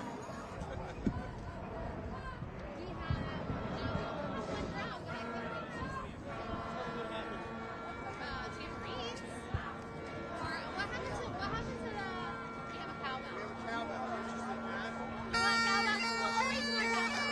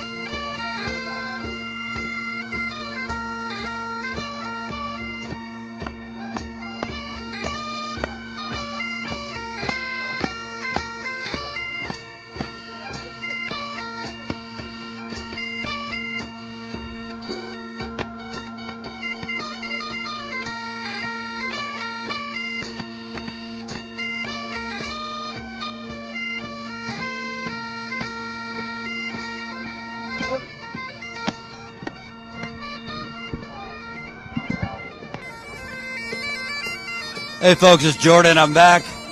I'll explain in a minute where I was, but let's continue showing this. Smash the like button, share this live stream. Let's get it out to more people. Powerful moment in the midst of fascism. And remember, folks, we need your help. So far we have about 40 people who have signed up as paid members. We need to get that to 100 by the end of the night. If you are not supporting us, what's your excuse? If your actual excuse is you don't have $5 a month, okay, no shame. But if you have as little as $5 a month, support actual living, breathing, guerrilla, independent journalism. We are out here putting our bodies on the line. And I can tell you, with the people, and every night I have seen quote-unquote journalists, as this is going on, sitting in their cars. They're not out here with the people risking their bodies. Statuscoup.com/join. 16 cents a day. That's what $5 a month is. 16 cents a day. Statuscoup.com/join. And we really appreciate those who are donating also. That's statuscoup.com/donate. And so you know, we didn't say anything because I was trying to track it down. But I walked away because I heard from more than one person that a prisoner had died, I'm happy to say that that is not, that did not happen. But I had to go talk to some people and chase down some information, because in these situations, a lot of time, it's like a game of telephone, and unfortunately, false alarms happen. So I was told that, but fortunately I was able to confirm that it is not the case. Although many prisoners have been beaten unconscious, not beaten unconscious, many protesters have been beaten, many have been taken to the hospital. I'm told that there's a lockdown in one of the units inside, and guards are retaliating inside against the prisoners. Fortunately, despite the horror that these hostages and these prisoners are experiencing, nobody has lost their life inside. So thankfully that was a false alarm.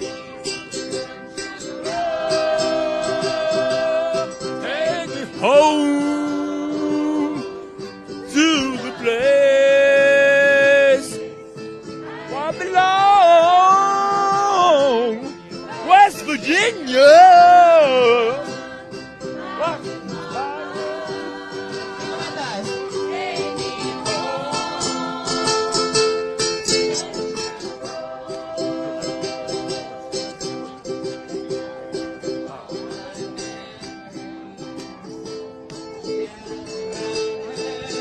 Remember when we were in West Virginia together, John?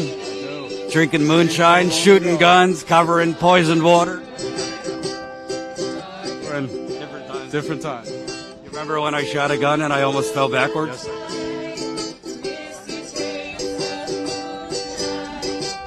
Our favorite hillbillies down there are watching. Hello, Richard.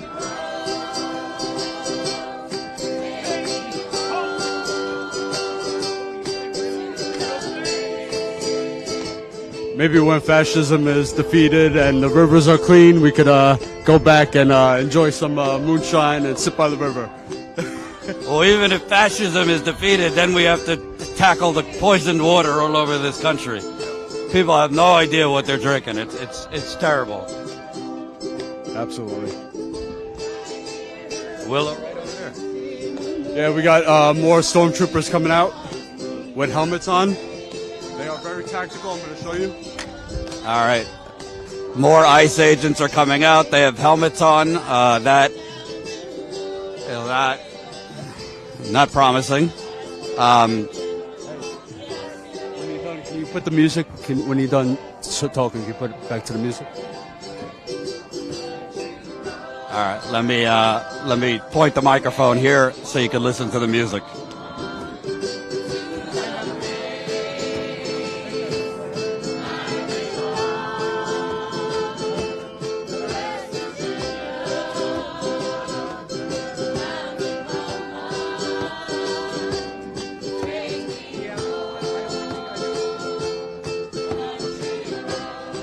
And if you're watching, I hope the moment is not lost on you. That you're hearing hope, you're hearing beauty, you're hearing inspiration, you're hearing what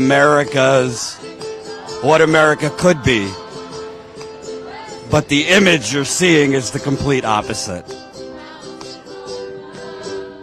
You're hearing hope and you're seeing fascism.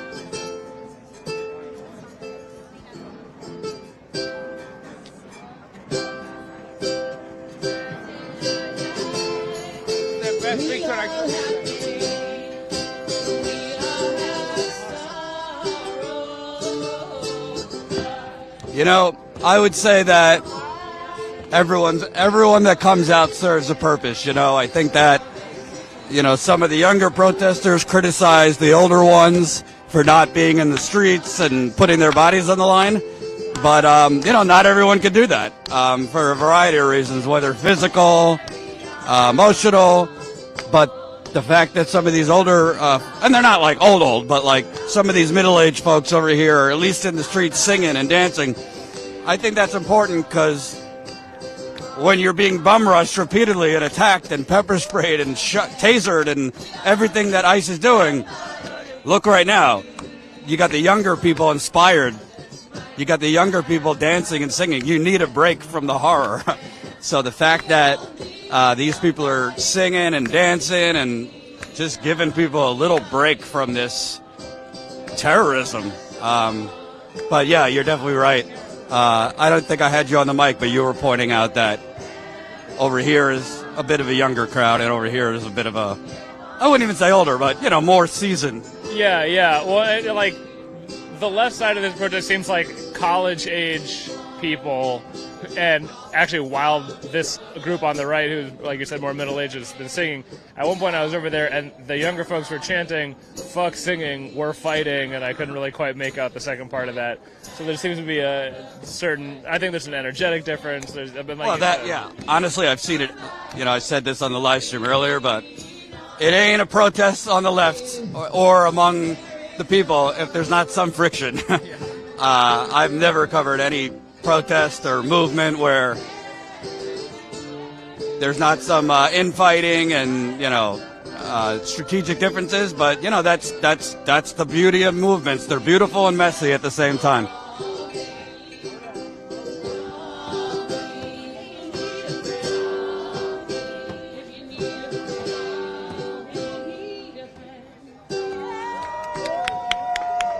So let me come back over here. We're in a relative calm at the moment. If you're coming to this new, I was told there is a lockdown in one of the units. This after Geo Group employees and guards and maybe ICE agents who have been in there too beat the living shit out of a lot of the hostages throughout the day, bloodied several of them. One of the prisoners broke his nose.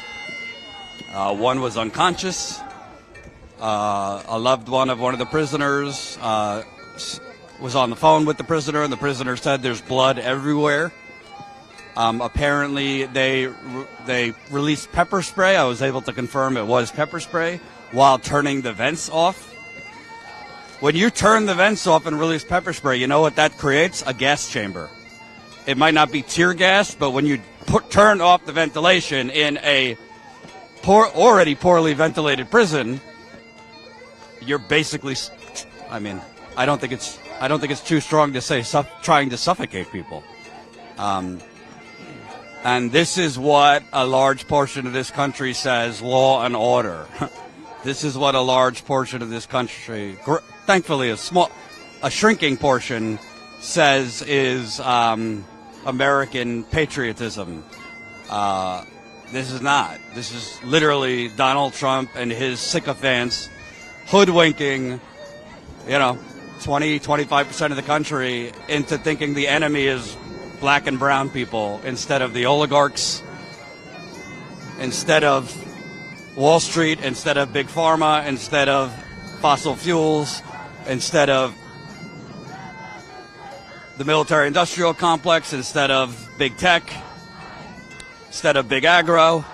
I could go down the list. Your enemy is the immigrant who came from, Nicaragua or Peru or... It's easier for them to punch down than to go after the big dogs that we go after.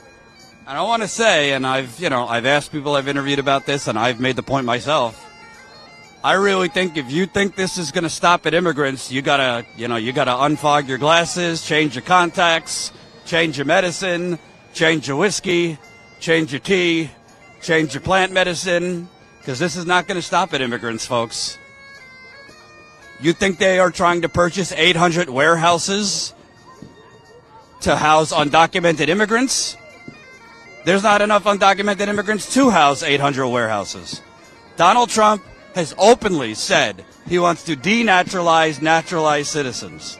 Donald Trump has openly said he wants to either deport or arrest what he calls Antifa terrorists, what he calls eco-terrorists.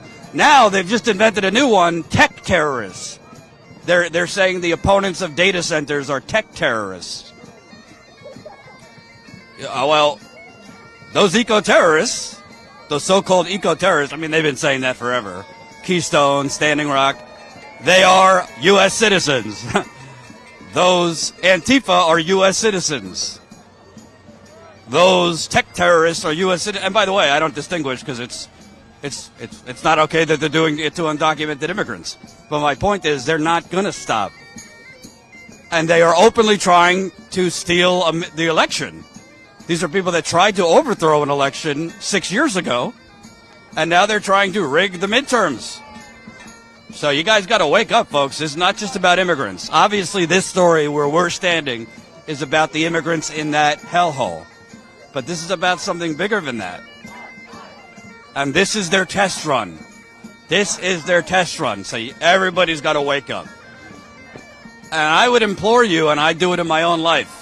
You know, I called my mother yesterday and I said, you know, for those of you who don't know, my parents are support Trump. They're not bad people. They're just, frankly, politically stupid. I love them if you're watching, but you're stupid. But I said to my mom, "Oh, did you see your president's stormtroopers pepper sprayed me?" And she said, "What do you mean they pepper sprayed you? What are you talking about? What's going on?" I guess Fox News didn't show her. So I explained what's going on, and she said, "Well, I knew nothing about that." I said, "Well, why don't you turn off the propaganda and turn on your son's channel? You'll learn what your president is doing." So there's a lot of MAGA out there that, believe it or not, are not totally soulless Neanderthals. They're just badly misinformed. They've drank the cult Kool-Aid, and they don't know what's going on because Fox News is the only thing they watch. So there is a chance to wake more people up. All right, so they're opening the gate there.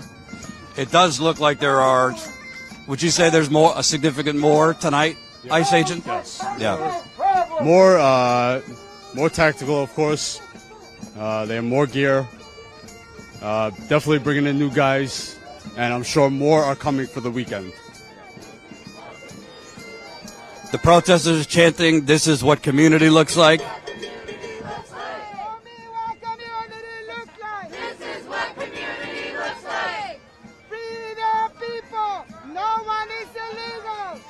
They're chanting, "Free the people, no one is illegal. Free the people, no one is illegal."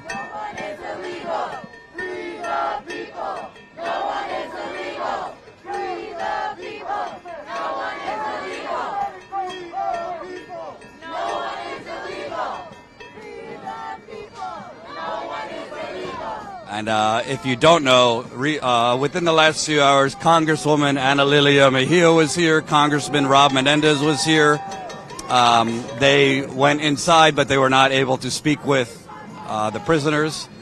And they confirmed that prisoners were beaten. Several were bloodied. And they confirmed that at least one of the units was on a lockdown. And they also confirmed that pepper spray was released.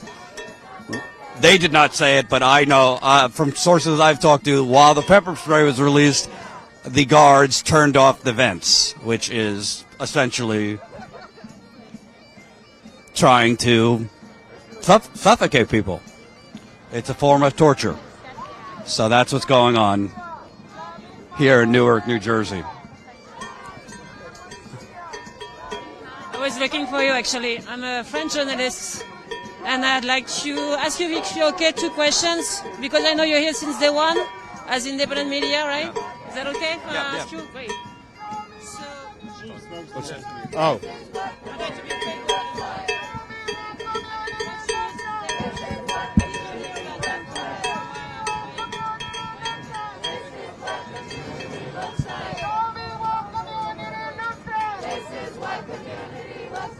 Free the people!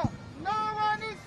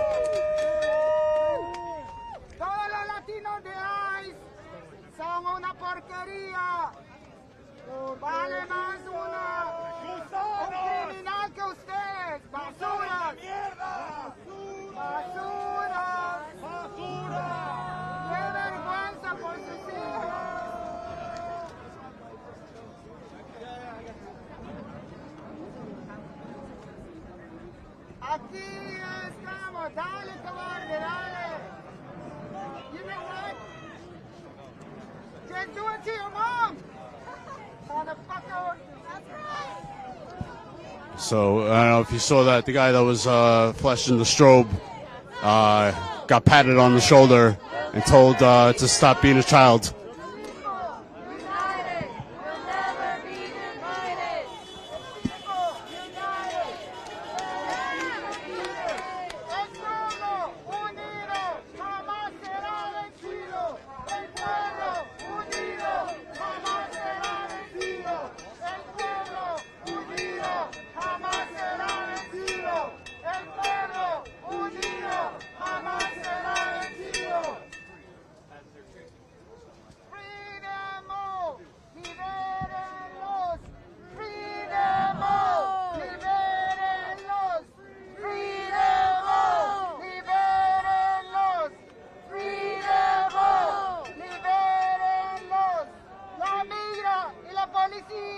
La misma porquería.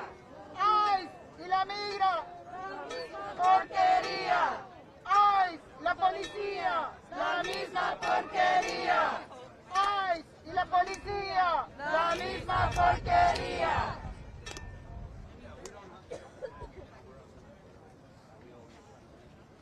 Free the people. No one is illegal. Free the people. No one is illegal.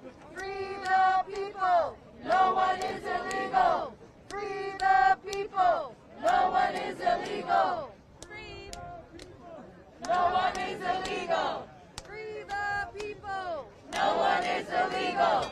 Free the people. No one is illegal. No one is illegal. Free the people. No one is illegal. Free the people. No one is illegal. Free the people. No one is illegal. No one is illegal. ¡Ay! ¡Escucha! ¡Estamos en la lucha! ¡Ay! ¡Escucha! ¡Estamos en la lucha! ¡Ay! ¡Escucha! ¡Estamos en la lucha! Trump, escucha, estamos en la lucha. Trump, escucha, estamos en la lucha. Trump, escucha, estamos en la lucha. Aquí estamos y no nos vamos. Y si nos votan, no regresamos.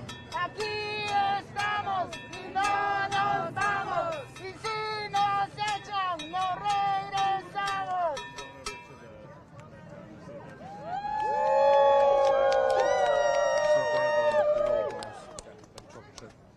It is right to rebel. Ice pigs go to hell. It is right to rebel. Ice pigs go to hell. It is right to rebel. Ice pigs go to hell. Ice pigs go to hell. Ice pigs go to hell. Ice pigs go to hell. Ice pigs go to hell. Ice pigs go to hell. Get hot. Turn up. Turn up. It is right to rebel. I'm Aster. Ice pigs go to hell. Ice pigs go to hell. And they do have a recording team, of course, out here filming their propaganda. Ice pigs go to hell. Ice pigs go to hell. Ice pigs go to hell. Fuck ice. Fuck ice. Fuck ice. Fuck ice. Fuck ice. Fuck ice.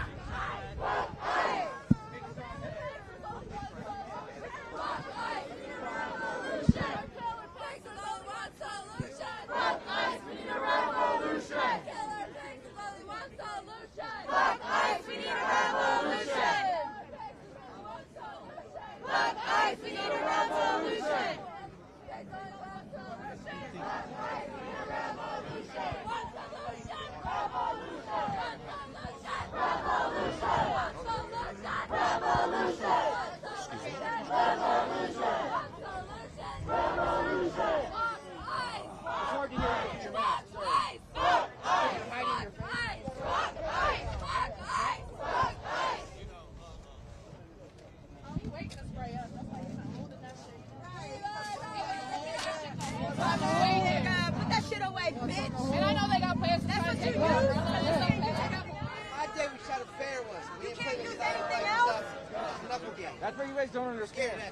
We don't care if we get sprayed. We don't care if we get shot. Plenty of us are willing to fucking die because we fucking stand for something. Belt to ass. We're willing to sacrifice. Look at that shit in your hand, pussy. Look at that shit in your hand. You think you're back because you got that shit? Yeah, because your hands ain't shit, bitch. You good? Good. Oh, yeah. So, whew. Oh boy, so they've taken out the staging equipment. So not only are they pepper spraying, now they're trying to just blind the protesters and the journalists. So that's a great idea. You can just push people into oncoming traffic while blinding them at the same time. This is something. This is interesting.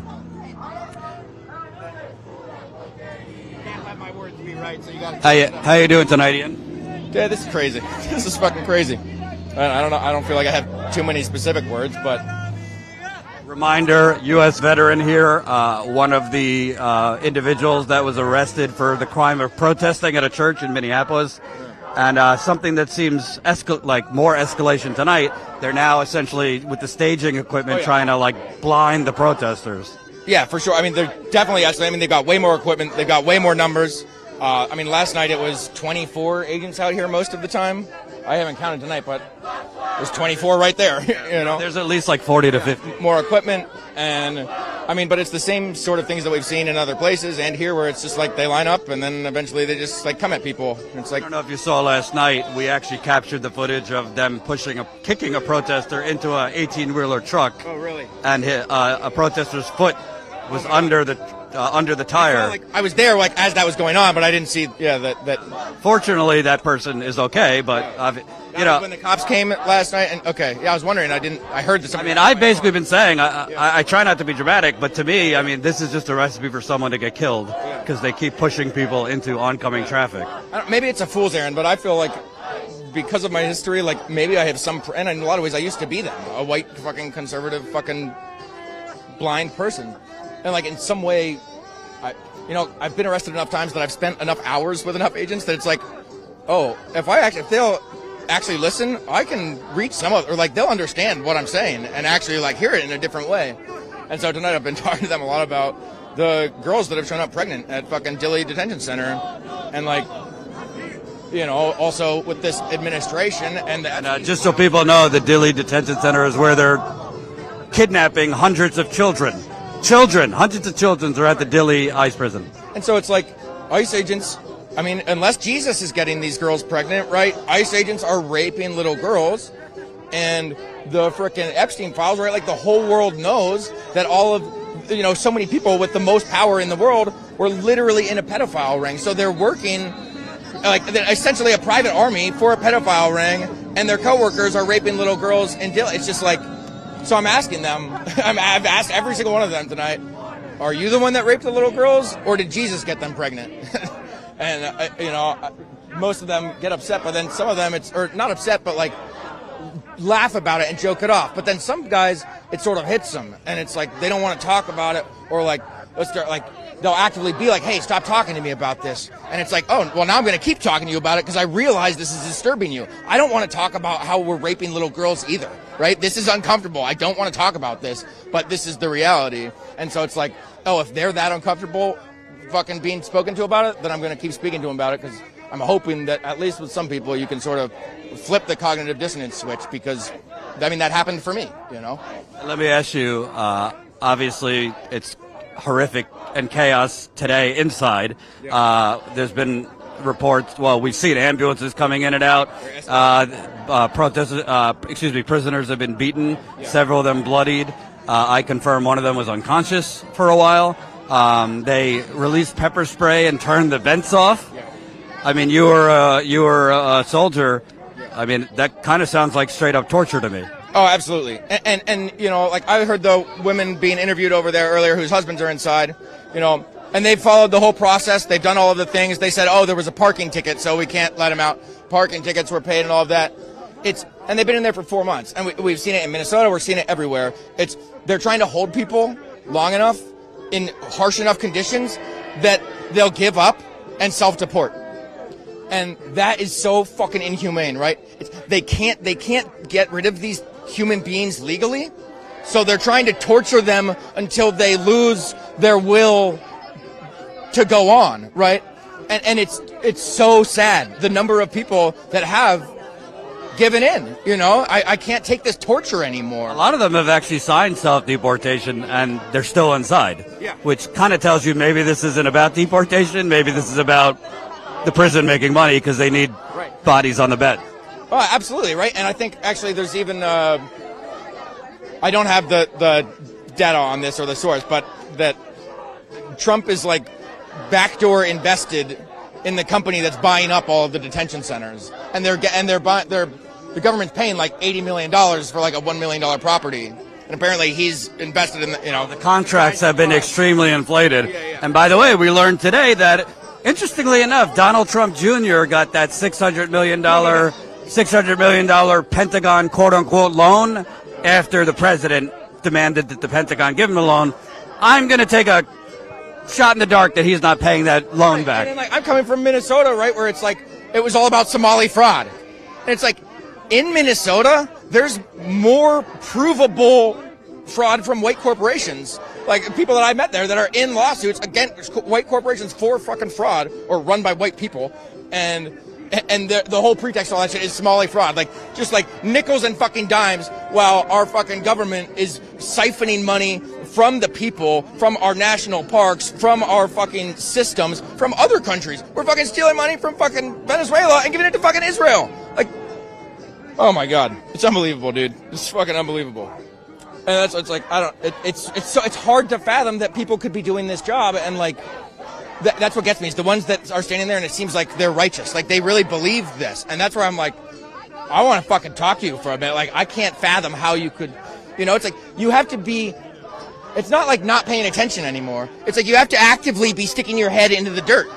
By the way, just so you know, you can't see it. They're doing this thing where they're trying to like fuck with us during our interview. So they like flash the light. They're so talented. It's glittery. Hi. They've been just following me with everything. Yeah, they're basically trying to like, I don't know, blind me or intimidate me by flashing the light. It obviously doesn't work, but anyway, I'd like to ask you, what's so amazing to me is there's such, MAGA, for example, this is their red meat, right? And they get joned up. But I feel like this is Donald Trump and his movement, his circle's way of distracting them from the fact that nobody could afford gas. Nobody could afford health care. Nobody could afford child care. Nobody could afford groceries. We could go down the list. That's not only a Trump thing. People are struggling under Biden, too. It's the capitalist system. But, like, he's been able to convince 25, 30% of the country that the enemy is the people inside that prison rather than the oligarchs. Well, I mean, that's a tale as old as time, right?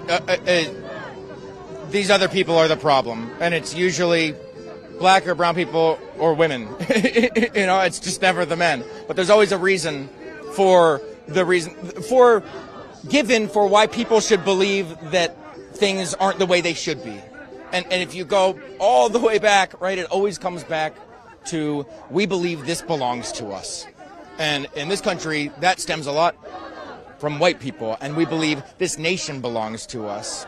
And so you have so many conservatives now, where it's like, oh, they believe this belongs to us. But I forget your initial question. I was about to go back to it, but Basically, it's a psychops. They've distracted people into thinking that brown and black immigrants, who, by the letter of the law, it's a misdemeanor, are the enemy, when in reality, Trump is looting the treasury. Yeah. And even MAGA. I guess I'm getting at is, like, it doesn't feel like it's some, like, oh, like Trump had some big idea. Like, they're just doing the old shit that they've always done. It's the same old story. They're just being so aggressive with it and so overtly, like they've thrown out even the illusion of honesty, right? Of like, oh, the government is functioning as it's intended to, right? Like, I mean, Congress no longer exists, like, it's fucking crazy. But it's like the illusion is breaking down, and more people are seeing it. But that's I don't know that it affects the people. If they're still with this, I don't think this protest or whatnot is going to change their mind or distract. It's like, maybe the gas prices aren't. My last question, because you're a veteran, and thank you for your service. I know this maybe seems like duh, but like, has there been an undeclared war, the federal government against the people? It seems that the federal government has launched a war against the people. I mean, to me, there's the most, like, if I can distill the United States down to something, it's at least like this idea that the people can choose the direction that we go. And I mean, that's been happening through politics and corporate money in politics and all of that. Sorry, dude, I'm fucking on so little sleep. I'm with you. You basically, yeah, you basically were saying that essentially, yeah, they are at war with America, and it's a yeah. So it's like it's been it's the same sort of thing. Like, it's been happening for a long time. It's just they've removed the illusion or like even the decorum. They're not even pretending that like they're acting in goodwill or good faith, right? They're just like, what are you going to do about it? You know, and it's kind of like it started with like the Supreme Court appointments, right? It was like, yeah, this is wrong, but like, what are you going to do about it? What are you going to do about it? And that's just what they're doing now. There are more and more ICE agents in the street. What are you going to do about it? What are you going to do about it? At least here in New Jersey, unlike Minnesota, the cops aren't helping them, you know? We think something's about to happen, so I'm going to take a break. But smash the like button, share this live stream, get it out to more people. I'm going to put my... Sorry, I whacked.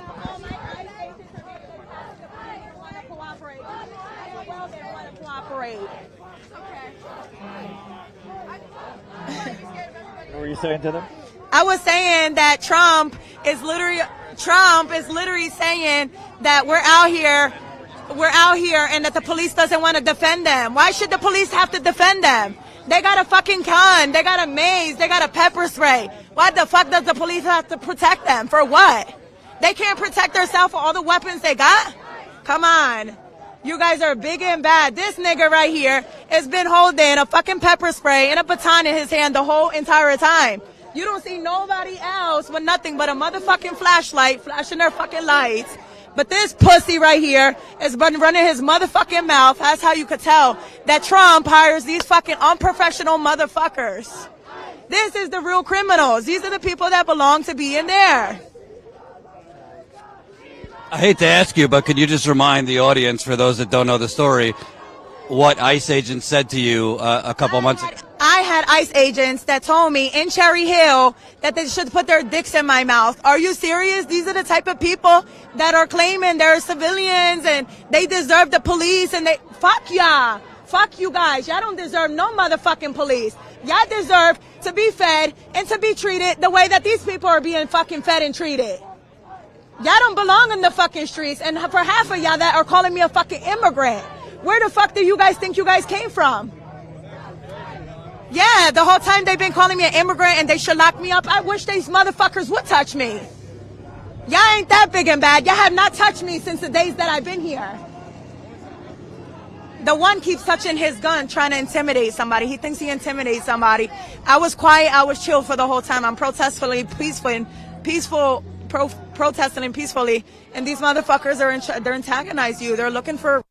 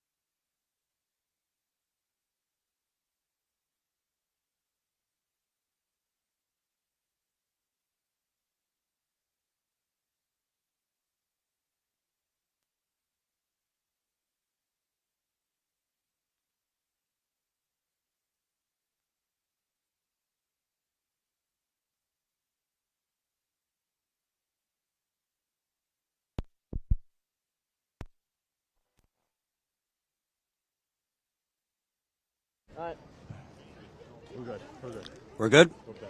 Sorry about that, folks. The batteries died. It is, you know, we're live. Shit happens. We're dodging fascism. We're dodging fascism. Can you come back for a second? So, before our audio... Okay, hold on. There. We good? Before our audio cut out, you were telling people that but ICE agents have threatened to sexually assault you, basically. Yeah, multiple times they have harassed me. They have assaulted me, and they have sexually assaulted me by telling me that they should put their dicks in my mouth. Like, if the criminals are the people inside, the real criminals are the ones right here. These are the real criminals. Would you, something that I think isn't being talked about, something that's not being talked about enough. I mean, the mayor of Newark could send police here to protect the protesters. The governor could send state troopers here to protect the protesters and stop ICE from attacking them. Why should we protect? Why should Working class fucking hate you. Why should our mayor? Why should our police? Why should our president? Why should our Congress, our senators should protect them? Why? Are they protecting our American people? They're assaulting American people. This is not even it doesn't even feel like America anymore. They're not assaulting not only immigrants, but they're assaulting American civilians outside that are peacefully protesting.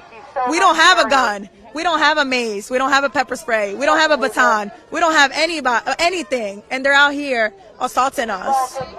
They should be ashamed of themselves. Ashamed. Look at this little bitch right here that has a fucking mace, paper spray, and a baton in his hand. He's been holding it the whole entire time he's been holding it. Nobody else is holding it. Nobody else is feeding in. The only one that's feeding in and the focus, he wants to be the focus so bad. He wants to be the attention seeker so bad. We're not in kindergarten anymore, but he acts like we're in kindergarten. Like, for real, for real. They don't get proper training. Trump, do they not get proper training? Jordan,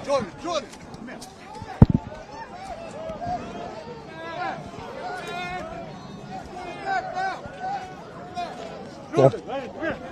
They're pepper spraying. They're pepper spraying. They're attacking protesters again.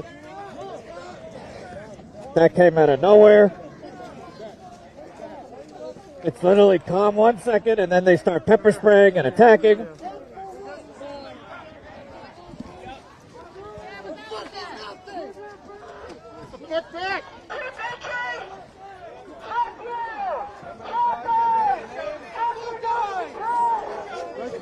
There we go. Here we go. Come here. They're attacking protesters really bad. But batons are out. The batons are out. There's oncoming traffic coming.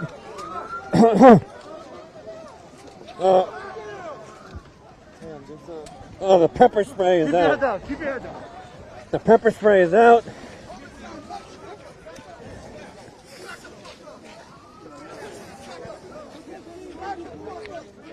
They're saying,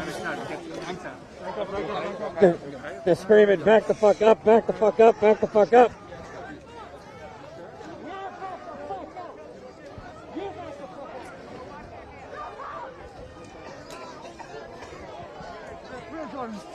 They're saying, hold the line, hold the line, hold the line. Pepper spraying.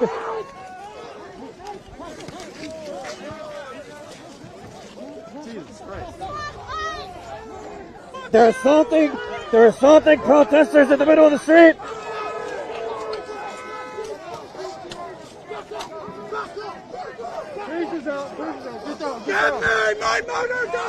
The tasers are out. The tasers are out. All hell is breaking loose. They are at war with the people.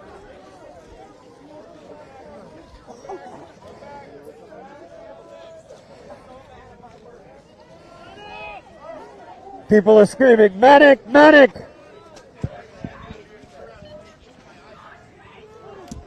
The pepper spray is everywhere. Smash the like button. Share this live stream. Get the mic in there. Get the mic in there. Our seats! streets! Our streets! Our streets! Our streets! Our streets! Fuck ICE! Fuck ICE! Come on, folks! Smash the like button, share this live stream. Support right now.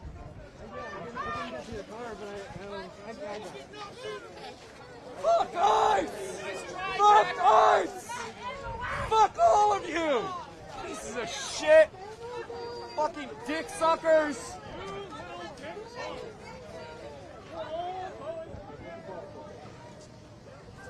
If you're not supporting Status Coup, now is the time. Statuscoup.com/join. We have been assaulted night after night after night, and we're doing this to show you what's actually going on, to cover what the corporate media is covering up. I got pepper spray in my eye again. These goggles aren't really that protective, unfortunately. Statuscoup.com/join. We need your support now. The only way, this is not going to end tomorrow. This is going to go on probably for days, if not longer. And for us to stay out here and continue covering this around the country, because this will sadly not be the last stop, we need more funding. We do not take funding from corporate America or the corrupt oligarchs funding the Democrats or Republicans. Please support us. 20,000 people watching, fucking 20,000. YouTube is suppressing our channel. That's why we should have a massive audience, but YouTube is hiding this kind of reporting from channels like Status Coup. It's not just fascism on the streets; it's big tech, big tech suppression, and we've seen this in recent weeks as YouTube has again changed its algorithm. This time, throttling leftist channels again.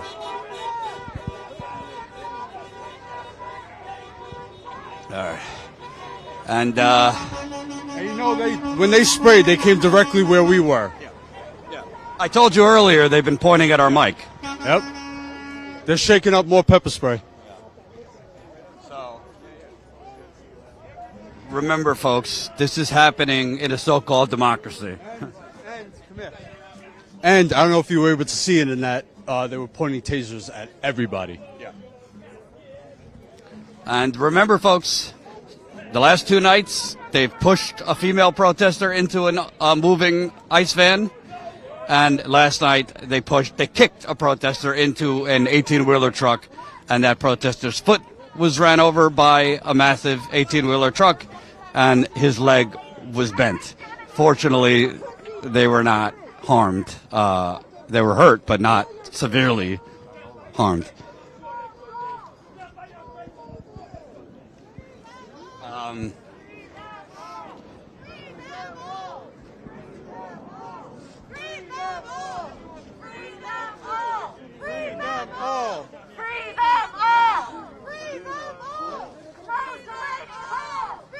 And to remind you, as this chaos is going on outside, reminder, there is a lockdown currently. There's a lockdown currently in one of the units inside. And protesters have been attacked and beaten throughout the day. And I don't have an update count, but last time I checked, there was at least 7 or 8 ambulance trips taking prisoners, hostages that they beat to the hospital.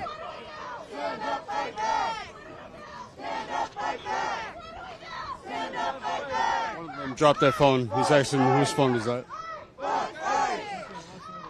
Smash the like button, share this live stream, get it out. And I would encourage you, create your own social media post. Post this link on your social media, whether it's Facebook, IG, TikTok, Blue Sky, you name it, and tell people, tune in now to federal troops attacking unarmed protesters in the middle of the street. Statuscoup.com/join. Should be clean. I just cleaned it. Just ask them if it's clean. They're chanting, fuck ICE, fuck ICE. I see a sign that says, God is watching. The eyes of the Lord are in every place beholding. You see other signs, fuck ICE. melt ice, and they have massive staging lights on. So they're essentially, in addition to pushing protesters into oncoming traffic, they are trying to essentially blind the protesters. You just smashed the trigger off mine. They hit Ryan in the hand. They are intentionally hitting photographers' hands and smashing their cameras so that they break their cameras and they can't work to not show this. So I've been telling you throughout. No, I just got a whiff of pepper spray. They've been fucking with journalists all night. You know, small things like putting their flashlights in our face when we're conducting interviews, but now they're basically destroying photographers' footage. Is this an ICE guy with the camera there? No. Okay. But they do have their camera guy back there somewhere. I saw him before. So, yeah. Not only are they willing to beat journalists, now they want to break our equipment that we don't have the money to replace. So we can't show what's happening. Right. Can't show their crimes. Yeah. Another good reason, support status quo. And while we're at it, you could open up another tab. I'll allow it. You could watch Mercado Media at the same time. He's next to us, Andrew Mercado, in from Minneapolis. A friend of Status Quo. He's got his own channel. He's been out there covering the terror in Minneapolis, Chicago, a lot of other places, and he's here now in Jersey, so he's right next to us. They don't like pictures. They're literally flashing the light in front of us to try and screw with our eyesight. Did they teach you that in the academy? You know the Constitution? Does this kind of remind you a little bit about what you endured in Minneapolis? Yeah, absolutely. I mean, we're seeing, and also in Broadview, in Illinois, and Portland, Oregon, and what adds, more fire to this is that this is a privately funded building. This detention center is a private corporation with Geo Group, and to see taxpayer-funded money of this federal government out here protecting it, it just kind of shows everything. But yeah, in terms of the violence, similar. We haven't seen flashbangs or tear gas yet, but the batons are new. Beating journalists, as we just heard, a photojournalist just told us that they were hit with their camera. Hit with the baton. The one thing I would say is new, and granted I wasn't in Minneapolis, so you can correct me if I'm wrong. I never saw them pushing protesters into Mack trucks. No, that was not a thing we saw there. Getting pushed into traffic. That's one of their tactics they're employing, and also the amount of strobe lights that are being used to shine into people's faces, and also the camera. I see you guys at Status Quo are being hit with the strobe light. And that just shows you guys, if you're watching this feed, make sure you support independent media. The Status Quo, Jordan and John are out here on the ground all day, every day, and they've been out here for the past week. So appreciate the opportunity to work for you guys as well. It's a legendary team you guys got. Thank you. And shout out, by the way, you don't see them, but we have a crew behind the scenes right now frantically cutting these clips across Instagram, X. I hate calling it X. Twitter. Instagram, Blue Sky, Twitter, TikTok. Hold on. You guys, really? You're letting a pedo make you act like this? You said you're making a pedo make you act like this. We know which pedo he's talking about. And I just want to emphasize, earlier I saw CNN out here. I do not see the CNN reporter out here anymore. Isn't that interesting? I did see CNN out here earlier when it was not as violent. I do not see them now. So you could draw whatever conclusion you want from that. I don't see any of the other mainstream media networks out here. Maybe they're just banking on local affiliates to give them footage. I have seen repeatedly mainstream outlets, local news outlets. I've seen their journalists sitting in their cars while this is happening. You all right, Will? Yeah, I just had a really bad headache for like the whole day. Oh, I'm sorry. Okay. It's all right. You get tear gassed. You're up so late. Sorry, I keep saying tear gas, and I mean pepper spray. No, thank you very. John is correcting me, and that's the right thing to do because we are honest media. And that's what we make. Humans make mistakes. Journalists make corrections. Anyway. I also think what you said is, the story's not about us, but people might not realize watching. I mean, we're all on basically no sleep for days. Yeah, absolutely. We are often out in the field until, well past midnight, 1 a.m., 2 a.m., and then it's just a new phase of work. We have to go home, import the media. I'm going through photos. There's multiple more hours of editing that happen between usually 2 a.m. and 4 a.m. I literally went to bed at 4 a.m. And then on top of that, mad love for Ford Fisher, but that guy snores, and that was tough. So, we had a rough night of sleep, and then we're out here again. And, it's hard to stay hydrated when you're moving around so much and you're trying to focus on all these things. Or eat. And, I got to give a big shout out to the mutual aid stations back there on the other side of this area. And God bless whoever's supplying I've never seen so many pallets of water. There's snacks over there and everything. Actually, that reminds me, right before all that had gone out, I had got some snacks for the crew. So. All right, so I want to point out here, because I think it's just human nature. So right now on YouTube, you're watching, and it's kind of calm. That could literally change in about 10 seconds. Hold on. You got the weapons. Fucking punks! You need weapons to come after people with cardboard signs? Really? How about you do this? You make it a fair fight. Put all your weapons away, and then come after us. See what happens. They like to punch down. That's Yeah. their thing. They like This is fuck ICE. They're getting their revenge. Because we say fuck ICE, this is fuck ICE. They're fucking up our eyes. They're concentration that's camp the guards. Yeah, they are. Guards for concentration camps who punch down. That's what they do. Murderers. Yeah, if you pay them enough, they'll punch down and for guard that a camp, you're a concentration fucking camp. murderer.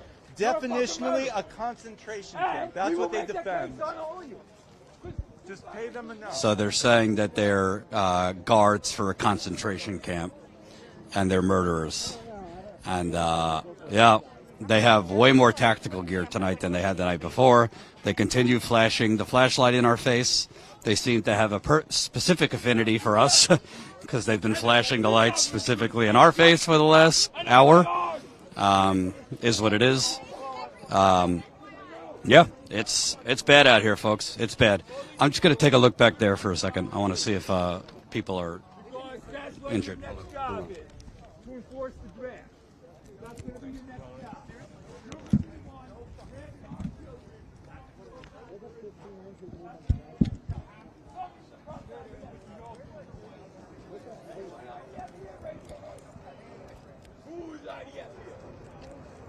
Who's IDF? Ah, you're not raising your hand, huh? Learn how to kill people and die.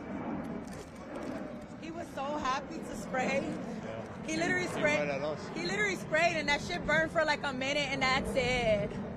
Boo-hoo. Literally for like a quick second, that shit burned. Flashlight died. Batteries go out. 1978. Never tear gas before. Literally, it burned for like a second, a quick second. There's some bitches for real. Say it louder so we can hear you and we can laugh together. Say it louder. Take off your mask, clown.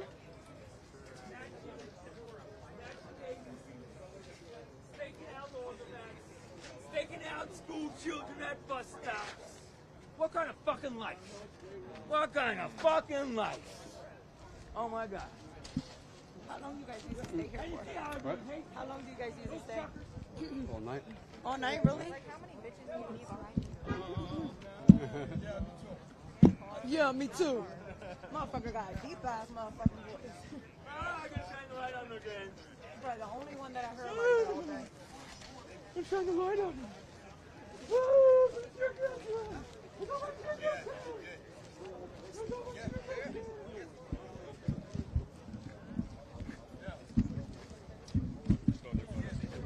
Only if the wind pushed all that shit back in their face.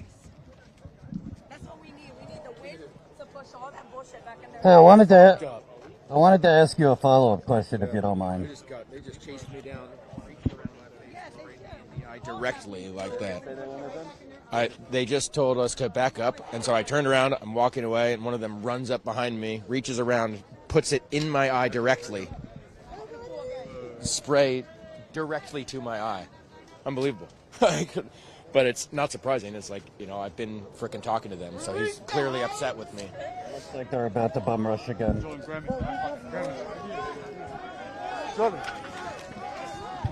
Here they come again.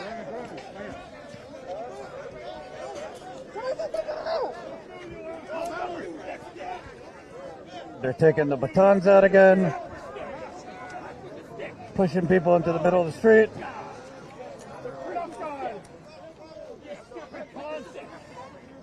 Now they're moving back. They continually keep saying, hold the line, like they're in some fucking war zone. Our streets! Our streets! Our streets! Our streets! Our streets! Our streets! Prick with the stick! The prick with the stick! The prick with the stick! The prick with the stick! The prick with the stick! The prick with the stick! The prick with the stick!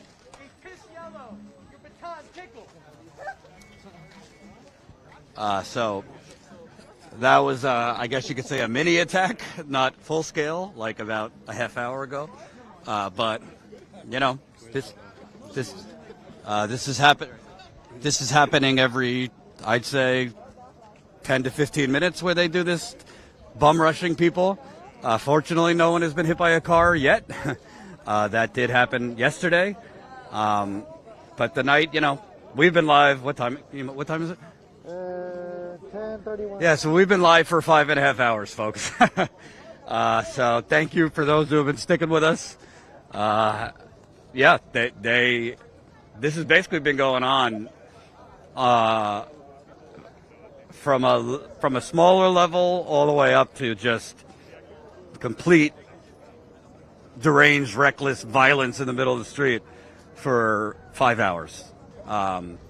It started with kind of mini things during the day where they push people into the street, to most recently pulling out their tasers, beating people on the ground, pepper spraying. They also are now attacking journalists and destroying their equipment. So it's really violent, really violent. Say that again? We were with someone. She was a small woman, and we think that they took her. They targeted the small woman in the crowd. They weren't going after men. They were just targeting the smaller woman, and we think that they arrested multiple people. I'm going to report it. Okay, go ahead. So that individual is telling me that they attacked a smaller female and arrested her. And earlier, kind of like a surreal moment, we were live, and a woman came up to me and said, "Oh, are you status Coup?" and showed me her phone, and she had our tweet, or one of our tweets on Twitter at the top of her Twitter, and it was a tweet of our footage showing her son dragged by ICE 2 nights ago. And I was able to talk to her, and she explained to me that they attacked her son, basically for no reason, dragged him on all fours, then took him back there in the loading zone there in the prison, held him there for 2 hours. She actually sent me pictures of significant bruises. Significant bruises. Oh, here we go again. So they're saying, hold the line, hold the line. People are chanting, fuck ICE, fuck ICE.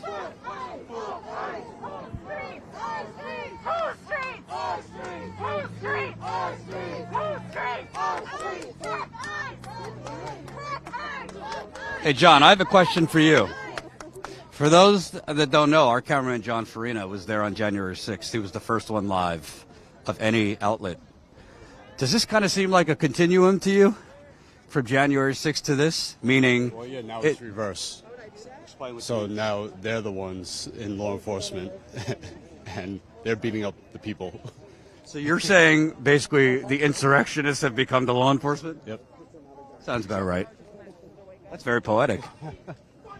It's a reverse now. Freedom of fucking speech. All we're fucking out here doing is speak. And you guys fucking beat people? You think you're fucking law and order? You think you're fucking justice? Think about it. Think about it. We're out here expressing our First Amendment right. Not our second, our third, our 16th, our fucking first. And what are you guys doing out here? You're lined up in military gear, and every 40 minutes you come and attack people. How do you think you're justice? How do you think you represent anything that's new with fucking America, except for the fact that we've been racist since the fucking beginning? We're trying to live up to our fucking ideals, but we're not. We're fucking not. And it's so plain as day. It's the First fucking Amendment. And your guys' job is to come out here and intimidate the people for expressing their First Amendment right. To fucking pepper spray them in the eye from behind, to hit them with fucking batons when we're mad. You're fucking throwing people to the traffic. What a shame. Shame on you guys. Shame. If you guys are abusing people on the outside, what are you guys doing on the inside? What are you guys doing in the inside with these innocent people? How would you like if you got fucking attacked? Would you like that? Would your mother like that? Would your father like that? Would your children feel like that? You guys are some bitches. You guys are out here intimidating people. You guys want a fucking reaction because you guys think you're big and bad because you got a gun, because you hold a baton, because you got fucking weapons, and you guys are out here intimidating other people. I know You're you a swore an oath bitch. to the Constitution. And so is your family. What happened to your oath? You're out man? here spraying innocent people. What happened to your oath? That doesn't apply to immigrants. Because they're fucking racist. How do you guys explain it They're to fucking yourselves? racist pieces of shit. Shame on you guys. And they know it. First Amendment. Where the fuck do you guys think you guys come from? Where? Where do you guys come from? Half of you motherfuckers are Hispanic. You should be united. You guys are our brothers and sisters. You should be united. They're nobody's fucking brother. They're the fucking enemy. But you guys are out here fucking pepper spraying and mistreating people in there. How would you like if your mother got raped? If your daughter got raped? How would you feel? How would you feel if somebody came and raped your grandma? How would you feel? Would you feel good about that? But you're out here abusing innocent people that got their hands up. Wow, you guys got nothing but fucking weapons. Come on. You guys ain't shit without them weapons. You guys ain't shit without that gun. You ain't shit without that baton. You ain't shit without that mace. You guys ain't shit, really. Because if you guys were out here without no uniform, I'm telling you guys, half of y'all bitches would have been quit your job a long time ago. A long time ago, y'all would have quit. Y'all wouldn't be here. Y'all only sitting here because you guys got weapons. And y'all think you're big and bad because you got a uniform on. But I promise you, if you didn't have that gun, you didn't have that baton, you didn't have that uniform you carry, I bet you 100% you wouldn't be sitting here. You wouldn't be standing here on your feet 12 hours, 14 hours. What a shame. What a shame. This doesn't feel like America anymore. People come here for a better life. Shame. And you have a husband that's inside Correct. this prison. He was accused. ICE said that he came here and he crossed over 3 times illegally and he's deported, got deported 3 times. Bullshit.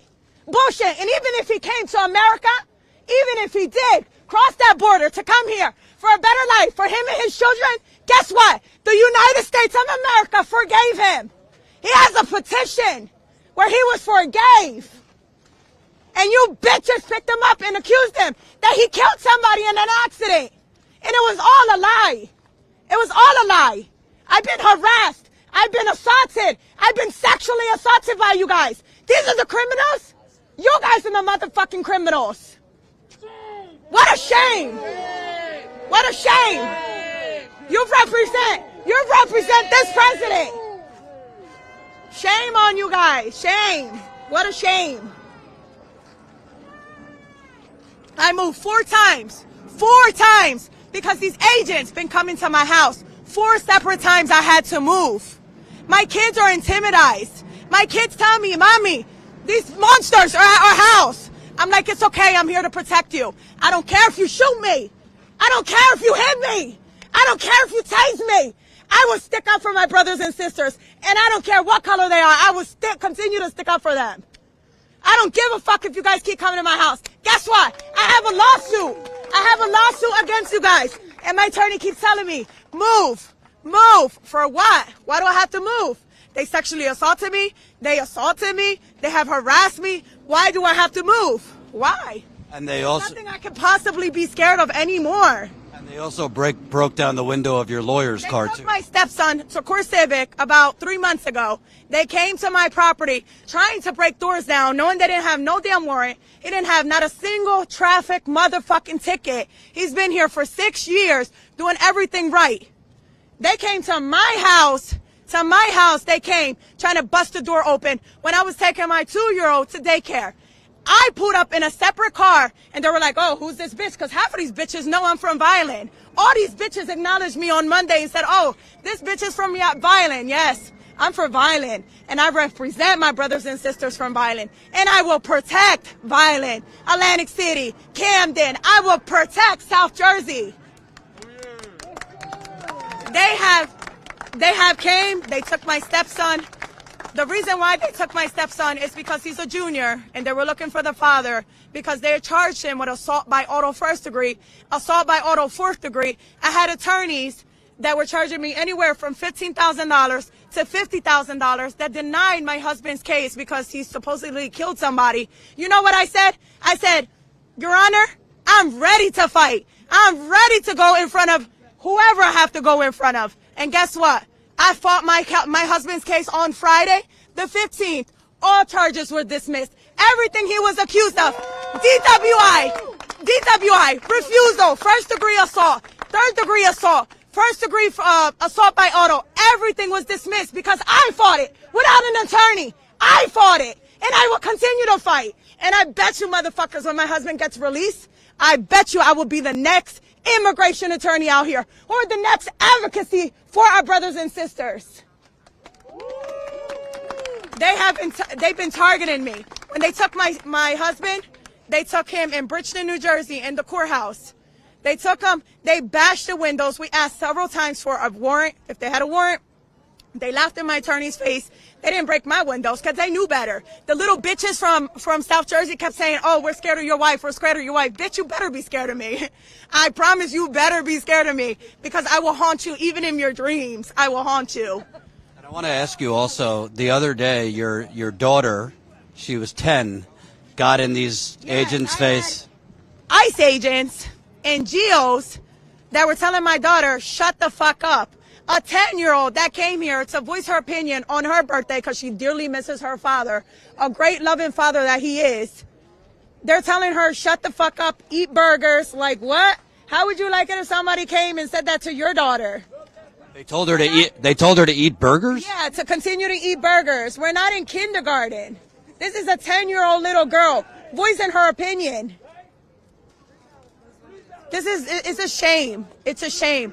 But I'm telling you, my God, I promise I don't need an attorney. I don't need an immigration attorney. And trust me when I tell you, I'm $40,000 in immigration fees. You know what the judge told me? I did a waiver because I have a son that's on a life support ventilator machine. And I did a waiver to tell immigration, please, not immigration, the judge. I need a waiver. This is my medical bills. This is what I'm dealing with right now. They told me my husband makes too much money to qualify for them to dismiss the waiver. What does it matter if he makes too much money if he's locked up? Right, it doesn't make no sense. It really absolutely makes no sense. So now I want to hear the excuse. I want to hear the excuse, what the excuse is going to be when we have court coming up. I want to hear what the excuse is going to be to release my husband. That's what I want to know. Because I know what they did, they committed a crime. And your husband also has diabetes, and his... He came in here with type 2 diabetes. Type 2, getting $1,000 metformin. I'm a nurse. Now he's on insulin. His sugar's dropping to 50. Is he being deprived medication in there? He gets medication. I have never had an issue, but they keep changing medications. They're giving him metformin, they're giving him insulin, and either it's insulin or metformin, you cannot mix them. But this is disgusting. If they got a mother and their father, and they got children, they should feel what we're feeling.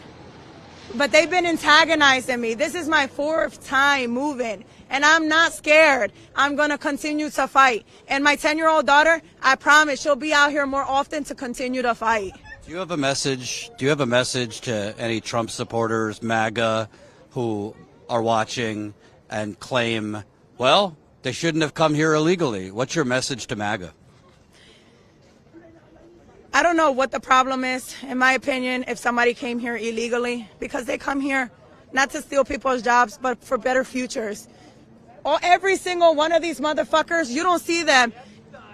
He looks Hispanic. Half of these people, they look like they come from immigrant families. You don't see them in the farm in 100 degrees. They got an easy job. Why don't they go build our houses? Why they don't go in the farm? Why? Why not? But yet, this is who we're supporting. This is the people that we're supporting. It's disgusting. It breaks my heart. Tell people your name again. My name is Deborah. Thank you. I would say you're a lot more brave than any of these politicians. I'm very brave, and I'm telling you, that gun, that mace, that pepper spray, the baton, it's not going to continue to shut me up. It's not going to shut me up. They have already done everything in the book they could possibly do to hurt me and my family. We're the strongest people they can ever think that they're going to. They think they're hurting me. They're not hurting me. They make me stronger and stronger. They don't hurt me. Monday, they said that they didn't throw rubber bullets. That rubber bullet hit me in my arm. You seen the mark I had in my arm? Yep. That shit didn't hurt. It didn't hurt. And I continue to stay out here.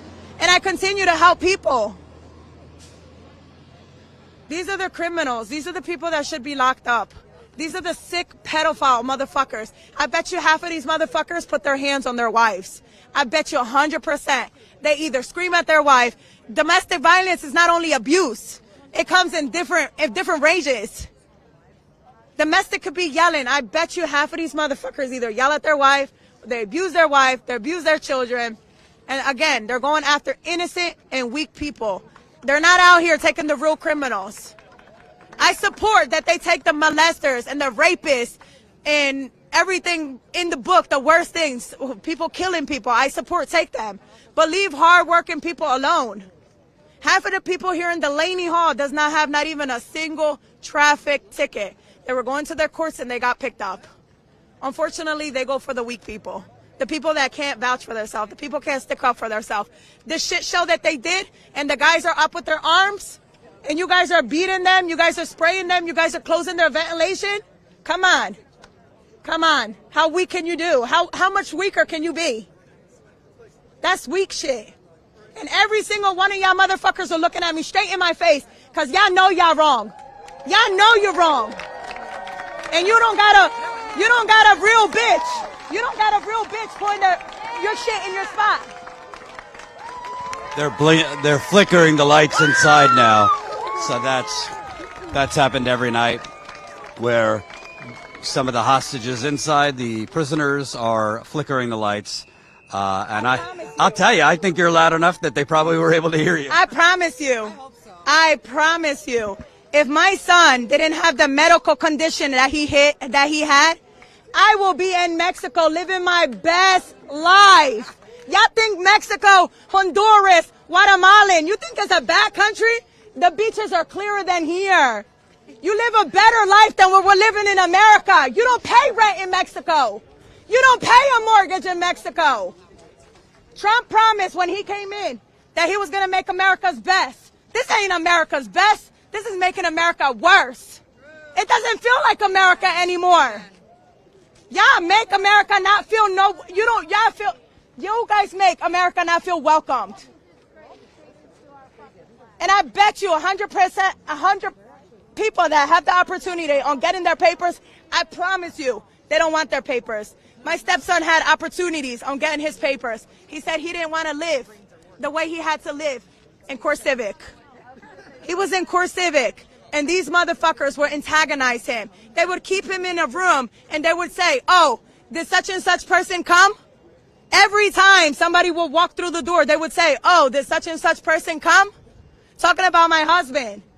And they left him locked up in a room all fucking day by himself. That's inhumane. They fed him 2 times a day. Not 3 times, not 1 time, 2 times. That's inhumane. Inhumane. Can I ask you, how are your children doing with all this? Because it's very hard on all the families and the children. So my children, honestly, they're very brave children, as you can see that she stood up. My children are really not affected. I think they get scared a little bit at night only because they have obviously their own room. They have nothing to fear. I have dash cameras in my car. I have to go everywhere, ride around everywhere with dash cameras, 24 hours surveillance around my car. I have to have cameras all around my house. Y'all haven't seen the videos that these people have done to me.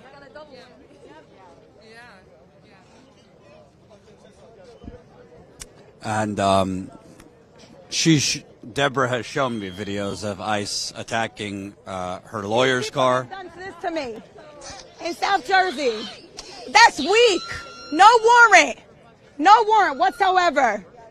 And they took a loving father. This is how many times I've been antagonized by them. This is how many times I've been antagonized by these agents.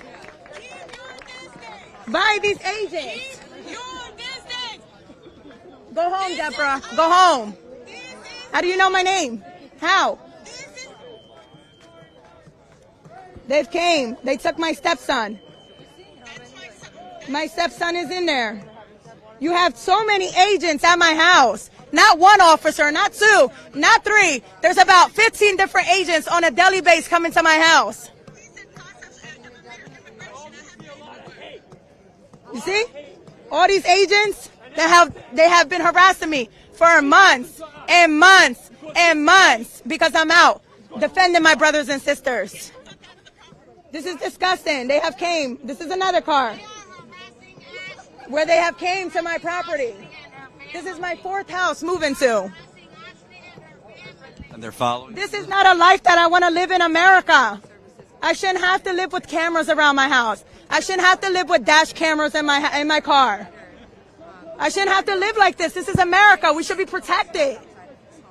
If they're not getting protected, why are we not getting protected? We're being assaulted out here. Why are we not being protected by the police? Why does the police have to be on their side? Why are they not on our side? Where are the police? Exactly. Where are the police? So what did they say to you? I'm sorry? Have you called the police when ICE was harassing you? And if so, what did they say to you? They said that they have no cooperation with ICE. Yes. So on March 26th, when they took my husband, they were at the courthouse.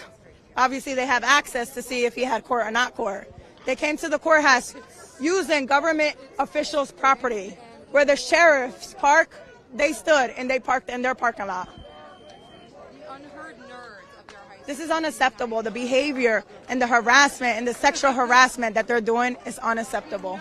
And if they're doing it to us on the outside, what are they doing to them in the inside? Men and women on a daily basis are getting mistreated. This is inhumane. This is not fair. This needs to end. We have to continue to fight. We have to continue to make justice. I'm very sorry for what you've been going through, but thank you for speaking out so people could see what's going on. You're very brave. And I hope and pray that just like Trump is looking at everybody else's videos, that he looks at my video. Because it takes a brave woman to be out here to fight for my children. My children that are my child that's on a life support ventilator machine. A life support ventilator machine. His dad is not a criminal. And if coming here was committing a crime, and if it was a crime that they're saying, they should have never approved my 601 and my I-130. Because it was approved. The United States of America forgave him for unlawful entry. So the fact that they're coming up with every excuse to detain him, it's all bullshit. By the way, unlawful entry to America is a misdemeanor. It's not a felony. It's a misdemeanor. It's not supposed to be this. And they said he came in 3 times and he got deported 3 times. We asked DHS several times to show the proof that he came in 3 times and he was deported 3 times. Because I promise you, if he got deported 3 times as they're claiming, and these bitches keep looking at me because they know they fucked up. If he got deported 3 times as they're claiming, he would be in prison. He wouldn't be in Delaney. He would be in prison. Because if Trump is saying that coming to the United States and crossing over after you get deported is a crime, he wouldn't be in Delaney Hall. He would be in prison serving time. He's not a criminal. And if we're criminals, if anybody, I think the outsiders are the criminals, not the insiders. What's your husband's name?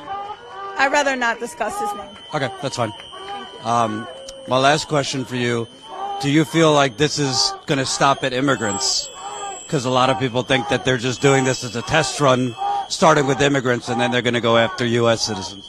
I definitely feel like all of this is retaliation as well, because they're saying we're the problem, that we're out here and we're protesting, but I think this problem would have never started if they were given proper medical attention, if they weren't abusing people, if they weren't feeding people with worms. I think we would not be here. We would be either protesting peacefully, like how we have been doing, and they've been antagonizing and harassing us and provoking us. We would come here every visitation day peacefully to see our families. But they're doing this to them to look for a reaction out of us. That's all it is. Thank you very much. Appreciate it. So that was, wow. I mean, I don't really know what to say to follow up. That was just incredible. That is an incredible mother and wife and woman. Her name is Deborah Gomez. I've interviewed her a few times, but that was something truly special. Her righteous indignation, her tenacity, her bravery, her intelligence, just really incredible. And this is why we exist, folks, so we can show you her. You didn't see her on mainstream media, that's for sure. If we're being honest, you don't see her on most independent media, people like that. And hear those stories. You hear it here at Status Coup. So we've been live now for, what time is it, John? We've been live now for almost 6 hours, I think. I'm going to ask you one more time. I'm going to beg you one more time. Folks, please support us. We need your support. While we've been live, I think we've gotten about 50 new members. That's not enough. We need at least 100 people to sign up to support us so we can stay on the ground. This is not our first rodeo, and this is not going to end tonight. This is going to continue. So if we are going to be able to stay on the ground, what that means is pay John behind the camera, pay Will behind the camera, pay me, pay our editors behind the camera, pay our producers. We have a small team of 5 full-timers and 2 or 3 freelancers. If we're going to be able to do that and pay for travel and pay the live stream, you know how expensive it is to be live for 6 hours? We are way over our data plan. We are going to get hit with a fat bill. So please, I truly ask you, if you can, statuscoup.com/join. There's got to be something. If you look through what you spend money on, there has to be something that you spend $5 on a month that either you forgot you even have or you don't really need. Please cancel it and move it over to actual living, breathing justice journalism. So they have a cameraman on the balcony. And, you know, I haven't really been, I don't want to stress it, but it's pretty clear they've been paying attention to us all night. You know, we've been here every day of this, and they've been flashing their lights. I've seen some of them kind of whispering to each other, looking at us. So, you know, we're trying to stay safe. We don't want to be the story, but it's pretty clear. And there were some other photographers and journalists that came over saying they basically intentionally destroyed their equipment. So in their hands. And their hands. Yep, aiming for the camera and their hands. So this is who you know. Interestingly enough, Trump has said they're taking the worst of the worst. I think he's got to reverse. I think he's deployed the worst of the worst. And, you know, I got to say, I'm not a psychologist. I think that some of the things that these protesters are screaming at these guys, I do see some of them looking ashamed. I do see some of them looking ashamed. You could look in their eyes. Some of them are just gone, and it doesn't matter, and they're giggling. But some of them, I could tell, are feeling ashamed of what they're doing. But, you know, feeling ashamed and actually walking off that line are two different things, and none of them are going to walk off that line. So they're screaming, show me what democracy looks like. This is what democracy looks like. Show me what community looks like. This is what community looks like. ICE, escucha, estamos en la lucha. ICE, escucha, estamos en la lucha. Trump, escucha, estamos en la lucha. Trump, escucha, estamos en la lucha. Trump, escucha, estamos en la lucha. Aquí estamos y no nos vamos. Y si nos echan, no regresamos. Aquí estamos y no nos vamos. Y si nos echan, no regresamos. Porque somos gente buena, no somos ICE.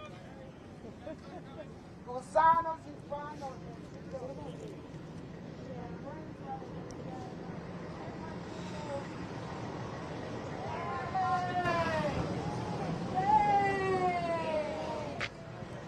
I would advise you, Long time no see. smash the like button, share this live stream. We've still got 1,200 people going.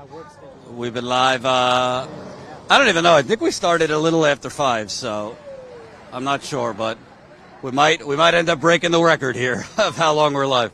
What were you going to say? Where you going to go? I was saying, if you're going to do that, I would do it back there, because I don't want you to put your shit down and then they bum rush. And I also got to remind you, you don't see it because John's behind the camera, but John is carrying very heavy equipment. So sometimes our camera people need a break because they are literally carrying about 20, 30 pounds on them. So we're just going to move to the back for a second here so he could take a break. How's it going? Hey, Jordan. Hey. Can I get a water? Oh, sorry. I've been in need of water for quite some time. Would you ask her for a match? A match? I could go for a whiskey, a match, many things. Let me ask you. You've been out here for hours. You're in their face, whatever. This isn't your first rodeo, but like, do you see in their eyes? Some of them look like they feel ashamed. To me, it's hard to tell, and like they're human also. So like a couple of them tried to make conversation to me, and I said, "Oh, you want to treat me like a human now? Start treating them people like a human first." And that was my answer. So they were trying to. I did at one point, because I had my guitar and a sound system and my signs there, and they had several times back and forth. At one point I said, very honestly, I thank you for not trampling my shit. Because they didn't. They could have, and they didn't. You know, they could have made an excuse that they did. So maybe there is a little humanity in there, and you have to kind of say that some of them made bad mistakes. Some of them are very evil people, you know, and you're not going to reach them. But, you know, just like a lot of people, some people can come to terms with. I was saying that stuff about hate. I definitely think hate is a big part of all of our lives. We all have a little bit of hate, and part of it is our own inadequacies. And instead of dealing with that, maybe we made bad choices, or you know, we could have done something better. It's easier to say, "Oh, it's only those people," and that's what the whole Trump mentality is. But some people are, I think, able to break out of it. I don't know if any of these. I can't tell from looking at people's eyes. Some of them were saying snide remarks, and you know, I was mocking one guy for a spray can, and the next time they came out, I got sprayed. Maybe it was him. So maybe he was showing me a lesson. Shut your mouth, you know. But you hope, and it's worth it to make an appeal. I kind of think I said some nasty stuff to them, but I also said some things trying to appeal to them too. And maybe that's kind of not right. Maybe I should only appeal, but you know, sometimes they also have to understand that people do hate them for this. You know, they're not doing anything. You know, they're not getting any love. Some people might like what they're doing, but there's no love there because it's only a common hate. And that, I mean, the overwhelming majority of Americans, by the polls, are against what they're doing. 2/3, you know, which means 1/3 of Trump's people have changed their mind on it. Because originally, all of Trump's people were all behind it. But now they see, like, what a lunatic, you know, I mean, he's like I think I said this before, it's like he's an intentional cartoon villain, you know? He plays it to the T. And his whole team. And they all talk like blabbermouth, you know, everything. They can't answer a question. Like, you've seen the hearings. It's like we do. Look at this picture of you. Or, you know, it's like they never even answer a question. It's like everyone can see through that. They think who are they impressing? They think they're impressing people? The whole world looks at them as blabbermouths. But the scary part is what's really behind them, the Peter Thiels and all of the mechanizations. Not just the so-called right-wing tech guys, but, you know, Bezos and, you know, help me out. Elon Musk, Bezos, Peter Thiel. But the so-called liberal ones too. You know, they all got the same kind of contracts, and it's ferocious. I mean, if they go through with what NSPM 7, the latest counterterrorism, where he literally signed. Did you see the letter? He literally signed, we will find you and we will kill you. He signed the letter to the American people, and the last words are, we will find you and we will kill you. So, you know, that's cartoon villainism. But the Palantir, and not just Palantir, but a lot of the other companies involved in the AI, the plan is that they can use algorithms to make that the machines, based on computer-driven software, will be able, just like they do, like in Haiti, they're doing it already. The boats, I think they still have a human. I think it prints off this is a suggested, and they have to hit the button. I think that's the way the boats are working. But I know, like when they had the so-called rescue mission, which was really about the uranium, they said that part of the programming was anyone of military male age was going to be automatically killed. So they probably had it running on autopilot at then. Well, we already have AI dropping missiles and bombs. Like look at this. That was their excuse, and it was Anthropic, I think, and was it? I think it was Palantir as well. Yes, and that was like within 1 hour they did that. So I mean that was clearly intentional too, because it was like they wanted to scare all the soldiers, we're going to kill your children. And I'm sure it did have an impact. I mean, could you imagine the morale? But, I mean, Iranians, I'm not Muslim, but can imagine being Muslim, right? And Iran takes out the U.S. bases, and all of a sudden it starts raining after 15 years of no rain. It's got to make you say Inshallah. You know, even if you're not Muslim, Inshallah, you know, you would be deprived of rain by the United States, a genocide, unspoken. And the only way it was revealed when they took out the bases. So, you know, I don't know what you're asking. I don't know if I answered your question. I don't even know what I asked. That's all right. Thank you, sir. I appreciate it. So where's this content going to go? Oh, here we go. We're live right now. Status quo. We're live. Okay. All right. Thank you. All right, here we go again.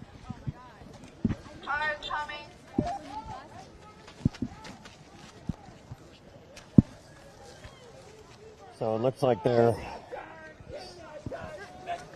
attacking they're about to bum rush people again. Here we go. They're pushing protesters back. There we go. They're hitting people with their batons. There's people on the ground now.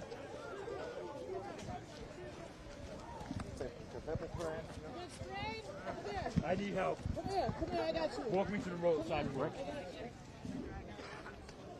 Oh, yeah, the pepper spray is.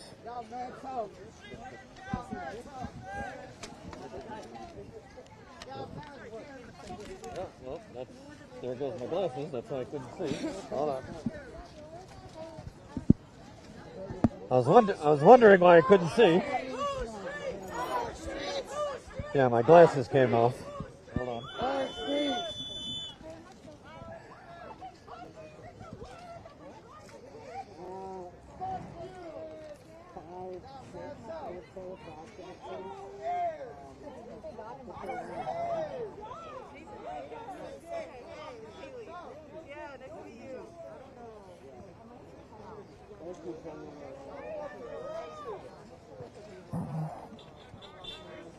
Yeah, they got you good. All right, folks. You know where Will is? What? You know where Will went? I guess my shirt works. Oh, man.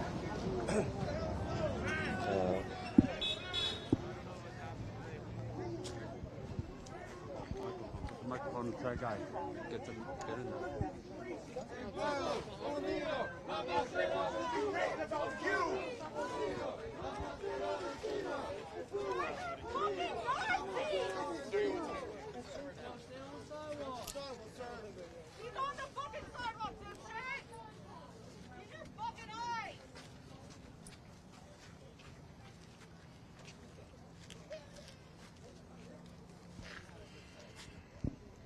So right now is a standoff. People are chanting, "Fuck you, Nazis! Fuck you, Nazis!"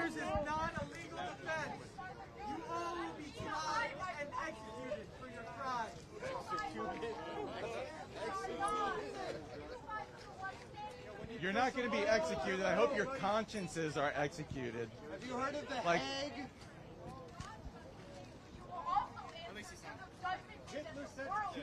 yeah, let's be real. Let's be real. You're not going to be executed. I hope you remember this when you were defending a concentration camp today. Hell yeah? Okay, fucking Nazi. Isn't it crazy? Like, you'll just be a Nazi. You'll be defending a concentration camp if you get paid enough.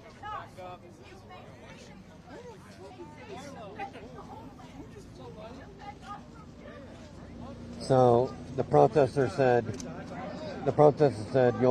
you're defending a concentration camp, and the ICE agent said, "Hell yeah."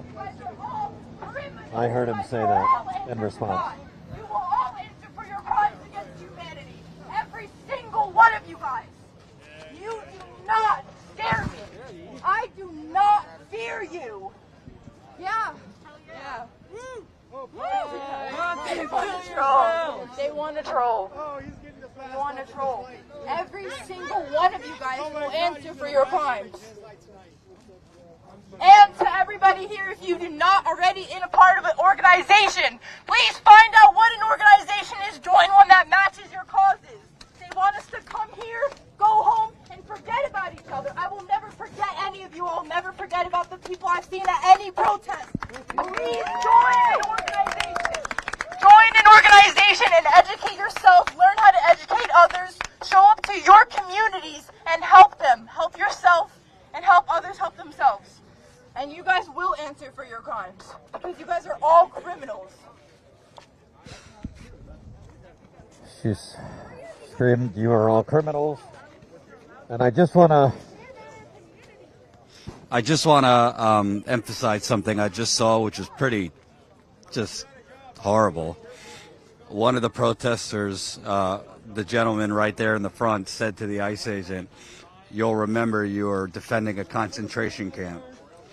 And one of the stormtroopers listening, one of the stormtroopers he said that to responded, "Hell yeah." Let that sink in. He said, "You'll remember one day you defended a concentration camp." And the ICE guard responded, "Hell yeah." Think about the type of individuals that have to be in those military fatigues to respond that way. I mean, it's just really heinous. Really heinous. Hey, to the folks behind the camera, Jenny, Colin, Michelle, Ty, do what you got to do. I know you've been working all day, and I don't want you guys working, all night. So feel free to tap out whenever you have to. Totally fine. if something crazy happens, we'll call you, but I don't want you to have to work all night. So I am going to hand the microphone off soon to Will because I can't really walk anymore. I've been live for six hours, and I no longer have the body to be live for that long, specifically the back. But right now it's calm. That changes. Yeah, let's reset.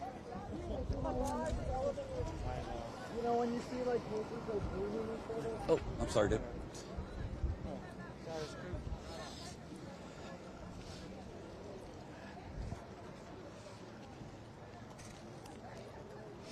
So I'm going to reset. So first of all, we've been live for over 6 hours. So if that's not enough for you, then by God, I'll never convince you. But we've been live now for over 6 hours, and I think that is worth $5 a month. What do you think? We've been live for over 6 hours, and I'm pretty damn sure that's worth your $5 a month. Not only have we been live for 6 hours, but we have a team behind us who have been feverishly cutting clips for us so we can get this out to the masses who are not watching live. So I ask you, sincerely ask you, one last time before I hand it off, if you can, I understand those who can't, but if you have like $5 a month, what's your excuse not to support the leading independent journalism outlet in America covering what the corporate media covers up? What would be your excuse? Statuscoup.com/join, statuscoup.com/donate. I want to just go through what's happened here one more time. Earlier today, I would say about 1, 2 o'clock, I started getting messages from sources that prisoners inside, the hostages inside, were being beaten by the guards. I started hearing that some type of chemical was released. We were later able to confirm that was pepper spray. And when they released the pepper spray, after beating the prisoners, including beating them so severely that several were bloodied, one broke their nose. It could be more now, but since I've been here, I know that there was at least 6 or 7 instances where ambulances came and brought prisoners out. We got footage of one of the prisoners carried out in a stretcher into the ambulance. One was unconscious. I know that. And one unit, I don't know the exact unit, but one of the units was put on lockdown. It's speculation on my part, but I think they're basically trying to instigate a prison riot. I think they are trying to initiate a prison riot. How you doing? I think they're trying to initiate a prison riot, basically to continue to push Trump's narrative that these are criminals. See, they rioted. The criminals in there. Yeah, we served them worms, but they're criminals. Oh, we served them expired food, but they're criminals. We deprived them of medication, but they're criminals. We kept them up all night, psychological torture, but they're criminals. We didn't let them have rec time outside. They're criminals. I think what they're trying to do is not only break the hunger strike, which is now, in less than an hour, going to be on day 8 of the hunger strike. At midnight is day 8 of the hunger and labor strike, and there are still prisoners on that hunger strike. A lot have stopped because it is very difficult to not eat for that long. But at midnight will be day 8, and all of them are still on a labor strike. The Trump administration has threatened to force feed these prisoners inside if they continue to remain on a hunger strike. They're claiming they will force feed those that they deem ill. Because, of course we trust the Trump administration to decide who's ill, right? So that's what's going on here. They're basically retaliating through brute force against these prisoners who are exercising the only power and leverage they have, which is to abstain from eating and working. And on the outside, well, we've been showing you what's going on for 6 hours. So, you know, I've been doing this a long time. I've been live in other instances for this long. It's not easy. But I think the thing hardest about this is not, I mean, all of it's hard. It's hard to be exposed to this kind of violence. It's hard to dodge pepper spray and dodge batons and tasers and pepper balls and all that. But I think the hardest thing about all this is just, at a certain point, you're just kind of at a loss for words. And I know how to talk, as you know. But at a certain point, you kind of just lose the words because there really becomes no words for what you're seeing. It's just like this is a particular kind of sickness. This is a particular kind of sickness. It's a particular kind of evil. Unlike the bullshit journalists who claim, well, there's always two sides to a story. No, there's really not always two sides to a story. Sometimes there's one side. Sometimes there's 3 or 4 sides. Sometimes there's 2 sides. But somewhere along the lines in American quote-unquote journalism, it was told to journalism students, it was told to people that, well, you have to show both sides. No, our job is not to show both sides. Our job is to show which side is lying. That's the job of journalists, to tell who is lying and who is telling the truth, to tell what are the facts and what are the lies, not to pretend that there's 2 sides to every story, because there's not. And in this case, you have untrained, unvetted